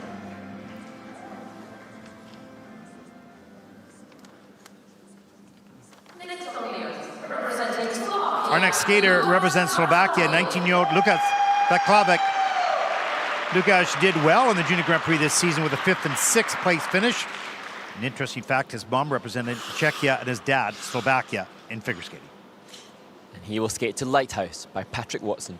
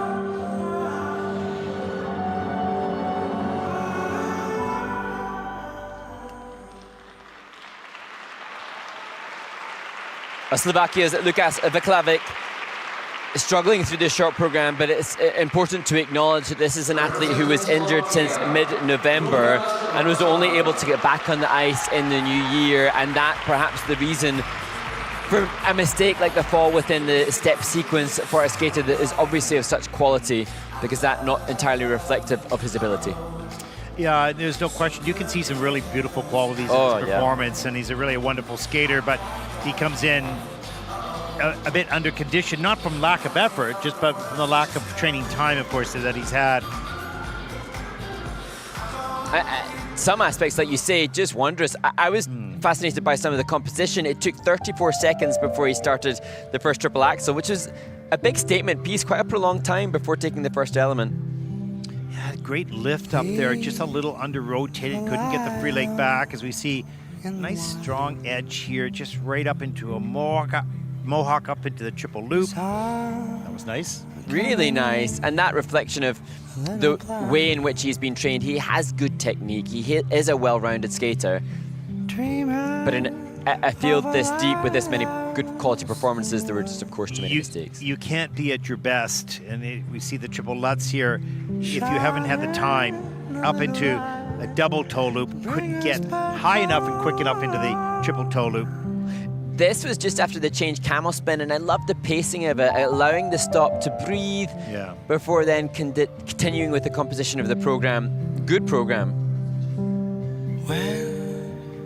And this program sort of yearns for perfection, because it is music that is, I don't want to say low-key, it's not the right word, it's emotional, but it's not noisy, it's clear and it's clean, and you have to skate like that. The impact would have been so much more evident with a triple-triple and a clean triple axel. Yeah, absolutely. Well, his season's best is a 73.52, and he's going to fall very short of that on this day, unfortunately, but it's understandable with being off the ice that much of this season. 57.35, that'll put Lukas Vaclavic from Slovakia currently in the 20th place.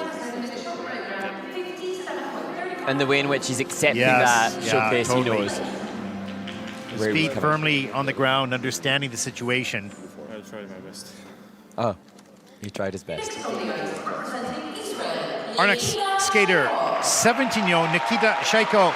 Nikita had a 7th and 8th place finish in the Junior Grand Prix this season. He is coached by his mom and dad, Julia and Sergei, and his younger brother, Kirill, also competes in the Junior Grand Prix. They're all here right now to watch this young man compete on the world stage. Yeah, we can see his brother from our viewing point now. Everybody anxiously invested in watching Nikita as he performs to his emotional piece, Schindler's List.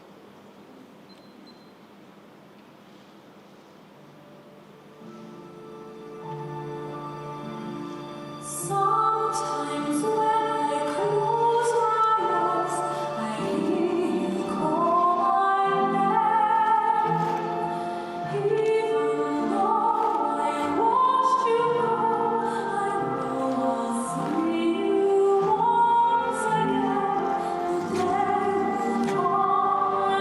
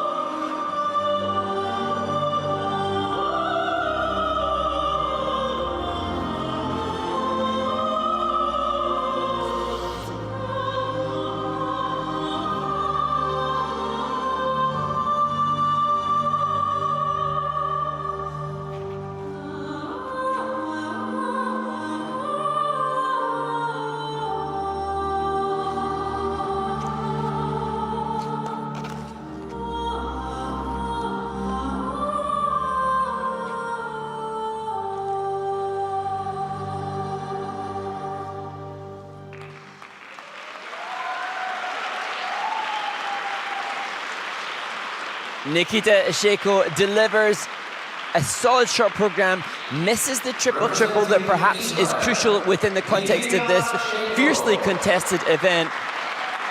But ability and opportunity for us to see a wonderful piece of composition again with his somewhat trademark slide finish to conclude the program. Yeah, he skated to Schindler's last year, but I think it was a different composition. I have to check with him. This is a beautiful one. His haunting voice is just spectacular, and he's a beautiful, beautiful skater. Truly, truly. And great for him to have here the whole family on site. And I was thinking as I could see his brother, Kirill Sheko, there's a double investment for his brother because he probably wants him to do well to try crack into that top 10 to get 2 spots so they can both compete next year as mother and father. And, you know, with the world situation, I had a chance to talk to them a little bit earlier. They're going to be remaining here for a while here in Tallinn after this competition. And here's a triple axel, great lift, tight in the air, solid on that landing. You can feel that whole blade hit the ice. Triple loop, elbow out, left elbow out, arms into the chest, a little bit forward on the landing, but not a major problem. It was a change of edge. Nice camel spin. Yeah, really good camel spin. And he's been here in Tallinn for a while. They got great relations with Anna Levandi, one of the Estonian coaches, or one of the coaches working here to support as we see that triple loose double toe and mom and dad accepting. It looked like he was going to go for the triple, but it was a missed pick. I think it was probably a smart tactical decision there to go for the double toe on the end of that triple loose. Just getting a little insight. Oh, that was great body movement within the combination of turns, elevating the technical element feature with some quality as we see that wondrous conclusion to the program. Just looking at the technical panel, he's been given a V on the change foot combination spin, so not satisfying all the requirements for all the basic positions, but I think that's a great chance for them to see all the family together. Well, his season's best is 75.61. He's going to be a bit short of that here with this program.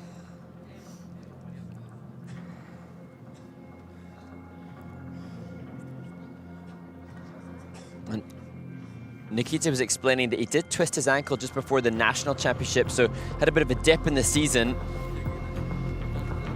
But this season, whilst it started tough, he's gone on to win 3 internationals, so it's not been all bad. Very hard to go through the season without some injuries, you know, no question. 67.12, it is the season's best. That is 9th in the short program so far with 7 skaters to come.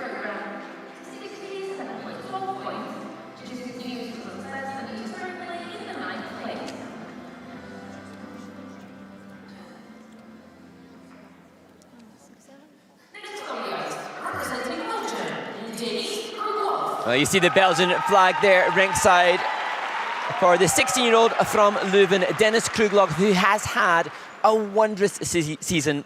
2 silver medals on the Junior Grand Prix, making the Grand Prix final. And his quote for this Star Wars fan is, "Do or do not, there is no try."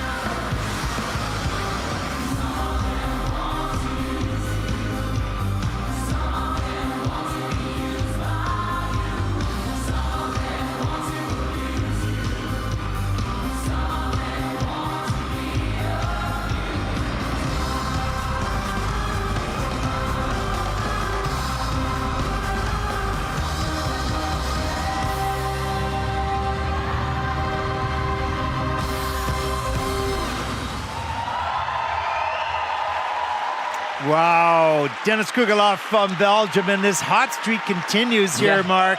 He's just stringing it together. He looks so comfortable and so confident, indestructible. Yeah, and Dennis had explained that actually, coming into this competition, he'd been sick on multiple occasions, wasn't the ideal preparation, but he'd said that he wanted to enjoy and showcase these programs that have been so successful for him one last time this season in his final event of the year.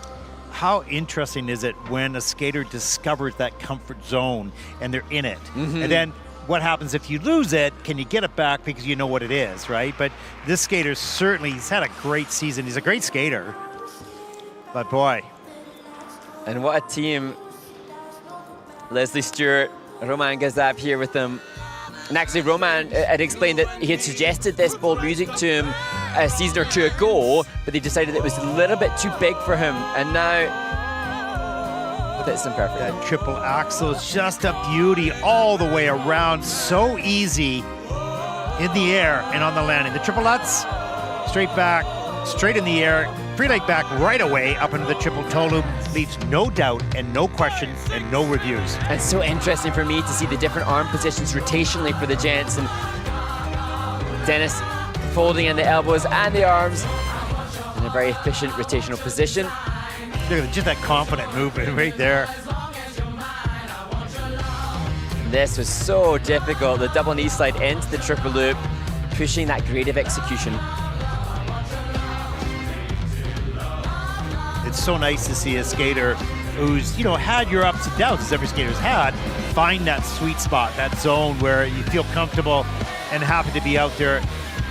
And having acknowledged how his preparation hadn't been optimal because of the illnesses that he'd had, perhaps the earliest part of the season in late 2025 had just embedded in him a self-confidence that he could then rely upon, even when he hadn't had, you know, the ideal prep.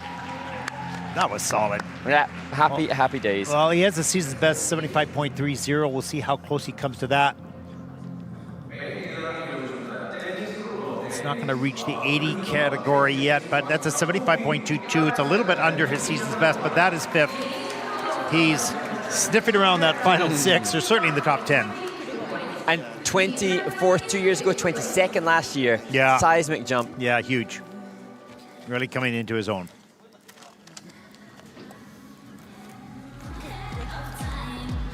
Okay, Mark, we have one more warm-up session. And we have actually had a couple of questions coming in. Okay, if they're difficult, you answer. As well. The question posed to us is pertaining to the junior skaters, and what do we think is important when it comes to picking music and choreography? Yeah, I'm gonna give you a quick thought on this. Very difficult because you need a skater to continue to explore different styles, if you will. And yet, if they're not mature enough yet, or they're not comfortable, so from a strategic perspective, the coach needs to present new opportunities for them, and that can be very challenging. And I hear often in this, you know, the skating fans, there is complaint and critique sometimes as we look at this final group of 6 skaters onto the ice about athletes that will continually go back to music and style choices that they are comfortable with. But whilst I can understand there's an eagerness to see people push themselves in different veins, I also understand that if an athlete is competitively driven, there is nothing from the judges to suggest they have to show versatility and variety. The judges' criteria is, in terms of the scoring, a demonstration of engagement, commitment, and involvement based on understanding your music. And so, you know, for the skaters, I can see why coaches will want to see them be pushed, perhaps for their future career as a professional in shows. Yeah, but not, I would say in juniors, not about the shows, for their future careers in seniors, because you got to find a style that they're going to be brilliant at, not just good at, but brilliant at. And unless you try different things, you're not going to find it. And that, I suppose that's the argument, is that if you don't experiment, you can't potentially find your best showcase. There you go. But back to the question about what is good for juniors, then ideally you want to find something that the skater can engage, connect, and commit to. Yeah. So the challenge for the coach or the choreographer then is to sell a piece or give a story and a way in which the athlete can connect with the music. And sometimes the elder coach or elder choreographer has to make sense of it for the skater. Yeah, totally. And, you know, it's that connection with the choreographer. The skater has to trust, okay, I feel uncomfortable and I don't quite like this, but I'm going to trust that you know more than I do. Yeah. I will go with it, which is really hard to do sometimes. But the choreographers are brilliant in digging deep down into the soul of the skater in conversations to learn about their fears and about their strengths and about their desires, to find that little switch they can turn on in that athlete. So a great choreographer doesn't just give them movement, it gives them motivation and it gives them possibilities. And dependent upon the amount of time that, as we watch Jan Hao Lee on screen now, depending upon the amount of time that a choreographer has with a skater, they have to tackle a skating skills perspective, because the choreographer's ability to produce great work is so largely dependent upon the quality of the skating skills that they're working with. Yeah, it's true. And so, I think you just said the words, the choreographer's motivation. The choreographer has to motivate not just creatively, but also from a fundamental purist perspective in terms of skating Yeah, and skill. if you've got those basic skills, then the creativity and the exploration of different styles is a lot easier. If you don't have those skills, it's limited. As we have said with a couple of the athletes that have skated already, with the likes of Ian Wheeler and I think it was Yu Xiang Li, who have quality body control, so it's a little bit more easy to adapt to different concepts when you have that fundamental body awareness. Okay, true enough. Good question. Thank you for sending that in, and send more in. Well, the next question, and the final one that I can see at least, is how does a skater, we are heard in commentary referencing posture. Interestingly, in terms of the judging criteria for skating skills, the word posture is not used, and yet when you look at Nathan Chen, Yuzuru Hanyu, any of the Olympic gold medalists, they do have a quality and expansiveness of posture. If you're talking about posture for the production of difficult elements, you need that. You absolutely need it, because you're not going to do consistent quads without that straight, strong body core. No question. If you have that, then your ability in performance as well is assisted, if you will. But it's not required, because you take a look at Gary Beacom years ago. Yes. He didn't have great, but he had unique, innovative, completely different style of skating. And I suppose, whilst we use the word posture because it's perhaps, hopefully, a little bit more easier to conceptually consider for a viewer, what is arguably more important is not necessarily posture for aesthetic, but posture for body awareness and body control. Correct. So having the whole trunk and core of your body engaged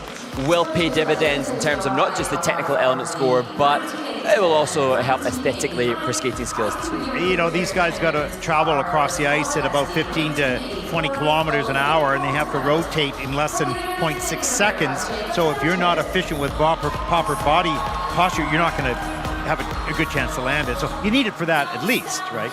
And in terms of improving it, a huge part will lie in the hands of the coaches in trying to drill that in. But if a coach or a skater is fortunate enough to have a team of influences, you would ideally have perhaps a Pilates instructor who works upon the spine awareness, and a ballet teacher potentially as well. But it doesn't really matter what the inputs are, so long as the objective is realized on the ice. People quickly taking notes, going, okay, this is too much, I can't do And we look at now somebody like Ryo Nakata. I don't know all of the influences that he has had, but he is exposed at very least to an environment in Japan where that quality is evident in so many athletes that you would copy it. It's great to see actually the Welsh flags, because his mother is Welsh, and there you go. There's obviously a homage to his heritage from his mother's side as well as his father's. Jan Hao Lee just struggling there. Yeah, we've seen a couple of challenges here in the warm-up, but it's just a warm-up. Doesn't mean anything. Nope.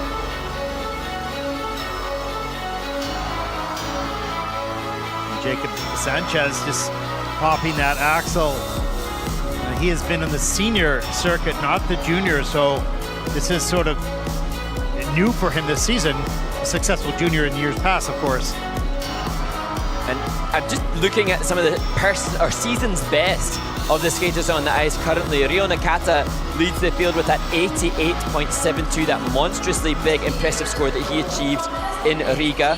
And then Jacob has an 83.97, Minkyu So an 84. So we're certainly expectant that this final flight of skaters... Well, let's hope they shake off this warm-up, because it has not been strong for them, that's for sure. But we've seen that in the past. It kind of wakes you up, makes you maybe a little bit worried, makes you a little more acute in the performance. As we get started in the final group here, representing Germany, 18-year-old Genrikh Gartung.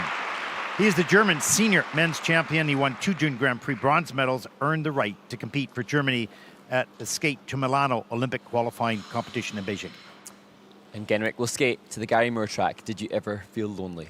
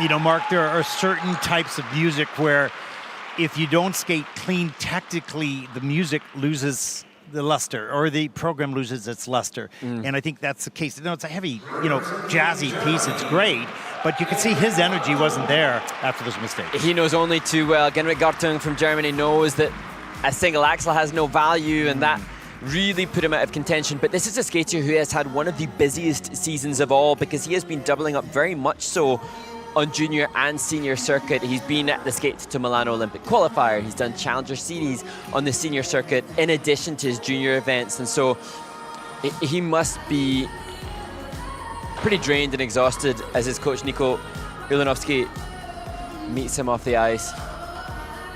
And that's not an excuse, but it's an assessment that we have to take into consideration, that to have to continually peak energetically is draining. And there's the big clanger. Yeah, it's not an excuse, it's the reality. These things happen, right? So you got to put yourself out there to compete, but how much is too much? There's the triple loop. That was nice.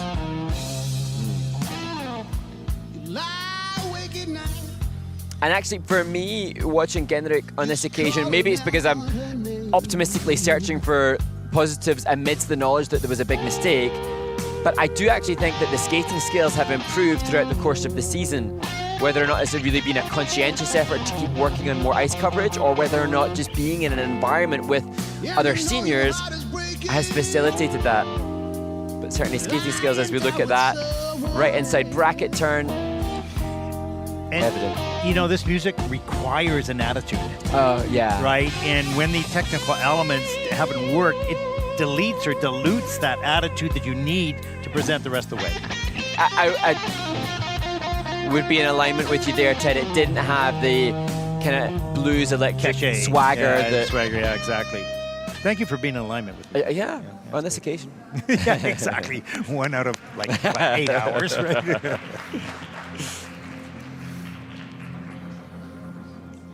The question is, how far down will he find himself? I don't know. Let's see. His season's best is 75. He's certainly going to fall quite short of that. Will it be enough to get the Q? We'll find out. Right now, 63.67. That's 12th in the short program. So he's going to be safe with the Q. And there it is. Certainly not a consolation prize for him. He wanted to skate his best. He has a lot of technical content potentially to help him in the free skate to come. No question. Our next skater represents the Republic of Korea, 16-year-old Haben Choi. Haben, he could challenge for the podium here. He had a gold and silver in the Junior Grand Prix circuit, qualified for the final in Nagoya. He's Korea's senior bronze medalist. And he too will open his program with the coveted triple axel.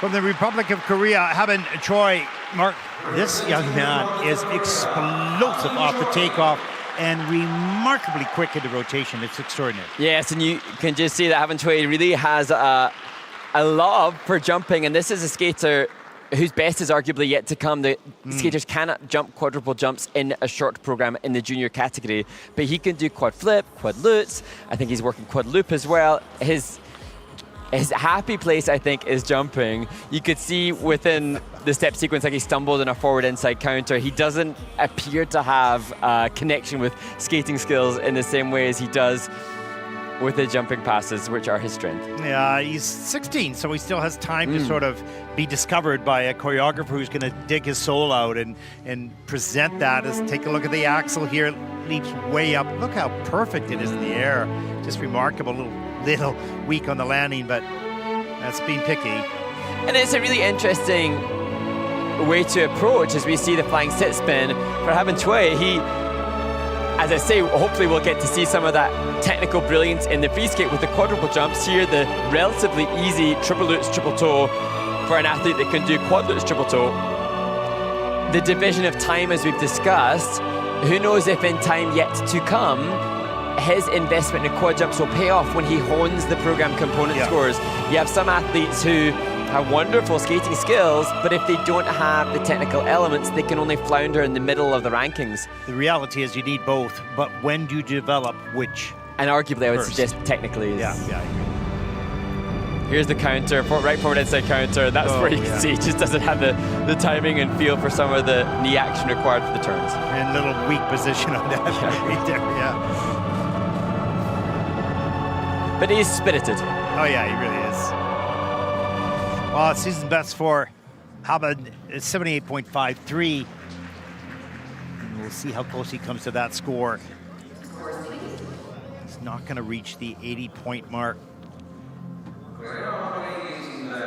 And this program has earned him a 75.78. That is 5th in the short program, with 4 skaters to come.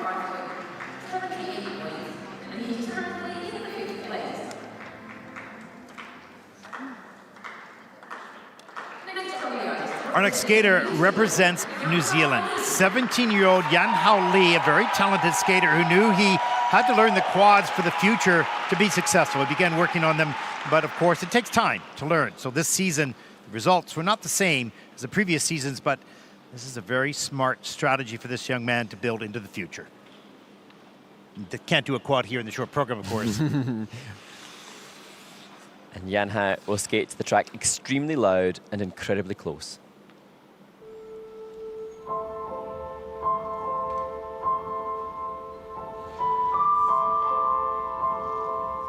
Congratulations, Oscar. With unbelievable bravery and wisdom far beyond your years, you have solved reconnaissance expedition number 6. You have proven both the existence of the 6th borough and your own excellence.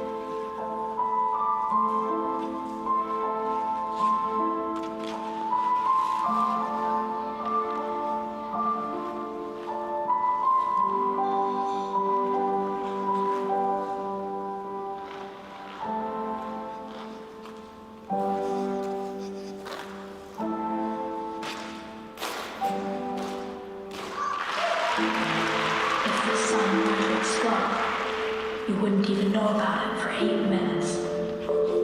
Because that's how long it takes for light to travel to us. For 8 minutes, the world would still be bright, and it would still feel warm. It was a year since my dad died, and I could feel my 8 minutes with him were running out.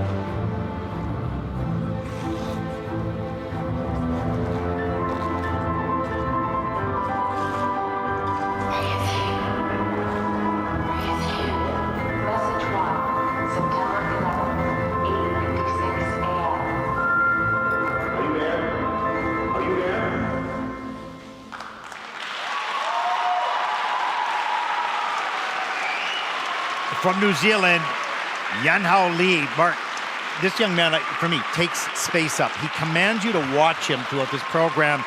Better commitment to full choreographic movement, wonderful run of edge, creating flow. Now, he had to struggle a little bit on some of the elements, a little bit heavy. Yes. But what lies behind those elements is amazing, and it's such a difficult piece to interpret. There's so much depth and intensity to the music choice that he's given.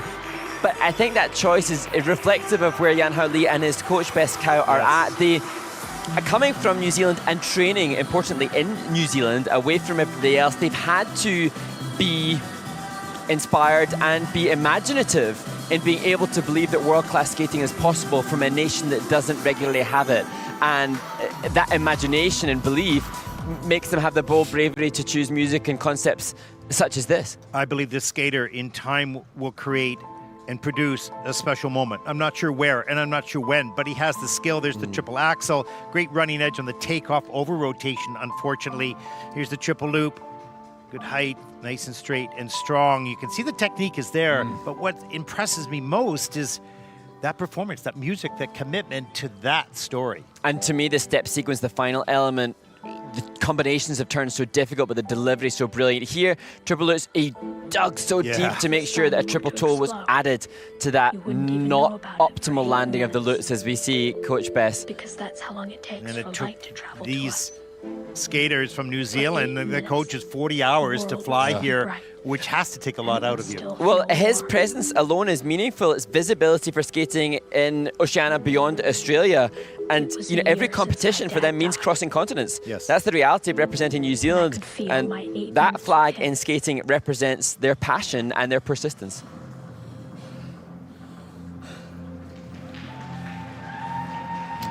There's many good skaters, and he is certainly one of them, but he has a bright star inside his performance, which he's exploring and growing. I feel like you. I feel like there's something big from him in the future. Something's going to happen. I'm not sure when. 77.18. That is fourth so far in the short program for Yan Hao Lee.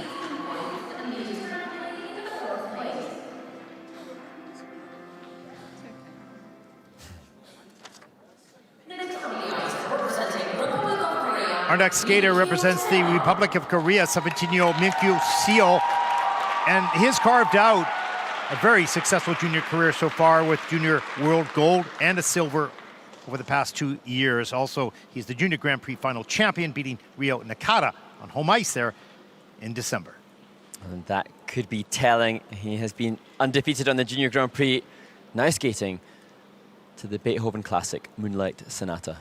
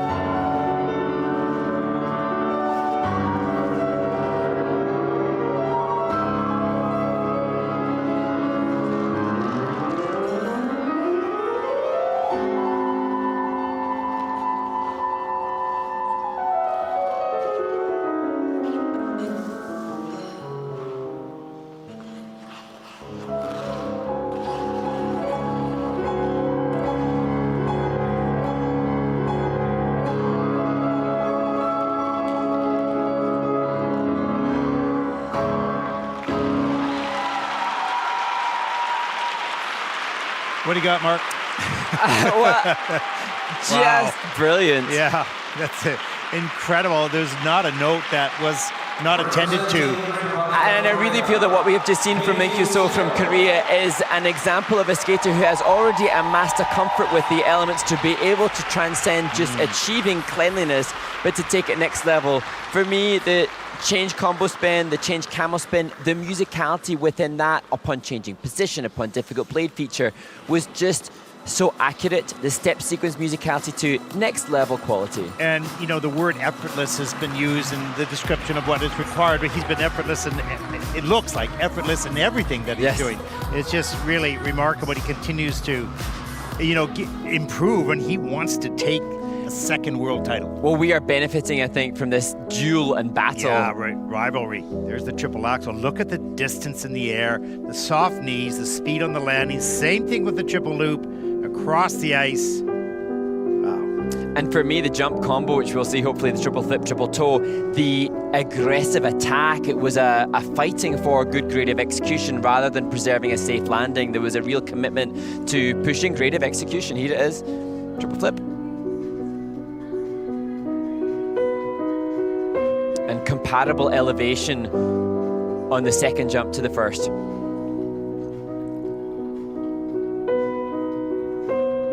Yeah, you know, this young man, among others, didn't look like they hoped they skated well. They took control to skate well. And it was, I suppose it's the outcome of two very, very strong skaters, two former champions of this event. And, you know, you asked, I think, before he started, will he recapture his title? He went out there fully committed, and it will be interesting now because without the quadruple jumps to differentiate the two men, this is very much down to grades of execution and program component scores. Well, his top score is 86.68, so how close will he come to that? His season's best is 84, but I think he'll be happy. What do you think? I'm pretty sure. Okay, here we go. 86.33, double fist pump, season's best. He takes the lead. 2 skaters to come. Now it's up to them.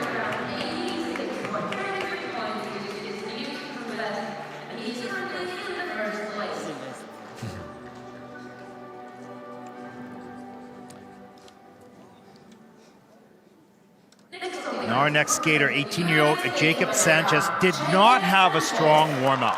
So has he been able to get off the ice and regroup, settle himself down? He's coming back into juniors. He was on the senior circuit. It's the best chance to earn a valuable spots for the juniors next season for the United States. Yes, and he won the Tallinn Trophy here, 2024, so has good energy from this city competing at Junior Worlds.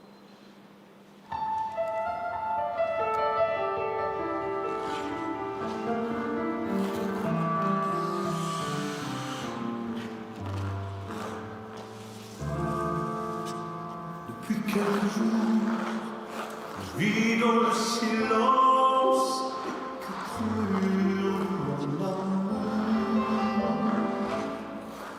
Depuis ton départ, l'ombre de ton absence me poursuit chaque nuit, depuis chaque jour. Non,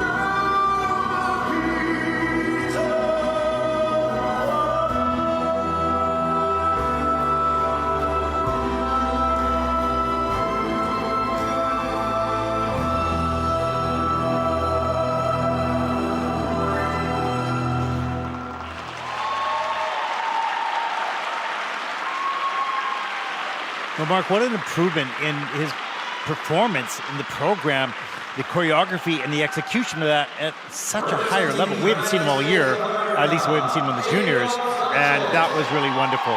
And you've spoken, Ted, about the need for skaters to continue to push themselves in different musical genres, and I think Jacob Sanchez really showcasing his maturity and all the lessons he's learned from being a senior too in skating to such intense music such as this. And he himself has said he's been enjoying music editing, and indeed he cut music for himself. He helped arrange Ilya Malinin's Olympic exhibition gala edit as well, and connected with that music too as he greets Oleg Makarov. He didn't just do the choreography, he did it well. And he did it convincingly to the music. Now, we have a hand down on the triple Lutz and the combination, but you know, he had some challenge on the triple axel in warm-up, overcame that, no question. There's the triple axel right off the take-off, huge air time. Triple loop was a beauty. Look at the distance traveled in the air, solid all the way backward. That's just a positive GOE, adding points to for the quality. And actually, you're right. It was a great camera angle for us to reference that length of the jump too. And the judges need good height and length. This was I can't believe he did triple toe on the back of that. If you'd taken a screenshot of his rotational position in the air in that triple Lutz, you would nobody would have guessed that you could have made that a triple-triple combination. It looked scary. He's so strong and so quick. And one thing that's so admirable about Jacob Sanchez also is the ambassador that he is. He's an ambassador for Diversify Ice. Yeah. And he also, I think, he connected with special education students in Georgia, answering questions and sharing his skating life via Zoom. This is a guy who is more than just a sports person, somebody that's a contributor to society, both at home in the US and abroad. Yeah, he brings so much more than just being a wonderful skater. He's just a wonderful person. And all that said, he was fourth last year, and he wants to be on the podium at this event. Yeah, exactly. And you know, he had the one mistake, but he has such other qualities. Now, his season best is 83.97, earning that probably in the seniors. Yeah, the Andrei Nepola Challenger Series. Exactly. And we'll see how close he is. Probably be in the 80s. It is an 81.03. That is fourth in the free program. The short program here. But he's amongst the leaders. Look at that, 86, 81, 81, 81. Wow. Only half a point off second currently, so. It's setting up a great final. One skater to come. The final skater in the men's short program represents Japan, 17-year-old Ryo Nakata, really wonderful skater who's had some great success and some challenges in the past 2 seasons, but he put things into perspective. His top score is a 249 total competition score. He would love to beat that, but he has to start here with a good short. And he did say on his social media on New Year's Eve that he wants to acquire quad axel this year and have no regrets in 2026. Winning the world title is definitely one of his ambitions.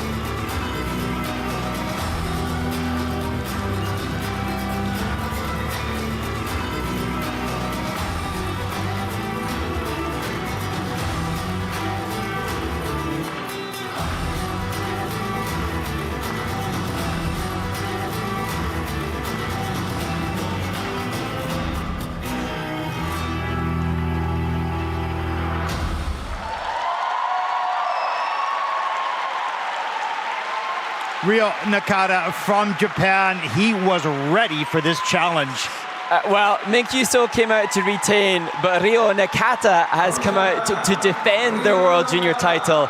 And it's interesting, Ted, because there's obviously not a huge audience here, and the majority of the people are family and friends supporting the respective family members.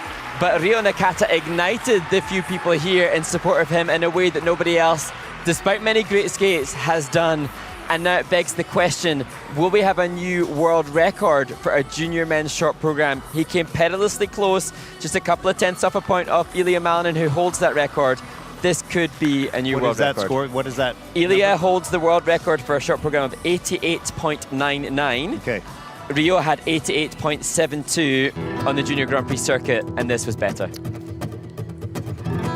Well, this was not only brilliant technically, we'll take a look at that, but every note, every choreographic movement right together. The triple axel, so solid, stretch free leg, bent knee, the triple loop just floated across the ice. That's got to be +4 grade of execution at least, such quality. And he didn't hold back. It wasn't being, just getting it done. He was aggressive and assertive, but in control. And a program that he's used, for a long time now, but it totally encapsulates him and his energy so brilliantly, the Matador-esque energy. Great work, a little forward on the triple flip, high on the triple toe loop, amazing double fist pump. And here goes some of the steps. Shout out to Misha G for the great choreography great too. Choreography. And even down to the fingertip, the way in which he holds his hands, that stylization so perfectly appropriate for the theme that they have gone for to push those components. Great choreography can only appear in competition if the skater does it great. And he did.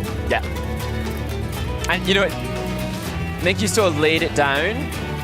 But like I say, that for me was so good that will lead the field. And he might now create a bit of a gulf between him and the others. Who's that? Oh, wait, you didn't. That was, I think, Ilya and him. Oh, was it? Oh, cool. So. I could be wrong. Well, if it is, if Ilya's watching, his world record's in jeopardy now. Yeah, it is. As we see these numbers coming in, let's take a look at the score. What a great performance. What did he earn? 89.51. World record, season's best, obviously. He takes the lead. World record. Wow. It's still just about a 3 or 4 point lead, so not outside the realms of possibility that Minkyu So can come back, but Ryo Nakata has laid it down. Wow, that was brilliant. Proud dad. Proud family too. Yeah. Dad's looking so chilled as well. And there's a look at the standing. Ryo Nakata, Miko Sio, and Daya Ebahara. The top three, 89, 86, 81, 81, 81. There's some good battles for that bronze medal, perhaps even the silver medal position, but I would think the bronze is the one that's up for the battle. Yes, and we were constantly making the reference for what could be competitive scores. Similar number of skaters that have achieved an 80-point score here as did last year, but Ryo Nakata now transcends what is expected with junior world record. And that mark of 60.68 was required. We talked about that. It's actually lower than the last couple of seasons. Yeah, exactly. Both ends of the spectrum extended. It's so much fun to see the talent and the abilities of these skaters at this stage. 4 years focused on the French Alps and the possibilities that exists. And we've talked to some of these young skaters, and they're clearly inspired by what they saw in Milan and determined to get to the Alps. And it's, even as I mentioned before, Ryo Nakata took to the start position for his short program. He said that this year he wants to acquire a quad axel. That surely has to be fresh off the inspiration that Ilya Malinin has given. And Ilya Malinin, the trailblazer, but now that is elevating the standard that we're seeing, coupled with not just what they see from the seniors that inspire them, but then the duel, the rivalry that has been cultivated over this the past 3 years between Minkyu. And does that energy of the youthfulness of these skaters, although a little bit less experience, give them, a possibility for France in the French Alps 4 years from now? As we take a look at third place after the short program, Daya Ebahara, he had a great program. And he actually has added 5 points to his ISU personal best, so he comes away with the biggest improvement in score of the top 3 after the short program. And he's going to want to skate well in that free to protect that bronze medal position. But as we see at the Olympics, anything can happen. So it will be a fascinating free program. And in the free program, as we look at Minky So, the quadruple jumps will be allowed, and thus the scope for greater volatility is there. That was a beautiful triple axel. Great flow across the ice on all these jumps. Solid GOE, adding points to the base value of these elements. Top quality. But there was one skater to challenge him. And for me, the interpretation of Moonlight Sonata by Minky was quite superb. Oh, it was amazing. And you know what? Great rivalry.